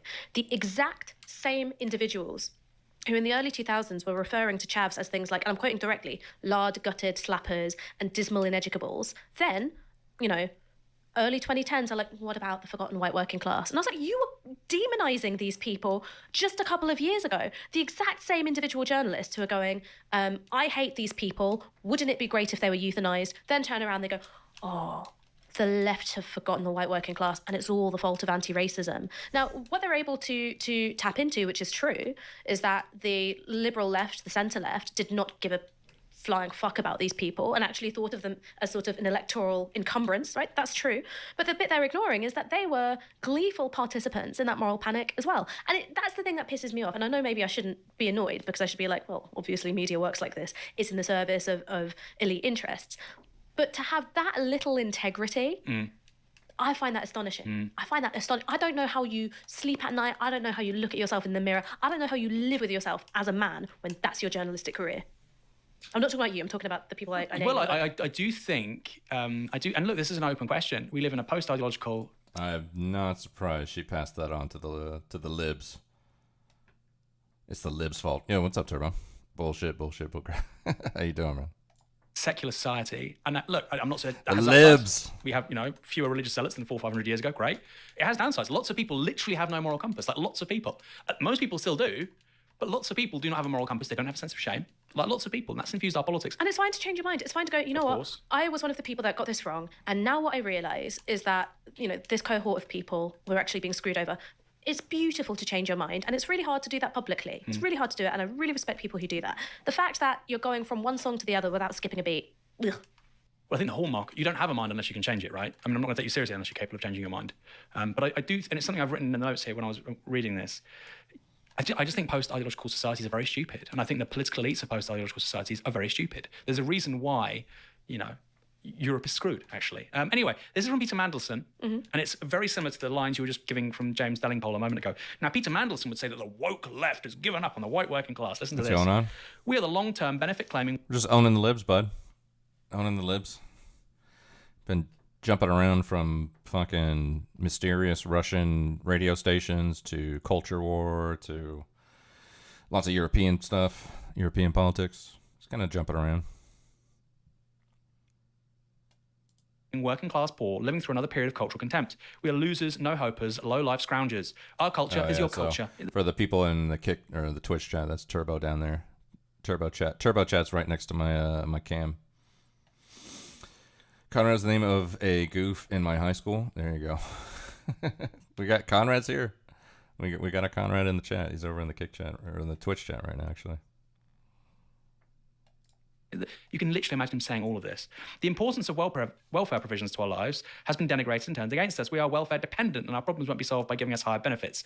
We are perverse in our failure to succeed, dragging our feet over social change, wanting the old jobs back, still having babies instead of careers, stuck in outdated class and gender molds. First of all, you're right to say that I can't imagine him saying that now, for a couple of reasons, for the sort of gendered language of it, denigrating having children. Also, this gets me really angry, Ash. You have people like him talk about Labour will stand up for hard-working families. I don't think he has any children. I might be wrong. At which point people say, well, he's a gay man. Gay people can have children. He's denigrating people that want to have kids. Society doesn't exist without kids. It's the hardest job out there, by the way, is to be a single mum. It is the hardest job in the world. I'm not saying that for brownie points or to be woke. As somebody who's got a 14-month-old child, I cannot imagine doing it by myself. It's literally inconceivable to me. I would rather, honest to God, I'd rather like crawl through a tunnel 60 hours a week by myself. But that contempt that he has for ordinary people, and now within the space of 10 to 15 years, to invert that and say my political opponents think all this stuff and that's why they're awful people and should be nowhere near power. I mean, how commonplace, you talked about journalists, how commonplace do you think that kind of mindset is amongst the political class of Westminster? It was very commonplace. So Andrew Fisher tells a story about when he was a SPAD and he was talking to a new Labour minister who said, well, these people, i.e. the working class, they've got to learn that there's more to life than the journey from the bed to the sofa every day. Like, that's how benefits claimants were viewed by, this would have been in the 2000s, when this was said to Andrew Fisher. And Andrew Fisher tells this as a story about how he came to, become a policy advisor for Jeremy Corbyn and why he thought that the left-wing takeover of the Labour Party was so important. And he talks about that as a sort of profoundly impactful and politicising moment. And it was... it was for me as well. I mean, I was 5 years old in 1997, and I remember how my mum reacted to Labour victory, the first one since 1979. And at that point, she was a single mum. She had 2 kids under the age of 11, and it was hard. it was just hard, and I don't know how she did it. And one of the first things that this new Labour government did was remove some of the welfare support for single mums. One of the first things. And that's after John Major's done his back to basics thing. Single mums are presented as, responsible for all manner of ills in society. And then you had a new Labour government come in, rather than being like, that's bullshit. We've come in on a landslide. That's bullshit. The country is with us. It was continuing it. And I think between that and the Iraq War, she experienced that as a profound betrayal, like a really, really profound betrayal. But yeah, as for that. Going into a tick. What's that? Debunked. Dirty snow Mexican. demonization of the multi-ethnic working class, single mums, that was the dominant common sense of the early 2000s. And if you were one of the people that said, you are just demonizing, criminalizing people for being brown, and, the Vicky Pollard thing, where... Little Britain. I mean, oh God, some of our audience are going to be in their 20s, and miraculously, you'll have never watched this terrible show. But Vicky Pollard was played by Matt Lucas. I believe he went to a private school. I really hate the fact that all these people went to private school as well. He went to a good one, right? That's what when I say good one. Like, there's schools that you pay fees for, and there's like 50 grand a year ones. I think he went to I think they both went to like top ones. Anyway, I think they both boarded is the point, right? I could be wrong. I could be wrong. And then this program, which is like, how stupid are poor people? And Vicky Pollard, one of the recurring gags was that she'd had this pram, which was like multiple prams at once, and she'd push it like this. And the children were all of different races. So what's more disgusting than a poor white woman? Oh, it's a poor white woman who has sex with men of colour, obviously. Like, that was a big part of the Chavs moral panic. And I think that Owen Jones's work in the book Chavs was really important. I think that maybe he could have paid a bit more attention to the racial dynamics of it, because part of why Chavs were so demonised wasn't just because they were benefits claimants, it wasn't just because they were seen as dismal ineducables, it was because they were seen as not white enough and sort of rolling around in the muck with ethnic minorities. What happens after the riots of 2011, which were catalysed by the police shooting of Mark Duggan, is that you see a rapid decline in the number of people talking about chavs, and you see an increase of people talking about the white working class. And what's so interesting about the 2011 riots, and again, I remember we were friends at this time and we were kind of experiencing this thing together and looking at it together, is that it wasn't just London and it wasn't just black and brown people. It was catalysed by the police shooting of a black man, but it wasn't just black people, brown people who were angry. You had white people out on the streets who would have been regarded as chavs by the, Delingpoles and Mandelsons of the world, who were saying, we're doing this to get our tax money back, because they were angry at the bailout of the banks and that the government response had been to impose austerity. So that was a moment of cross-identification where you've got something which has got its origins in racialized police violence, but it's able to connect with and ignite the anger of people who are working class and white about their economic conditions. I mean, I was in Tottenham the night it kicked off. I mean, you talk about this being in the book because, you went there, your mum is in that part of the world. I cycled up there like an idiot to see what was going on, right? And I remember being in the middle of it was a riot with my bike, my quite nice fixie, and I'm thinking, I probably should lock this up. With the drop handlebars. Yeah, I probably should lock this up, actually. The Kieran handlebar. It's probably not wise. Somebody's going to use this to lob at the cops. I will never forget an image of there was a young white boy, maybe early 20s, late teens. And you get those like white jumpsuits, very like thin cotton jumpsuits the police give you if they take your clothes off of you. Yeah. They take your phone, whatever, and they say, we're going to use this as part of the potential prosecution. It might be used to identify you, etc. So you're given this like kind of suit, right? And it's almost like it's also a source of shame. Now I know this because I actually wore one of those. And it was interesting that young man came out wearing this white suit and he was throwing stuff at the cops. He had it, and it was for him almost a sign of, fuck you, I'm still here. And that was one of the most political evenings of my life. I in no way felt unsafe, right? And people will not believe this. Looking back, I was like, Aaron, are you mad? I mean, I was a 26-year-old man, so you think you're invincible anyway. But I didn't feel unsafe. I didn't think I was in danger. And maybe I was wrong, but there was absolutely zero anger or violence to any person. I'm not about shops or buildings, because buildings were being smashed up. Not as many as were being stated, but some people were smashing up shops to get things to throw at the cops. I saw that. I saw booze being taken and some people trying to, turn it into Molotovs and whatnot. But in terms of violence against persons, it's all directed to the police. All of that antipathy. Now, all right, I already heard the section I wanted to hear. This one, the rest of it's all like fucking whatever. What else do we got?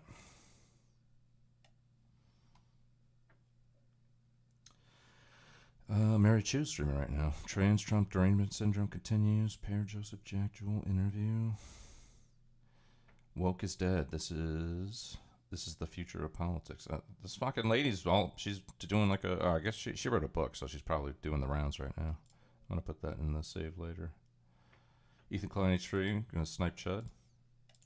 What are you realistically gonna do there? Like, what, you're gonna say that you didn't mean it back then? I mean, that obviously just comes across like you're saying that because of what's happened now.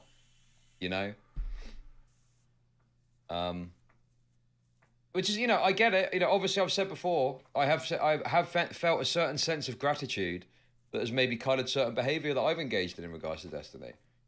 But that, it's like, it's just, it was in response to someone saying about this thing about him having defended me before, recently. And it's like, so what does that actually mean then? So what? Because 4 years ago, Destiny looked at a situation where they didn't even fucking really know me and issued a defense of me based on baseless, absurd allegations. What, I've got to forever defend him, including as he commits sex crimes? Or is it that, I'm going too hard on him and the thumbnails are too harsh or something like that? It's just like... like, at what point is it okay to say, okay, I feel like that debt, if that's a debt that you want to say exists, that's been fucking paid? Like, what more can you fucking say? I've been more than generous towards Destiny through too generous towards Destiny to multiple different dramas that he's been involved in. And it's like, what has got to continue in perpetuity? And then to bring my fucking kids into it too. I mean, it's fucking just deranged. It's totally deranged. It's totally fucking deranged. And obviously, aside from commenting on it briefly here, I'm obviously not going to get into it. And also, I'm not looking to endlessly fucking talk about Destiny. I want to fucking get back to my regularly scheduled programming. He sweat for your gok lust, and you sweat for him mind-raping Anna. You're more than square. I mean, yeah, sure, exactly.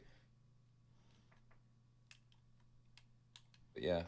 Obviously, Queenman spoke about it more. But I hope you can understand, like, the problem for me is the more I talk about it, the more I'm bringing my own kids into this, which, is not only wrong from a sort of a moral perspective.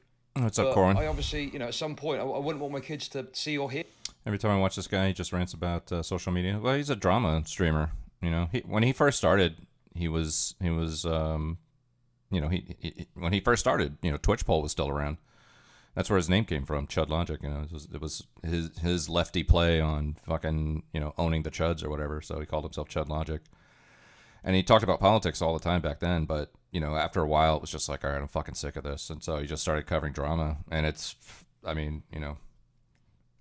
debate me on what, dude?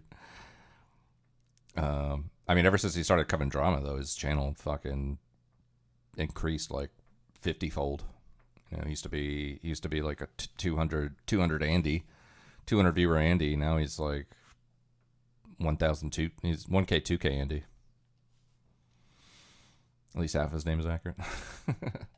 He's just talking about Destiny real quick. He was going to get into like Ethan here in a second, but I don't even know if I'm going to hang around for Ethan. I just wanted to see what he was going to say about Destiny because I knew he just started, so I figured he was going to talk about it for a little bit. Hear that stuff. I wouldn't want my kids to fucking, so at some point they're going to potentially watch my back history and I don't want them to fucking hear that shit. Do you know what I mean? So I'm just going to leave it. But yeah, obviously, well, no, I'm not doing tit for tat. I'm not getting into tit for tat stuff. And this is the other thing as well, is I think that there's an element, and this is what I was concerned about and why I had like such a blackout on covering a lot of Destiny stuff, right? Is that it is constantly pulling back in. You constantly get pulled back into it, right? You kind of want to move on and talk about other things, and then something happens or something said that kind of draws you back in. And I think also another thing that Destiny does is he says things that are designed to draw attention away from like the drama that he doesn't want spoken about. Do you see what I mean? Fuck Ethan. So it's like that gets the focus, that gets the attention, that gets discussed, and he thinks he can kind of draw away from the other aspects of his behavior, and then also, if I had to choose between Ethan and Hassan, I'd probably watch Ethan. I only watch Hassan. I watch Hassan react clips just to fucking put some rage bait out there because most of the people that come in, I'd probably say most of the people that come in here probably don't like Hassan. So I like to throw the rage bait out there from time to time. But it's just I'm just talking about this comparatively.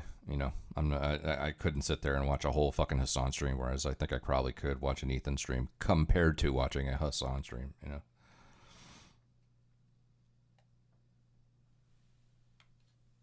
Ethan's full blown fascist Zionist. Okay. Well, yeah. I don't know how often I've seen you before, Corwin, but I don't talk about Israel-Palestine at all on this channel, so just let me know when it's over. Let me know who wins. Don't know enough about it, and plus there's just a million other fucking people out there covering it. that, you know, I know if that's the coverage you really want to look at, if you really need some Israel Palestine in your life, then believe me, there's a million fucking people, there's a million streams you can check out. I just don't touch it at all.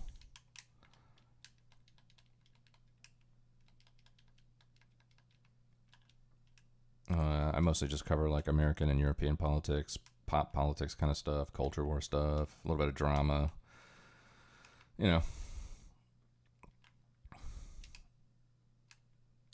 that kind of thing. Is not real. Okay. Let me know who wins. There's also another thing that happened, which is also obviously insane. Well, there's a couple of things that happened actually, which we'll briefly go over now. But obviously, Koeman was, you know, threatened. I mean, I don't know how to put it exactly without sounding too overboard with it. But yeah, basically, Destiny did this kind of like insane. I really don't give a fuck about Israel. Yeah, it's the same here, man. Let me know when it's over. He said something like, "If I ever see Koeman in real life," or something like that. You know, it's like he's engaging in this crazy internet tough guy act. Yeah, man, if I see you in real life, I'm going to get you. I'm going to get you if I see you in real life. Bro, what are you on about, dude? Like, it's utterly bizarre and deranged. And it's very clear that he's a pathetic, cornered little rat. The walls are closing in. He's got nothing. Okay, he's got nothing to exonerate him. He's got nothing to... I would imagine everybody here would at least be appreciating Chud's take on Destiny. You know, he's talking about Destiny right now. He's a cornered little rat, and the walls are closing in. You know, you don't care about genocide. I care about it, but I mean, like, what should I do? Just drop everything and just start fucking bombarding my brain with Israel Palestine content? No. It's a bunch of this is what Chud says. Chud says this. It's like, dude, it's just a bunch of sand people fighting over rocks. That's what he says, man. And in my mind, I'm thinking, all right, well, we give billions to Israel. Fucking, they've clearly had an atrocity committed against them on October 7th. But depending on who you talk to, it wasn't real because Israel knew that they were coming in and didn't do anything about it. So they let it happen to justify a war or a genocide against Gaza. Meanwhile, you could flash back to like 1947 or whatever and fucking start putting all the puzzle pieces together over the course of decades. And it's like, life is too short, bro. Life is too short. Yeah, all of that's bad. All of it's bad. Both sides are bad. It's all bad, you know. Wrong. Okay. Well, this is why I don't fucking talk about it, dude. I'm happy to be wrong on it, man. Happy to be wrong. There are people that are absolutely fucking obsessed with it. Obsessed with it. And I just choose not to be. Just choose not to be. Doesn't mean I'm burying my head in the sand. I know what's going on over there. I know it's bad. But, you know, I got a life to live. You know. The IDF killed most of the people on October 7th. See, there you go. I mean, you know, like I said, depending on who you talk to, you're going to get a different version of the events of that day and everything that happened after it anyway. So, you know, it's literally just fucking, I don't know. It's perhaps the only term that doesn't apply. We could talk about the ethnic cleansing, but what is this? We could talk about the ethnic cleansing, but genocide is hurting a people with the intent to destroy the people completely. To date, less than 3% of the population in Gaza has died by Hamas numbers, and I think we all know Israel could kill way more if they wanted. Genocide is perhaps the only term that doesn't apply. War crime, sure. Cleansing, genocide. Look up the word. I'm not going to. You guys can have fun talking about it in the chat. It's not something I fucking touch, man. To help prove his innocence in this, all he's got is smearing other people. Go back and watch his response to this, his manifesto. All he has got, literally all he has got, is smearing other people involved. That is it. That is all that he's got. You know, now he's desperately trying to explain away this new clip that's dropped as well. So a new clip has dropped on, on Kiwi Farms, okay? We'll get into the Kiwi Farms Kiwi aspect Farms. too. And it appears to show a sexual encounter, and it doesn't show knowledge or consent in the clip of knowledge that is being filmed. You know, and now obviously he's desperately trying to rationalize that, you know?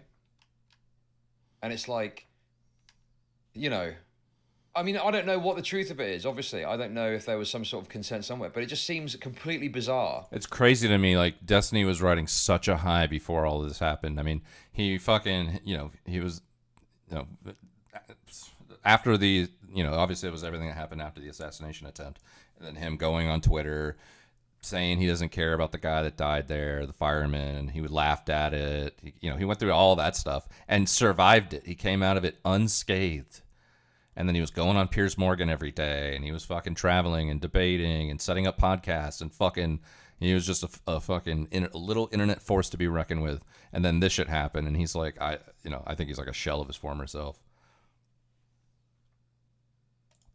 To think that someone would Is a disgusting excuse for a human being. Yeah, well, now, yeah. But he wasn't, I don't think anybody really thought that badly of him before this stuff dropped.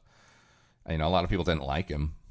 A lot of people, you know, probably despised him because of his debate tactics or his politics or whatever, you know, or the, you know, the stuff after the assassination attempt and all that stuff. I mean, yeah, there was all that. I mean, the guy's been on the internet for 10 years, but this thing that dropped now, that's like, this is his Vaushlalali moment where he has to really decide how he's going to fucking make a comeback, you know?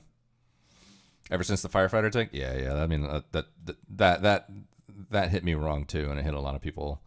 Well, I mean, yeah. I mean, that was a stupid take, you know.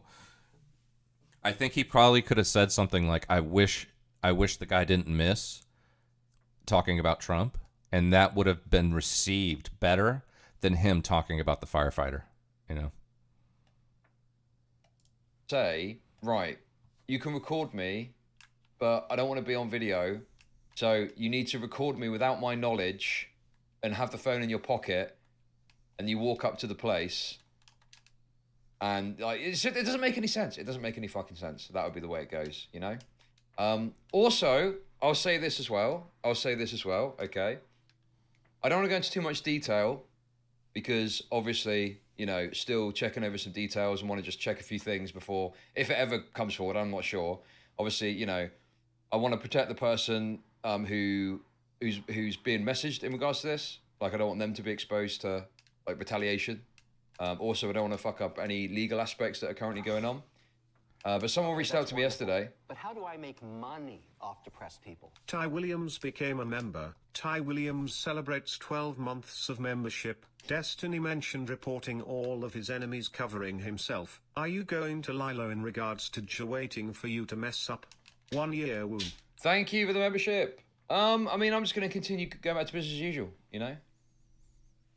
Anyway, someone reached out to me yesterday, and they have sent me, you know, adequate evidence to prove that it is real. Doesn't sound amazing. What is that? And it's basically proof of Destiny having sent some of these videos last year to someone. So some of the videos that are in question were sent to an individual last year in the purpose of like a sexual conversation. Now, obviously, I can't really speak more on it than that. I appreciate that might not be enough for you and you want more. I can't give that just yet. Obviously, you know, I'm trying to keep it quite broad. I don't want anyone to be singled out. I don't want anyone to be identified off the back of what I've said. I understand it's not proof. If you don't believe me, that's fine. My word is my bond. And I have seen, you know, the evidence that demonstrates this. So if you're not willing to accept my word for it, that's okay. You don't have to. But yeah. So this narrative that Destiny was doing this 2 years ago, right? And that he has changed because he's on Vyvanse. is bullshit. Yeah, that's gonna It's have to total wait because bullshit. I want to find out. Last year, and I wish I could be. I want to hear. I want to hear the latest tea. They're spilling the tea. It has changed because that Destiny was doing this 2 years ago, right? And that he has changed because he's on Vyvanse is bullshit. It's total bullshit. So last year, and I wish I could be more specific, but I can't. But last year, he was sending these materials to another individual. Yeah, so pretty fucked. Pretty fucked shit. So, you know, whilst... Yeah, they played a clip of him saying that where he started, once he started getting on his meds, he was like, oh yeah, I'm just more calm and I'm not such a fucking degenerate anymore. Meanwhile, he was behind the scenes still doing this kind of shit. Destiny can fucking flail and make baseless, absurd allegations about me and my family. You know, it doesn't change the fact that the truth is that he's done what he's done, and he has lied. He has lied about his continuation of that behavior to the point that last year it was still happening. So it's a total lie that this is changed behavior, that he did this ages ago. You know, obviously it's difficult because I don't want to look at the materials exactly, but from the brief kind of, you know, view I was given of the materials, Who, Destiny? it does seem like some of these videos, you know, are the ones in question, are the ones that people have obviously discussed, having been shared, likely without consent. So, yeah, I mean, he's banged to rights again, as far as I'm concerned. I'm really curious how this is going to affect, like, usually when this kind of stuff happens, you know, people obviously lose subscribers on YouTube, they lose viewership, whatever, and I wonder who the streamers are going to be out there that absorb some of this. Because he doesn't have a lot of friends. So I don't know who in his community would like leave and then go watch another streamer, and who that would, maybe Lonerbox or something, I guess. But and obviously I don't know if what's going to happen, because obviously the utmost thing here is not affecting any legal aspect, and also the identity of people involved, not exposing them to any further like attention or retaliation. So for now, you would just have to take my word for it. But yeah, pretty fucked stuff. Well, if you don't trust me, that's fine. You don't have to trust me. You don't have to trust me. But, you know, I hope you can understand that there's a reason I can't just fucking splurge it all out there. There's like a number of considerations before, you know, evidence can be provided. But if you want to dismiss that, you can go ahead and do that, okay? Now, also, on top of that as well, it's like, you know, this community and Destiny himself have got zero fucking principles that they stand up to. Zero fucking principle. You should just keep quiet. Why? Why should I keep quiet? In fact, I'm going to do quite the fucking opposite.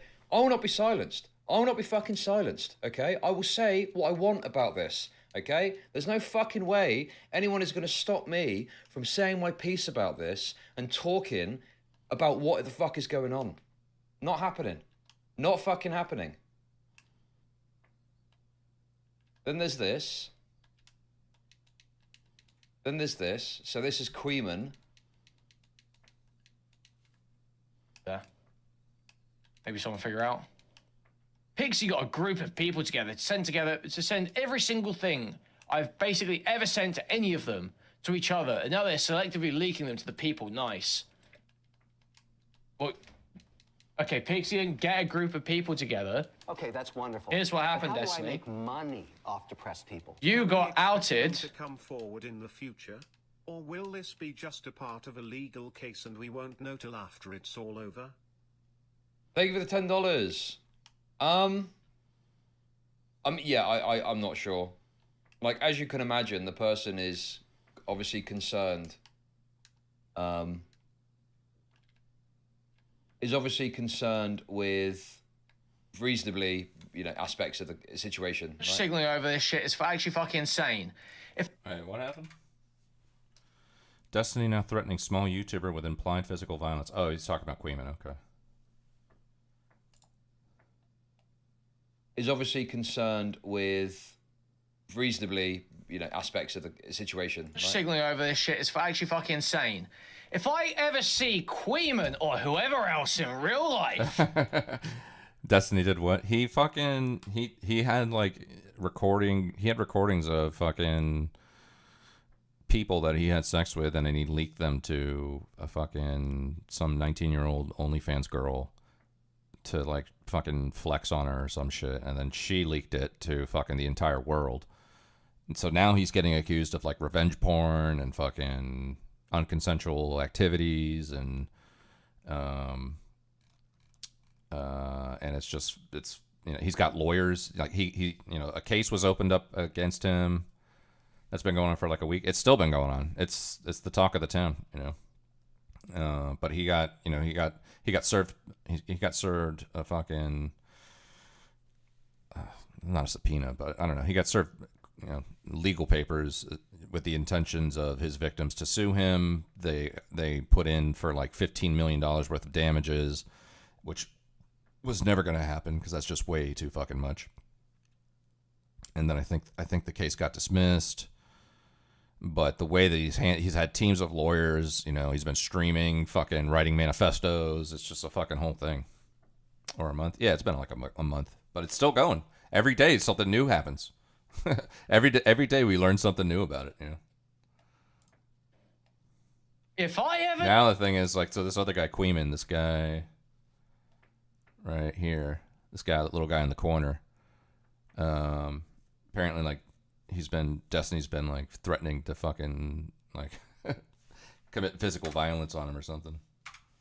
Situation. Right? signaling over this shit is actually fucking insane. If I ever see Queeman or whoever else in real life, if you ever see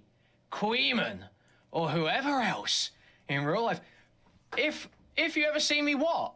If you ever see me, what? Little Jesus, Steve. man. Okay, that's wonderful. But how do I make money off What the fuck is he gonna do? Freaks Shoot him? Violence, Violence What? Chud Nation Takeover 2025. Thank you for the super chats. What the fuck is he gonna do? I suggested he might rape him, possibly. I'm not sure. What do you mean? If you ever see me, what will you do? Try and suck him off, maybe. Try and get 4 big gulps out of Queeman, possibly. What do you do, Stevie? Are you going to hit me? Are you going to shoot me? Maybe rape me? I don't know. Really? The infinite imagination. There's just endless imagination here. He said, if I ever see him, I don't know what he's gonna do. It's totally open-ended. Bro, that is insane. That is crazy. This is crashing out. I think this is crashing out. I think this is fair to call this crashing out. Obviously, it's in a text chat. But I think I'm comfortable calling it crashing out. I mean, this is just fucking nuts, man. Like, what is he on about, dude? What the fuck is he on about? He's fucking implicating violence against Queeman. Who's like what? Well, when I was watching him yesterday, he had like 1,000+ viewers, which is pretty cool. Nutto. He's going nutto. So, I mean, it's just bizarre to do these kind of absurd threats, acting like you're going to do anything. I mean, you know, like, dude, what is he on about? Unless he's got a gun. The only option he's got is to shoot him. We've also got some other behavior here, which I think is worth talking about.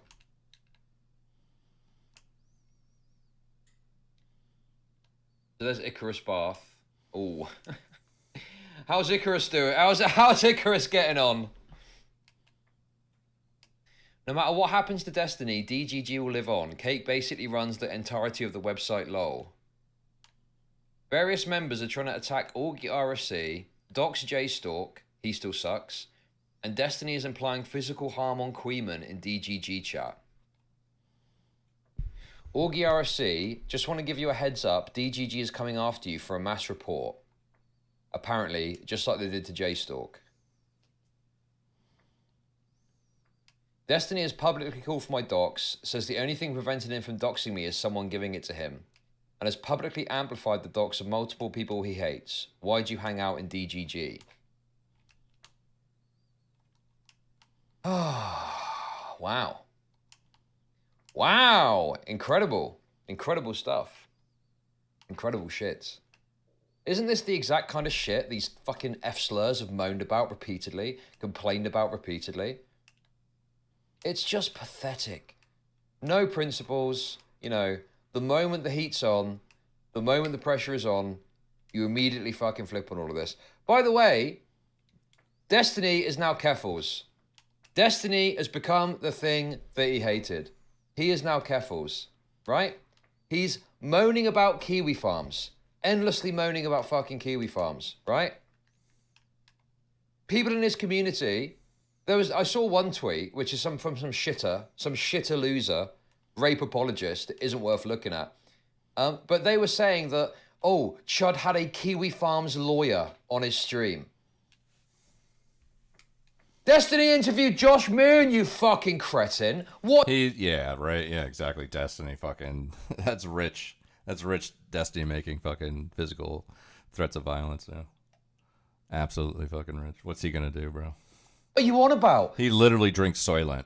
I remember there was like a Turkey Tom video, because remember Destiny had that watch party for the election, and some people like made videos about like what it was like hanging out over there. And I remember Turkey Tom saying, yeah, so fucking, I went to the fridge to go grab a beer or whatever, and I opened it, and I saw like a bunch of Soylent over there. He fucking literally drinks Soylent, bro. What is Soylent? Soylent is like this fucking, it's like a protein shake, but it's made with soy. What the fuck are you on about, you fucking moron? Destiny spoke to the owner of the fucking website in the midst of the Keffals drama.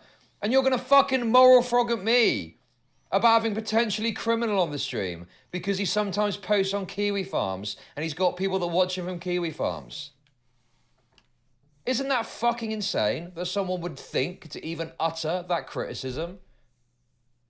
Destiny wanted to give money to kiwi farms. He wanted to financially support them in the midst of their troubles with Keffals. Destiny has linked threads he's linked Kiwi Farms threads of people that he's in drama and beef with, particularly women. It's completely obvious that there's no more principles left. They're all gone. They've disappeared. It's finished. It's over, dude. Even if Destiny's able to fucking find the loophole to wrangle his way through the lawsuit with, okay, what's left? What's fucking left? He set off a fucking nuke in his own city. It's a fucking wasteland now, right? Yeah, exactly. This behavior is a complete opposition to what he professes and proposes. And then obviously the thing about Queeman. And if you really want to nail it on in terms of just how fucking wretched this is now, okay, look at this. Destiny. Just as a heads up, I fully 100% mass reporting any platforms where these people operate, including Discord rooms and the Discord accounts. Advocating for mass reporting. Literally advocating for mass reporting because people are calling him out for his wicked, disgusting crimes. Hey guys, DGG. People say that DGG is really bad, but it's really not. It's really nice, actually. Find me proof of anything bad happening. Well, here it is, you fucking cretin. It's right there. Look. You telling your audience to mass report people that are critical of you. And the other thing to bear in mind as well, and I can't show the image because it is, it is quite anti-Semitic, but it's Augie and Aiden having a bit of a meme. And Augie responded to Aiden with the happy merchant. With the happy merchant, right? Then this is what this tweet is. This is what this fucking tweet is. It's the Happy Merchant meme. And this DGG freak is saying, hey DGG, here's a post that has a reportable image in it.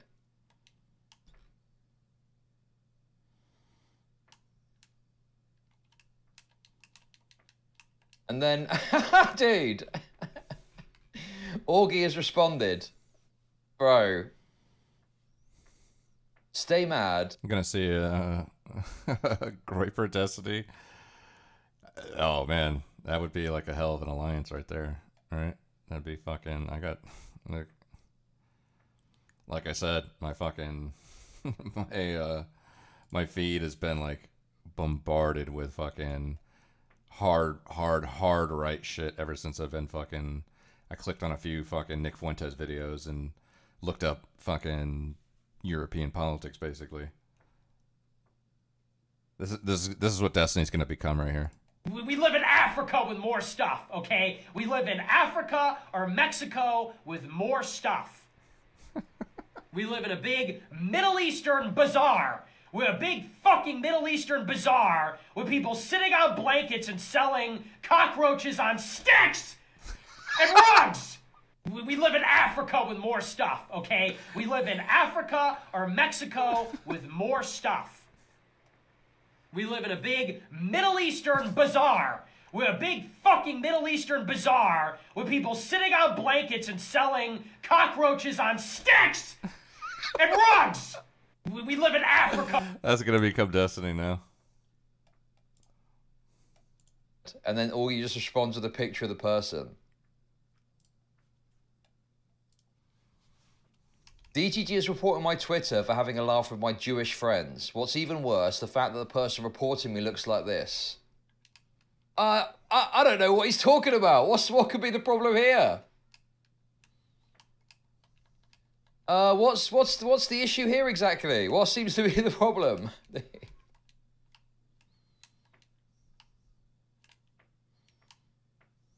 Anyway, Twisted Rope.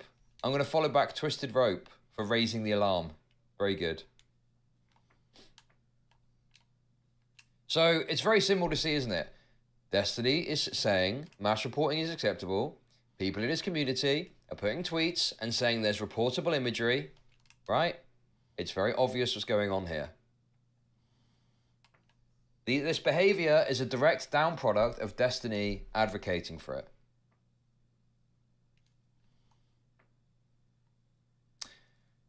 So, yeah, I mean, you know, tragic. Absolutely tragic.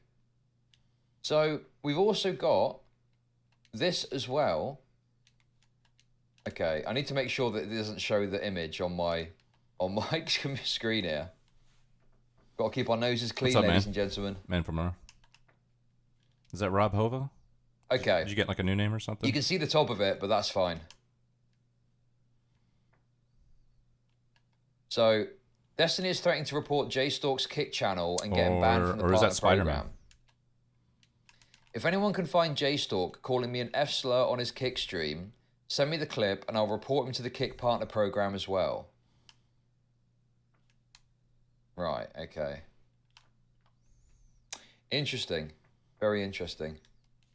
Very interesting that now he's moral frogging about a word I'm sure that Destiny himself uses because he wants to try and get J-Stalk removed Yeah, what's up, from the Spider-Man? partner program. Oh, I just realised the image is here, but it's blocked by my camera. Oh, that's lucky. That's lucky.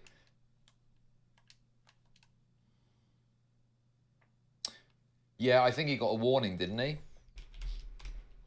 And, you know, the thing is, say what you listen. I actually like J-Stalk. I know that obviously, you know.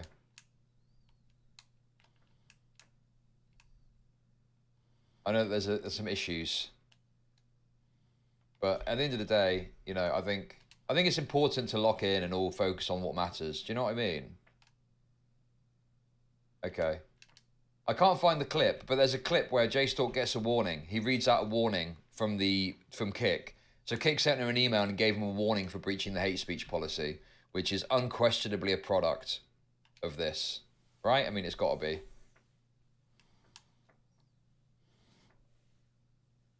It's fucking Chud launching. He's Hell just yeah. flailing. He's flailing. He's got nothing.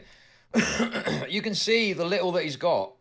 That all he can do is desperately lash out at those he thinks he can somehow get a sort of, into. I mean, him bringing up my kids is obviously because he's trying to fucking upset me. He's trying to upset me and bother me because I've gone hard at him over his behaviour. And now this is just him flailing and lashing out at anyone that he possibly can, that he thinks he can get some sort of victory over. It's like a scorched earth type thing, it feels like, Very scorched earth, dude. But yeah. Beard Games Week. He doesn't do the big beard. In any case... He's talked about it before. I mean, he can say what he wants at the end of the day. It doesn't... I met him at DebateCon, not this year, but the year before, where he debated some guy about, like, has the left gone too far, basically. But we hung out for a little bit at the Progressive Victory After Party. And I met fucking... Who did I meet? I met Chud there. I met Not So Erudite, and I also met... You know who I met there? You know who I met at the Progressive Victory After Party? I met fucking Pixie. I met Pixie. And she was actually super nice. And she offered to pay for my drinks with the Progressive Victory fucking credit card. And I was like, no, I already got a tab. It's all right. She's like, you sure? I'm like, yeah, don't worry about it. But I met fucking Pixie live in the flesh at the Progressive Victory After Party.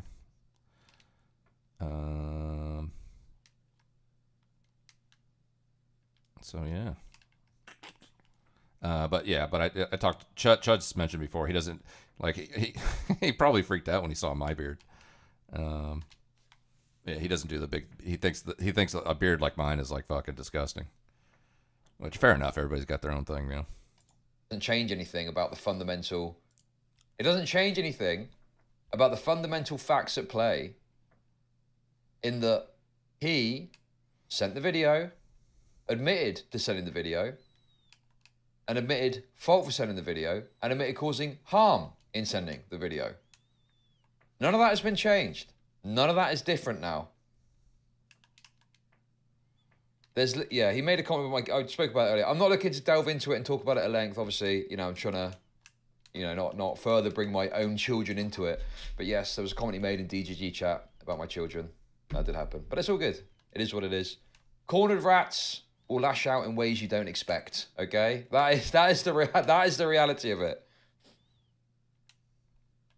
But yeah, I mean, this is just pathetic. This is pathetic because this is the stuff he stands against.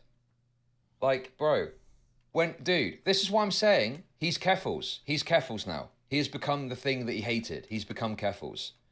Because Keffals was mounting a campaign against Destiny to get Destiny removed from Twitch. And now Destiny is mounting a campaign to get JStalk removed from the Kick Partner Program. Now, you could argue the toss about he's not trying to get him banned. Well, no, maybe not. But he is trying to negatively impact his financial situation by getting him removed from the program which JStalk relies on to monetize his stream.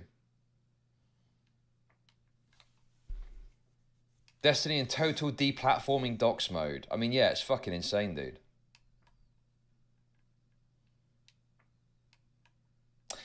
But there we go, ladies and gentlemen. There we go. That is, as far as I can see, the updates.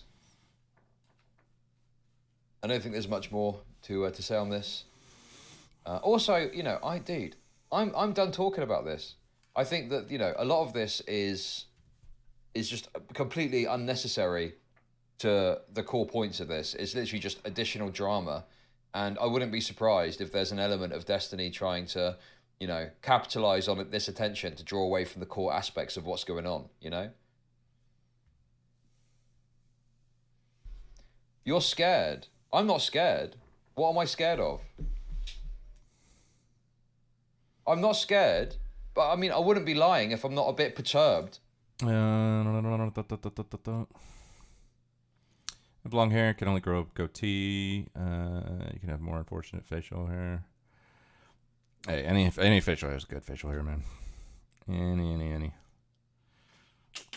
I just, like, you know, I had a beard before I joined the army, and then when I joined the army, I fucking had to shave every day for 4 years. So my first commitment that I made when I finally got my DD 214, which is the paper they give you that, you know, officially separates you from active duty, the first thing I committed to was no more shaving. Just don't shave. And I just let my face do what it does, you know.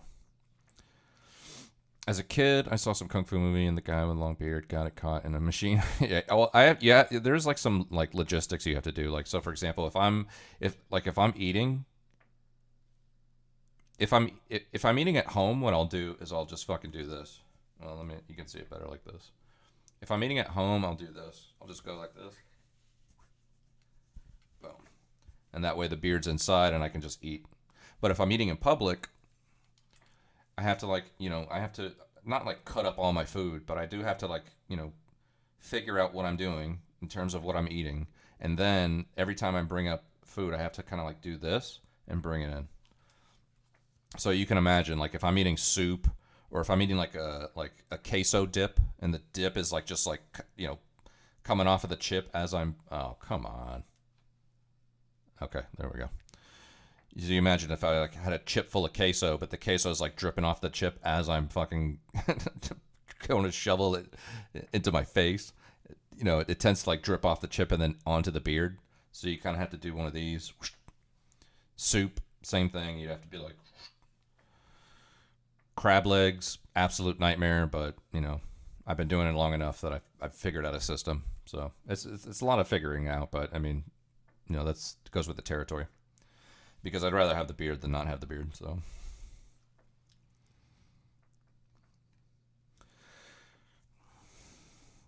Cut the hair and the beard so you get, yeah.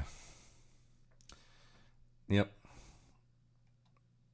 I had a mustache for when I finished flight school all the way through my entire career, and it was kind of a pilot tradition. Now I have a full beard. Yeah, I only did mustaches when we were in the field. If we were in the field, we would have a dirty fucking field stash, bro. we all, like, our whole platoon would have dirty field stashes. So I did mustaches when I was in the field, especially when you're in the field for like 3 or 4 weeks. You still have to shave because you have leadership around. You have your command sergeant majors and lieutenants and captains and all kinds of people walking around. So you still need to shave, but, you know, growing out a mustache when you're in the field is at least less to shave, so you can just get it done quicker. But, I mean, it would be dirty mustache, man. A lot of leaning forward. Yeah. But, I mean, you know what? I mean, that's just the way the cookie crumbles, man. You know, I'd rather, it's more like, oh, my beard is just messing with my food. I got to get rid of it. No, it's like more, I have to fucking conform the food to the beard instead of vice versa, you know. Jimmy Handlebar mustache. Yeah, there you go. Nice.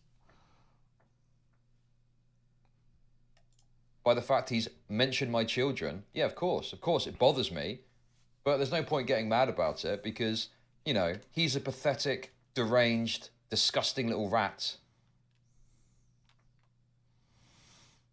who's got nothing else to offer.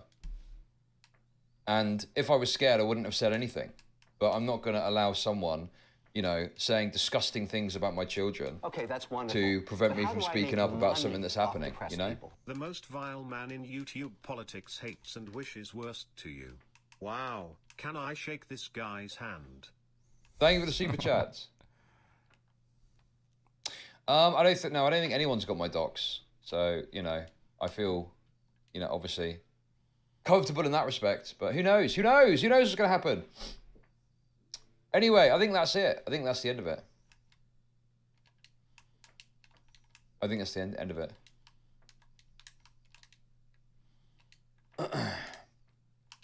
If 80% of your content is about him, whose content is 80% about Destiny? Exactly. I mean, obviously, as things have happened recently, I've covered him more, but, you know, I don't generally cover Destiny stuff. I've only covered stuff recently that's been of interest and been of broad public concern. Anyway, there we go. I think that's all I've got to say about this. I don't think there's anything else. I kind of want to wrap this up and move on. I don't want to keep going back to this fucking Destiny shit. Obviously, as the legal stuff develops, I'll probably get into it. But, you know, I'm not going to get into endless fucking coverage of little snipes and drama that's happening. I'm not interested in that. And I think that, yeah, sure. I don't think that... I mean, you know, JStalk covers Destiny a lot, certainly. Okay, that's wonderful. But how do I make money off depressed people? Thank you for the super chats. But yeah. Anyway, DGGers, go back to your rape apologist community. I don't care about you. You're disgusting to me. You're total freaks yourselves. You are supporting Keffals. You are supporting the equivalent of Keffals. You are exactly the community that you called out when you went after Keffals. You're fucked and you're raped. And that's the end of it. There we go. Right, what else is going on? What else is happening? What else is going on? Any other little tidbits before we get into this Ethan Klein shit? I gotta be honest with you. I'm a bit, dude. I'm worried. I'm worried about this Ethan Klein stuff. I think that people are defending Ethan Klein instinctively, but I'm concerned. I think Ethan Klein's being a shitter, but we'll see. Oh. Okay. Can you name 3 streamers you will never do a stream with again? Extra Emily. That's not true. Emily, Extra. That's 3.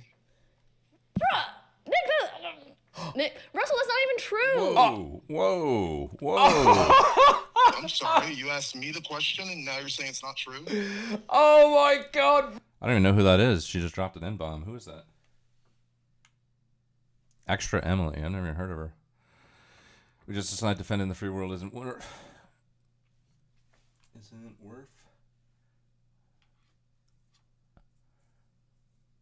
I love Chud sometimes. Yeah, Chud's, like I said, I've met him before. I've been in the Chud community for a long time.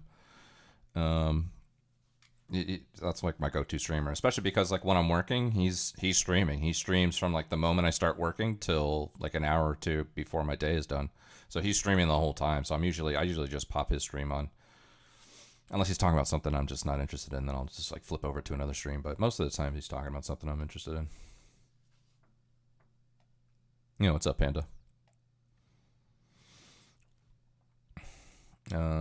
What's your thoughts? Is Trump doing too much? Is Trump doing too much? Did he consolidate the ATF into the FBI?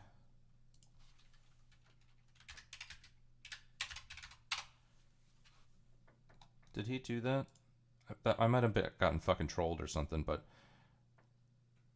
Trump administration removes ATF general counsel from a day ago. I may have gotten trolled, but or not trolled, but I think I might have seen something that was like not factual. I think it was actually, where was it? Is this it? Yeah, this is it. Guns Badassery. It says Kash Patel appointed as director of both FBI and ATF. In a stunning move, Kash Patel has been appointed as the director of both the Federal Bureau of Investigation and the Bureau of Alcohol, Tobacco, Firearms, and Explosives, according to a report from Sebastian Gorka's Instagram page. Patel, a former Trump administrator. So I don't know if that. I haven't seen anything on this, but I would say if he did do this, then no, I don't think he's doing too much. This would be right up my alley, bro. He can't? Okay. Disband the ATF versus in the NFA? Yeah. Well, look, if Kash Patel was running either the FBI or the ATF, I'd be fine with it. So, I don't know. We'll see.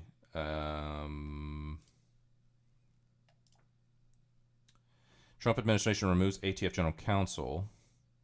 Pamela Hicks, a 23-year-old veteran in the department.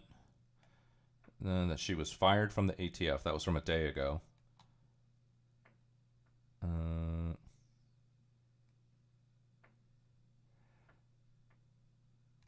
So, okay, I'm not seeing anything here. I'm not seeing anything about this, but whatever. So it just must have been like some fucking dumb shit. But either way, do I think he's doing too much? I don't know. There's probably yes and no. Yes and no. On some things, maybe.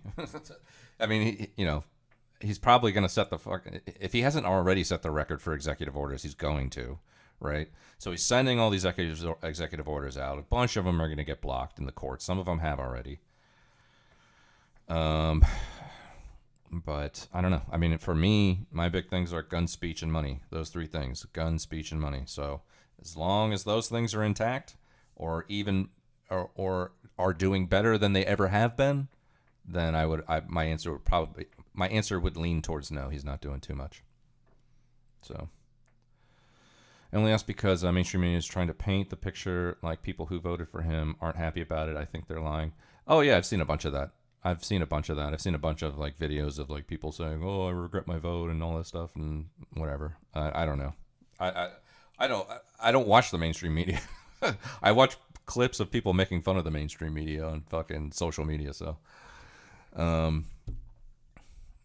yeah, I don't put too much stock into what they say. But either way, I don't think anybody here does either. I mean, whatever. It's a tactic, He's literally ripped the Band-Aid off, right? And he ripped the Band-Aid off, and he's fucking diving directly into the deep state to rip the heart out of its chest. So the deep state is obviously going to try to fight back, and I just don't know if they know how to do that because no one's ever done what he's doing. Good name for a rap album? Yeah, exactly. Those are my core issues, man. Gun, speech, and money. Anything outside of that, I'm pretty flexible on.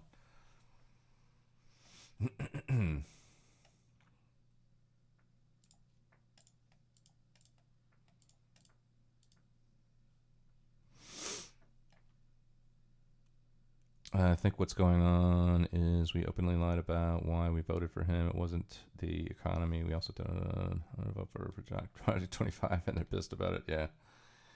I don't know. We'll see. I think it's still too early to even fucking have a solid sense of what's. I want to see like 3 months, 6 months, 3 months and 6 months, and then like look back at it and be like, okay, that was too much. But the rest of it, I like. Like that kind of assessment. I think we're still. I mean, what he's been in office for what, a month and a half? Is it? Almost 2 months. That definitely need more time. 30 days? Yeah, exactly. Definitely need more time. Bro, let's go! Bro, that is so bad. I didn't say it, to be clear, okay?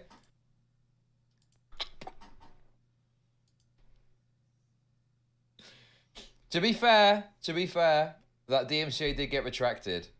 So, that's dealt with. So that's where I'm at. That's how I feel. That's it. And let's throw this up real quick. Oh. Wait, what's going on? What's going on here? And so I'm going to focus on myself. I'm going to do my own. But yeah, so that's where I'm at. That's how I feel. That's it. And so I'm going to focus on myself. I'm going to do my own content. And again, no negative feelings or anything like that towards anybody else. I don't want anybody to get the wrong idea. So, yep, everything is good. I totally support them. I might be at events every once in a while, but it'll be as a friend. Okay. Bro, these fucking clippers, dude. Bro! Clip the right thing. Everything is good. I totally support them. Bro, the clips. And I also want to say that with anybody who, anybody who is involved or whatever, I completely support them. I have I don't know. Bro. And of course I have friends that disagree with me about stuff. Sure. But that's fine. And it's also like, I mean, I don't take that seriously or personally at all.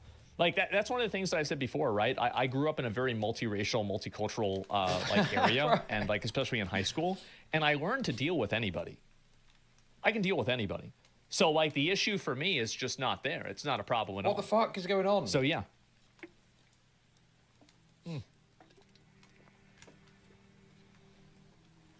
So yeah, they're already going after OTK members, so a good chance to get out. Well, they're going to go after people like that are just vitriolic and angry, and they're looking for a reason to try to attack me, right? Because attacking me doesn't work, so they try to attack other people so that I do something different. As I've said before, I will never stop what I'm doing. I won't. I'm never going to stop. Now, I mean, I could get shot, right? I mean, that would pretty much put an end to it, right? But otherwise, I'm not going to stop. I don't ever really plan on it unless I really want to or I want to change what I'm doing. Yeah, you don't negotiate with terrorists. Exactly. You don't negotiate with people that are unreasonable and hostile or whatever. What if you lose your platforms? I won't. Because I won't believe this unless they showed some paperwork of him breaking from it. Yeah, because this is what I'm saying about the misconstruing thing, is I don't think he can just walk away. He, like, is a part owner, right? So, at best, he's stepping back without the public aspect of it, but he still owns the company, right? I mean, why would he walk away from a split in a company that presumably is doing quite well? what I'm saying isn't wrong. Like, I will never break the terms. I'm never going to go into somebody's house and they say, don't wear your shoes, and I keep my shoes on. If I'm on the platform, I will follow the rules of the platform. I'm never going to be one of these people where, like, I broke the rules and I got in trouble. I can't believe this. This is outrageous. No, of course not. So, yeah. And that's really it. And that's how I feel. And that's really about it. What does being your authentic self entail exactly? Talking about things that I want to talk about with no reservations and no restrictions whatsoever. Okay, so yeah, I think there's more to the story here. So I'm pretty sure that other people within OTK have basically criticized his political bent, and I don't think they've done it necessarily super directly, but there was a clip of Will Neff saying that he was going to have to reconsider his place in the company based on Asmongold. And, you know, I'm a big believer in free speech, okay? The problem you've got is that in a business, right, particularly on Twitch, if you're going after a progressive audience, I mean, obviously, like, you know, the guy that runs the company fucking sucking off Trump is not necessarily going to, like, be a good look. Do you know what I mean? I don't know. I mean, yeah, by Will.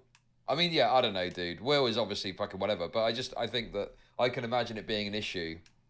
Because Will, I think, was it Will or someone else was saying that apparently they've had a negative impact from sponsors. So, you know, obviously I think it's a bit gay, but, like, what can you really do? I'm not really sure what you can really do there. Like, if your business is being negatively impacted. Okay, what else is there?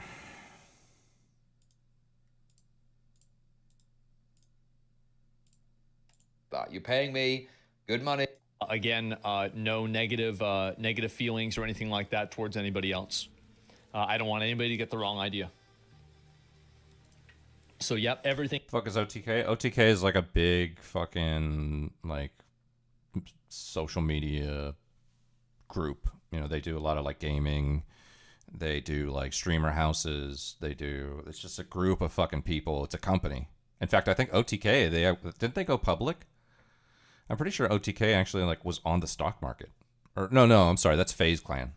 I think FaZe Clan. It's like a FaZe Clan kind of thing, you know? It's just one of these streamer groups where they have a bunch of people that play games. They do, you know, streamer houses where everybody lives in a house and they just stream their fucking brains out and shit. It's like that kind of thing. And I guess Asmongold was part of it, but I don't remember. I don't follow any of those groups. I don't know what they're up to. That you have. How do you change your sex characteristics? Like, bearing in mind, you can get, like, your... No. What else? Anything else going on? Tomfoolery's still live? So I have my stream up on my phone, and I don't see anything wrong with it. So, yeah, just let me know if there's lag, and I will try to fix it. Why did he get rid of the individual mandate? Well, if you're tracking... Yeah, I don't know much about IVF. I do know that... Because I think, what is IVF again? That's where you take, like, sperm cells. You have somebody go and, like, jack off into a cup, and then they, inseminate a woman, right?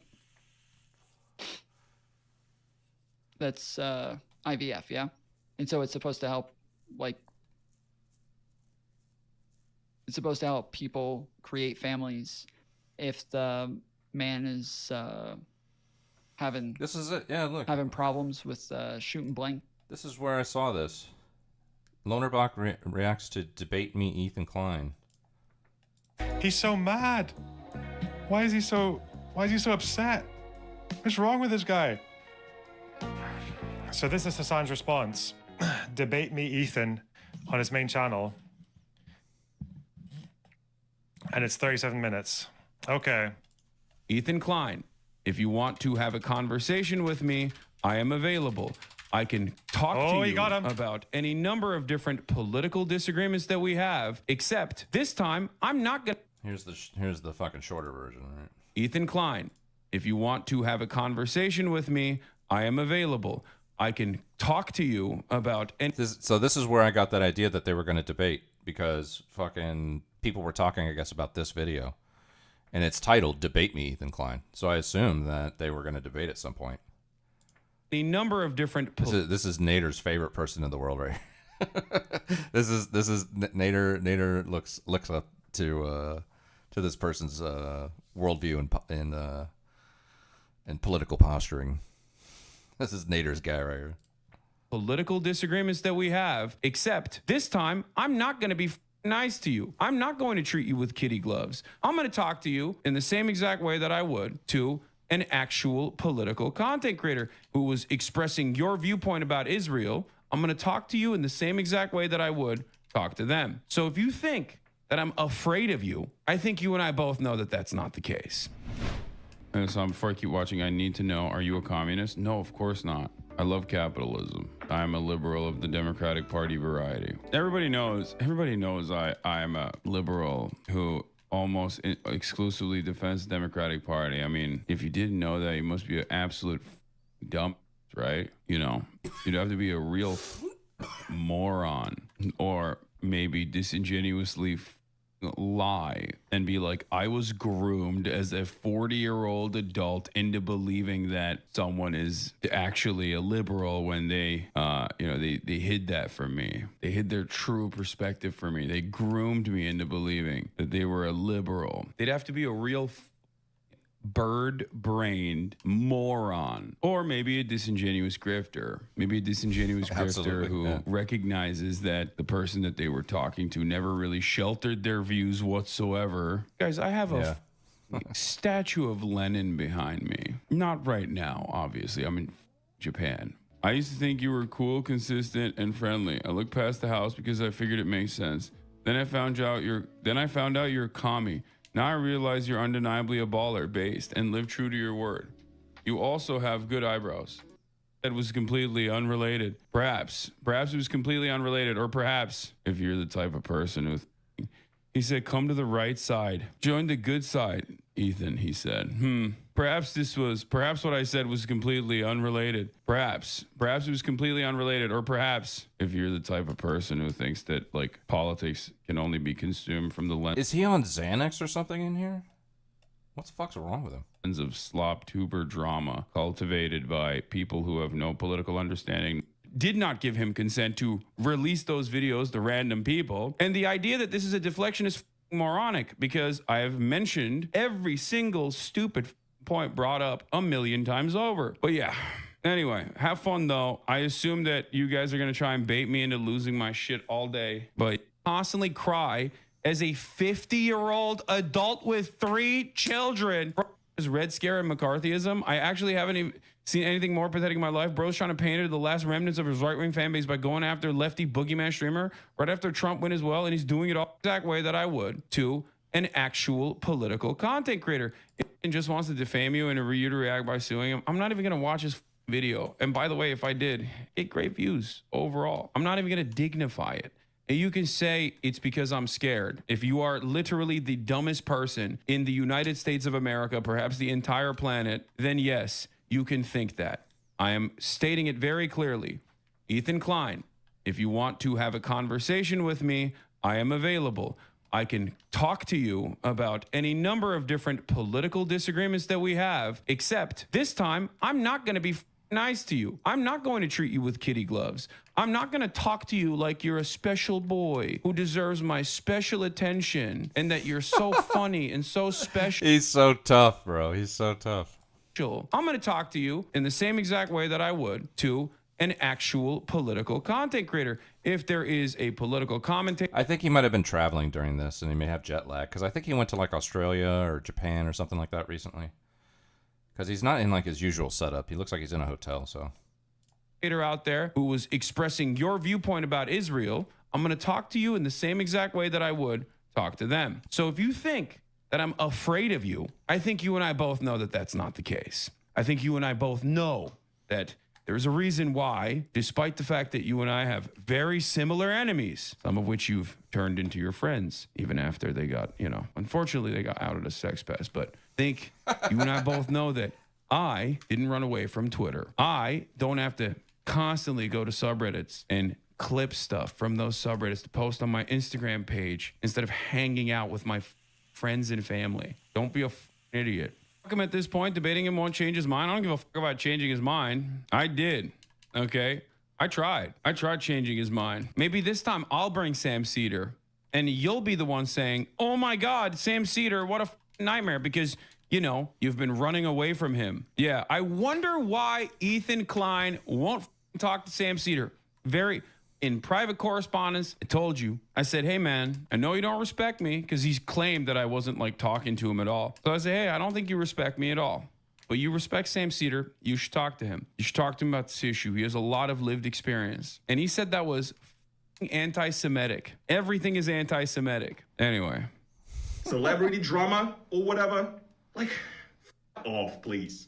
What it all comes down to is that I just don't believe that Ethan Klein, cares about any of these issues. Yes, that's what's so fucking annoying about it. He doesn't. He does not. That is what's so unimaginably annoying about this entire process. He doesn't give a single shred of a about any of these issues, and it is literally ego. It's not even like a significant political disagreement, by the way. It's more so ego. That's what's so frustrating. And that's what really makes me mad about all of the people that hyper focus on this.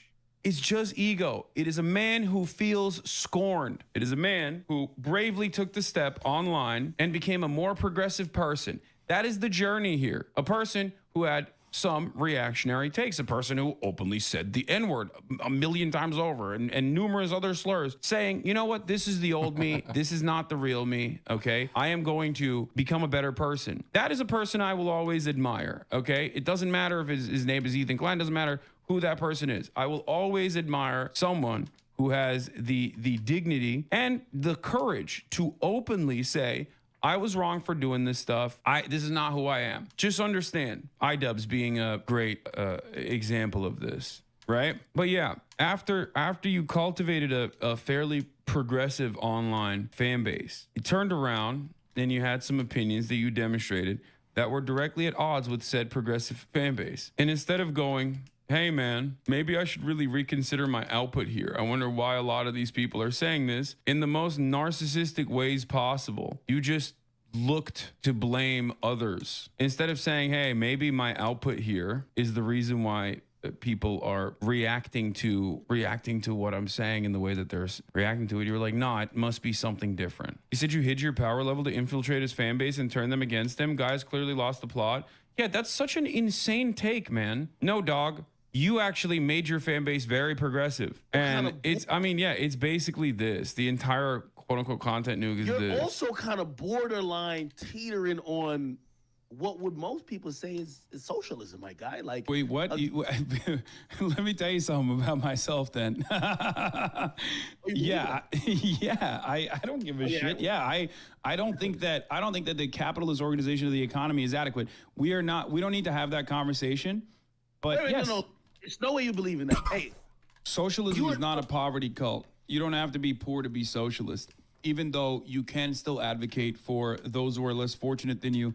The question that is on everyone's minds is like, there's two things here. There's two outcomes to this. Either you are the dumbest person on the planet and just like, whenever I described my political worldview, it just like went in from one ear and out the other. No bus stop in there, okay? No pit stops in there whatsoever. It was just like, information coming in and out, okay? Nothing in there. An empty hallway, all right? And you're like, I thought you were like a, kind of progressive, vote blue no matter who type Democrat. What is going on? And if that's the case, then you have no business doing political commentary. Because what the fuck are you saying? Like, what do you mean? Then you're just like ill-equipped to have this conversation. You've openly demonstrated that. I consider myself a liberal, but in the American political lexicon, I guess like I'm super liberal. That's what that's what Americans think liberalism is. Like the more left. Oh man, this clip is like.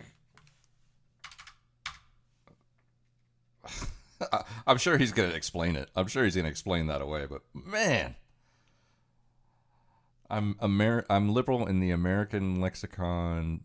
Super liberal is what he said. I think. Equipped to have this conversation. You've openly demonstrated that. I consider myself a liberal, but in the American political lexicon, I guess like I'm super liberal. That's what Americans think liberalism is. Like the more left you are, the more liberal you are. Even though there is a genuine distinction between the leftist and the liberal, but yeah. I'm progressive, I guess. That's the catch-all term. I like progressive. Yeah.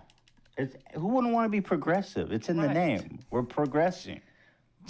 Yeah. Well, that's why like early stage classical liberals who like wanted to rebrand, like Dave Rubin, for example, who now are very openly on the right and like everyone knows it. They originally tried to say like they're the real progressives, and that the people who brand themselves as progressives, people like myself, they were actually regressive. George Soros and Google. He wears jackets that say "bash fascist." I'm sorry, I got to stop again. Bash. What is wrong with hating fascists? I just don't understand that point. Bash. Yeah, I mean, aren't we supposed to hate fascists? Has a club in his hand. We're supposed to hate fascists as Americans. Yeah, I know. I don't get it. And then they'll say like Antifa is the real This is not in his content. Antifa is the real pho. This is just our first ever on-camera conversation. The reason why I suspect someone spliced these two things together is because they wanted to show how fraudulent and how idiotic this is for Ethan to be like, I was duped. I was groomed into believing radical politics by this big scary man, when even before we had a podcast together, I never sheltered him from my true opinion. I even say it there. I'm like, I wouldn't consider myself a liberal, but in American politics, because people's false understanding of liberalism, Does he know? I never heard the term super liberal. Does he know he's a neoliberal and doesn't want to use the correct word? I don't. I think he's like in a fucking. He's in a state of. I think he's in like political purgatory at the moment, because I think he'll openly say he's a leftist because he kind of has to. I mean, he's kind of, there's some audience capture there, but I think that he also thinks that he can be this new kind of like left-wing Joe Rogan. So he has to kind of like toe the line a little bit and not be, fucking, Antifa super soldier. He has to be able to appeal to enough of a broad base to be effective, because that's what apparently the left needs, is like a fucking left-wing Joe Rogan. And I don't know anybody that could pull it off except for him. And I don't even know if he can pull it off, but I just know that there's no one that I can think of that actually could. So he's the closest one.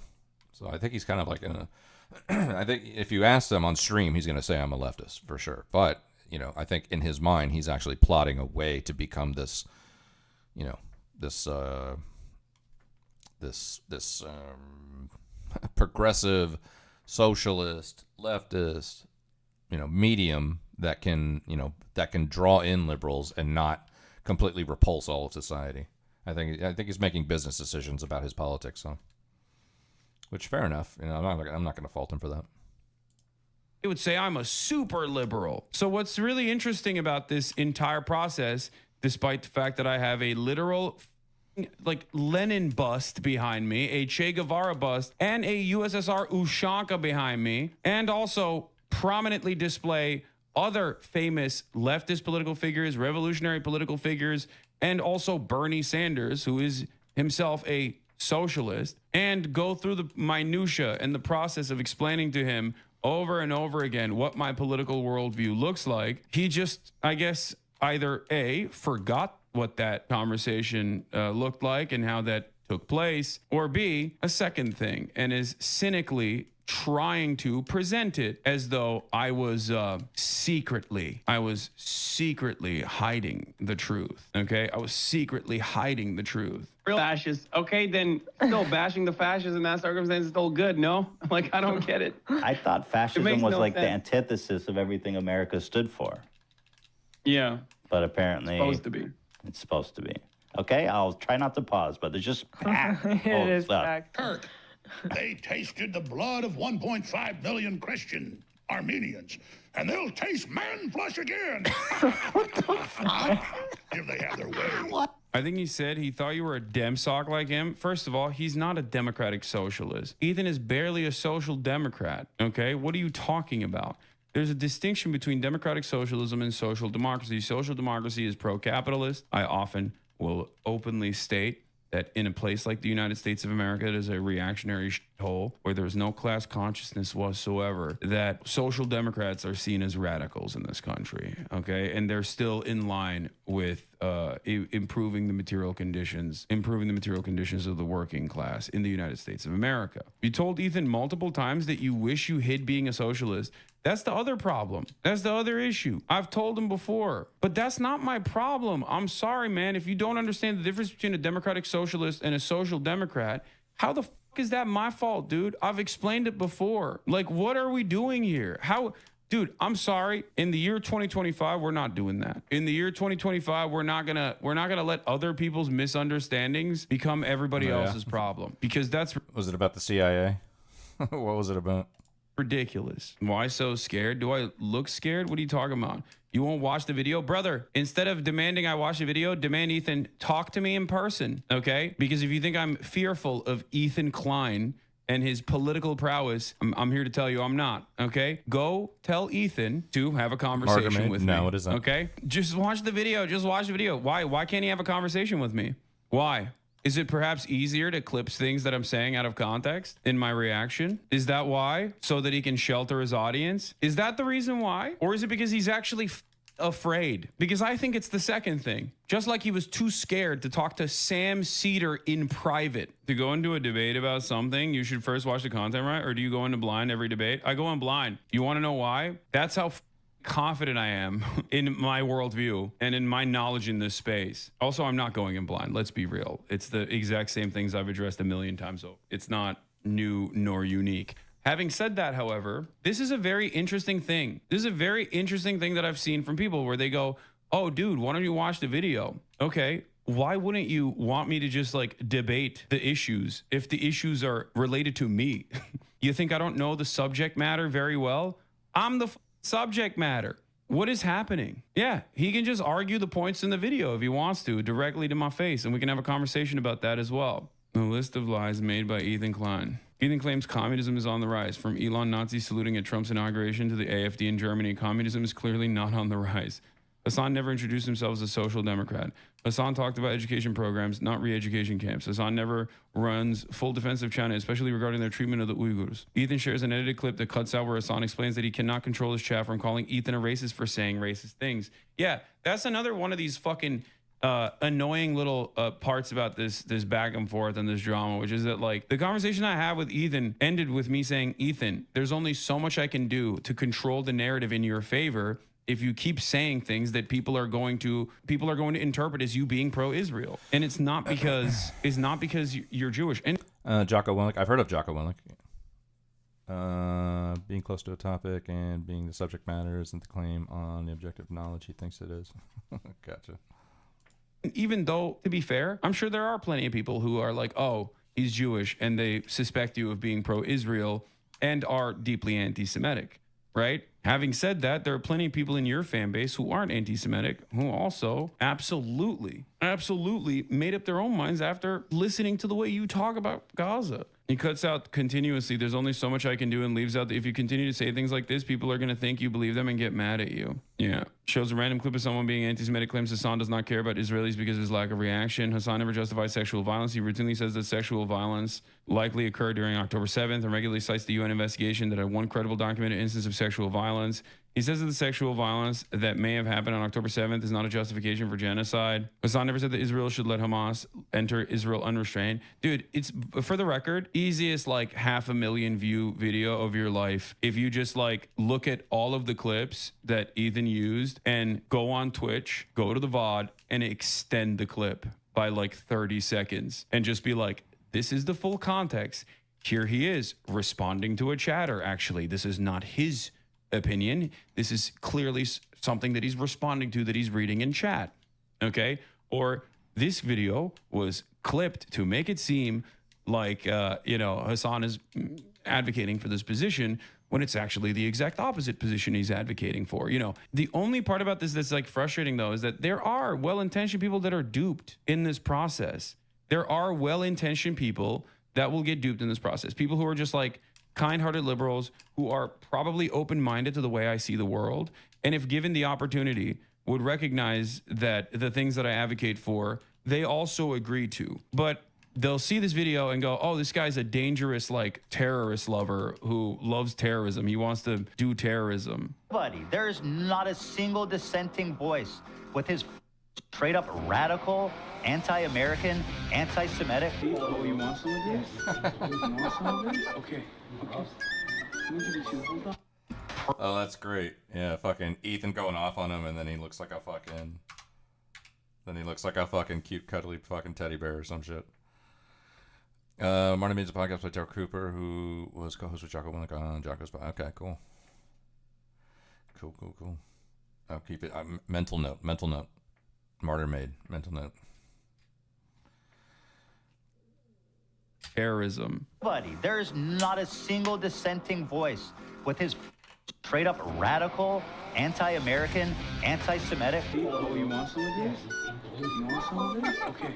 Let me give it to you. Hold on. Pro-China, pro-Russia, pro-terrorism takes. This is fringe, psychotic that is not normal.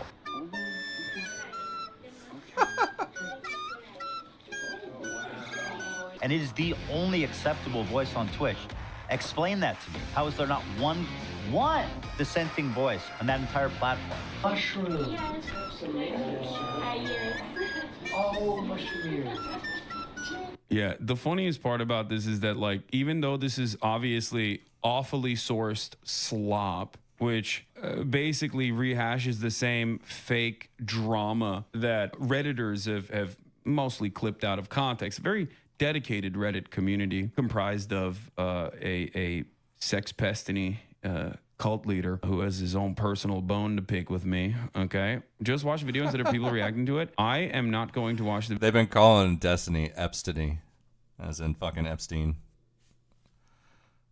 Video. I will, however, talk to Ethan directly if he wants my attention that bad. I know that you want me to watch the video. I know that he really wants me to watch the video, but I'll just debate him. If he wants to have this conversation, we can have it. Oh, and he said nobody knows where these guys are. Oh yeah, they recently released the crew of the seized cargo ship Galaxy Leader after the ceasefire was implemented. So the idea that nobody knows where these guys are is also silly. Once again, this is just such bad, like, it's slop. This is what slop is, okay? When you don't actually do your due diligence and you literally just like stamp all of this nonsense that you found on subreddits that are obviously geared in a very specific direction, and you just don't even Google something. Like, this isn't meticulous research, dude. Like, what are we doing? How is this like, yeah, why do you have to watch a video of yourself when you said and did whatever you were supposed to watch?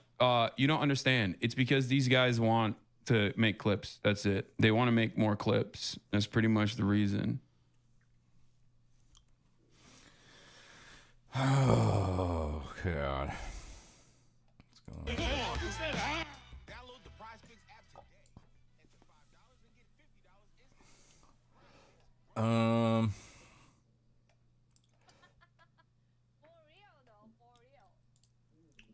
Let's see.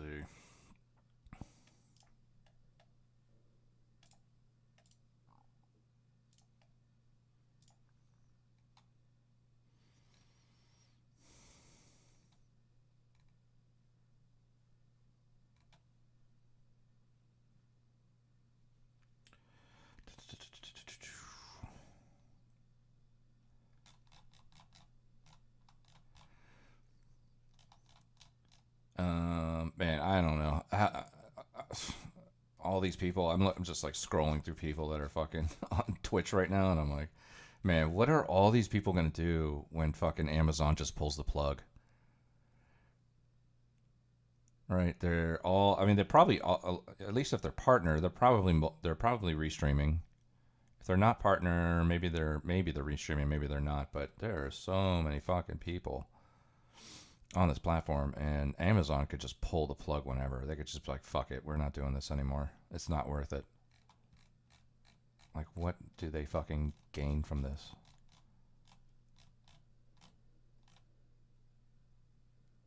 Maybe free advertising or whatever. It's not even worth it. Sunset, I'm not extreme the same way cigarette company said we play cartoon. Yeah, exactly. Yeah. But in light of this, just me noticing, fucking, I remember reading an article like a year ago. I think actually Chud brought it up and I talked to him about it too. I talked to him about it in Discord, where they were essentially saying at some point Twitch is going to become like a zombie brand. And, you know, it would take nothing for Amazon to just pull the plug and say, fuck it, we're not doing this anymore. So, that being said, if you happen to catch me on Kick or YouTube and want to drop a follow or a sub, I would appreciate that. In case you guys who are fucking Twitch spoiled and it's like, oh, what am I going to do? I'm going to hop on Twitch. Let's get on Twitch. Honestly, I'm waiting for the day. I want to see you guys all the time. I just don't. I'm done with Twitch. Like, it's just, I just want them to fucking rip the Band-Aid off already so I can be done with it. I'm gonna get my fucking. I do have like a Restream account. I bought like on Black Friday they had like a sale for like the premium service for Restream, which gives you like 5 platforms. So I am gonna eventually set up my I'm gonna set up Rumble and Twitter. So all those will be going. But yeah, just in case they do pull the plug, make sure you're following me somewhere else. I have Twitch and Kick, so I'll be around regardless. Yeah, cool. Yeah, no, I know you're. Yeah. I'm gonna get my. Well, Restream just made it easier to do the Rumble situation, so I'm gonna get that set up soon too. So yeah, we'll see. That's what's going on, but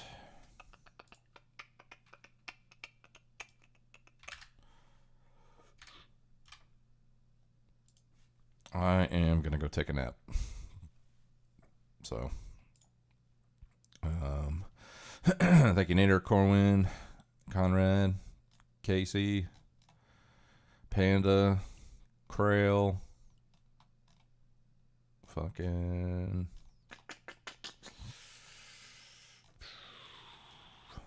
whatever, everybody. Oh, Spider-Man. Everybody, I appreciate it.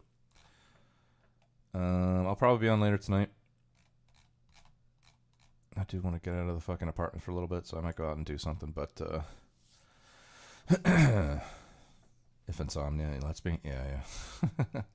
Have a good day. Yeah, I appreciate it. But I'm going to send you guys a chud. I'll probably be on later tonight, so I will see you then. And thanks for hanging out, and I'll talk to you later. Peace.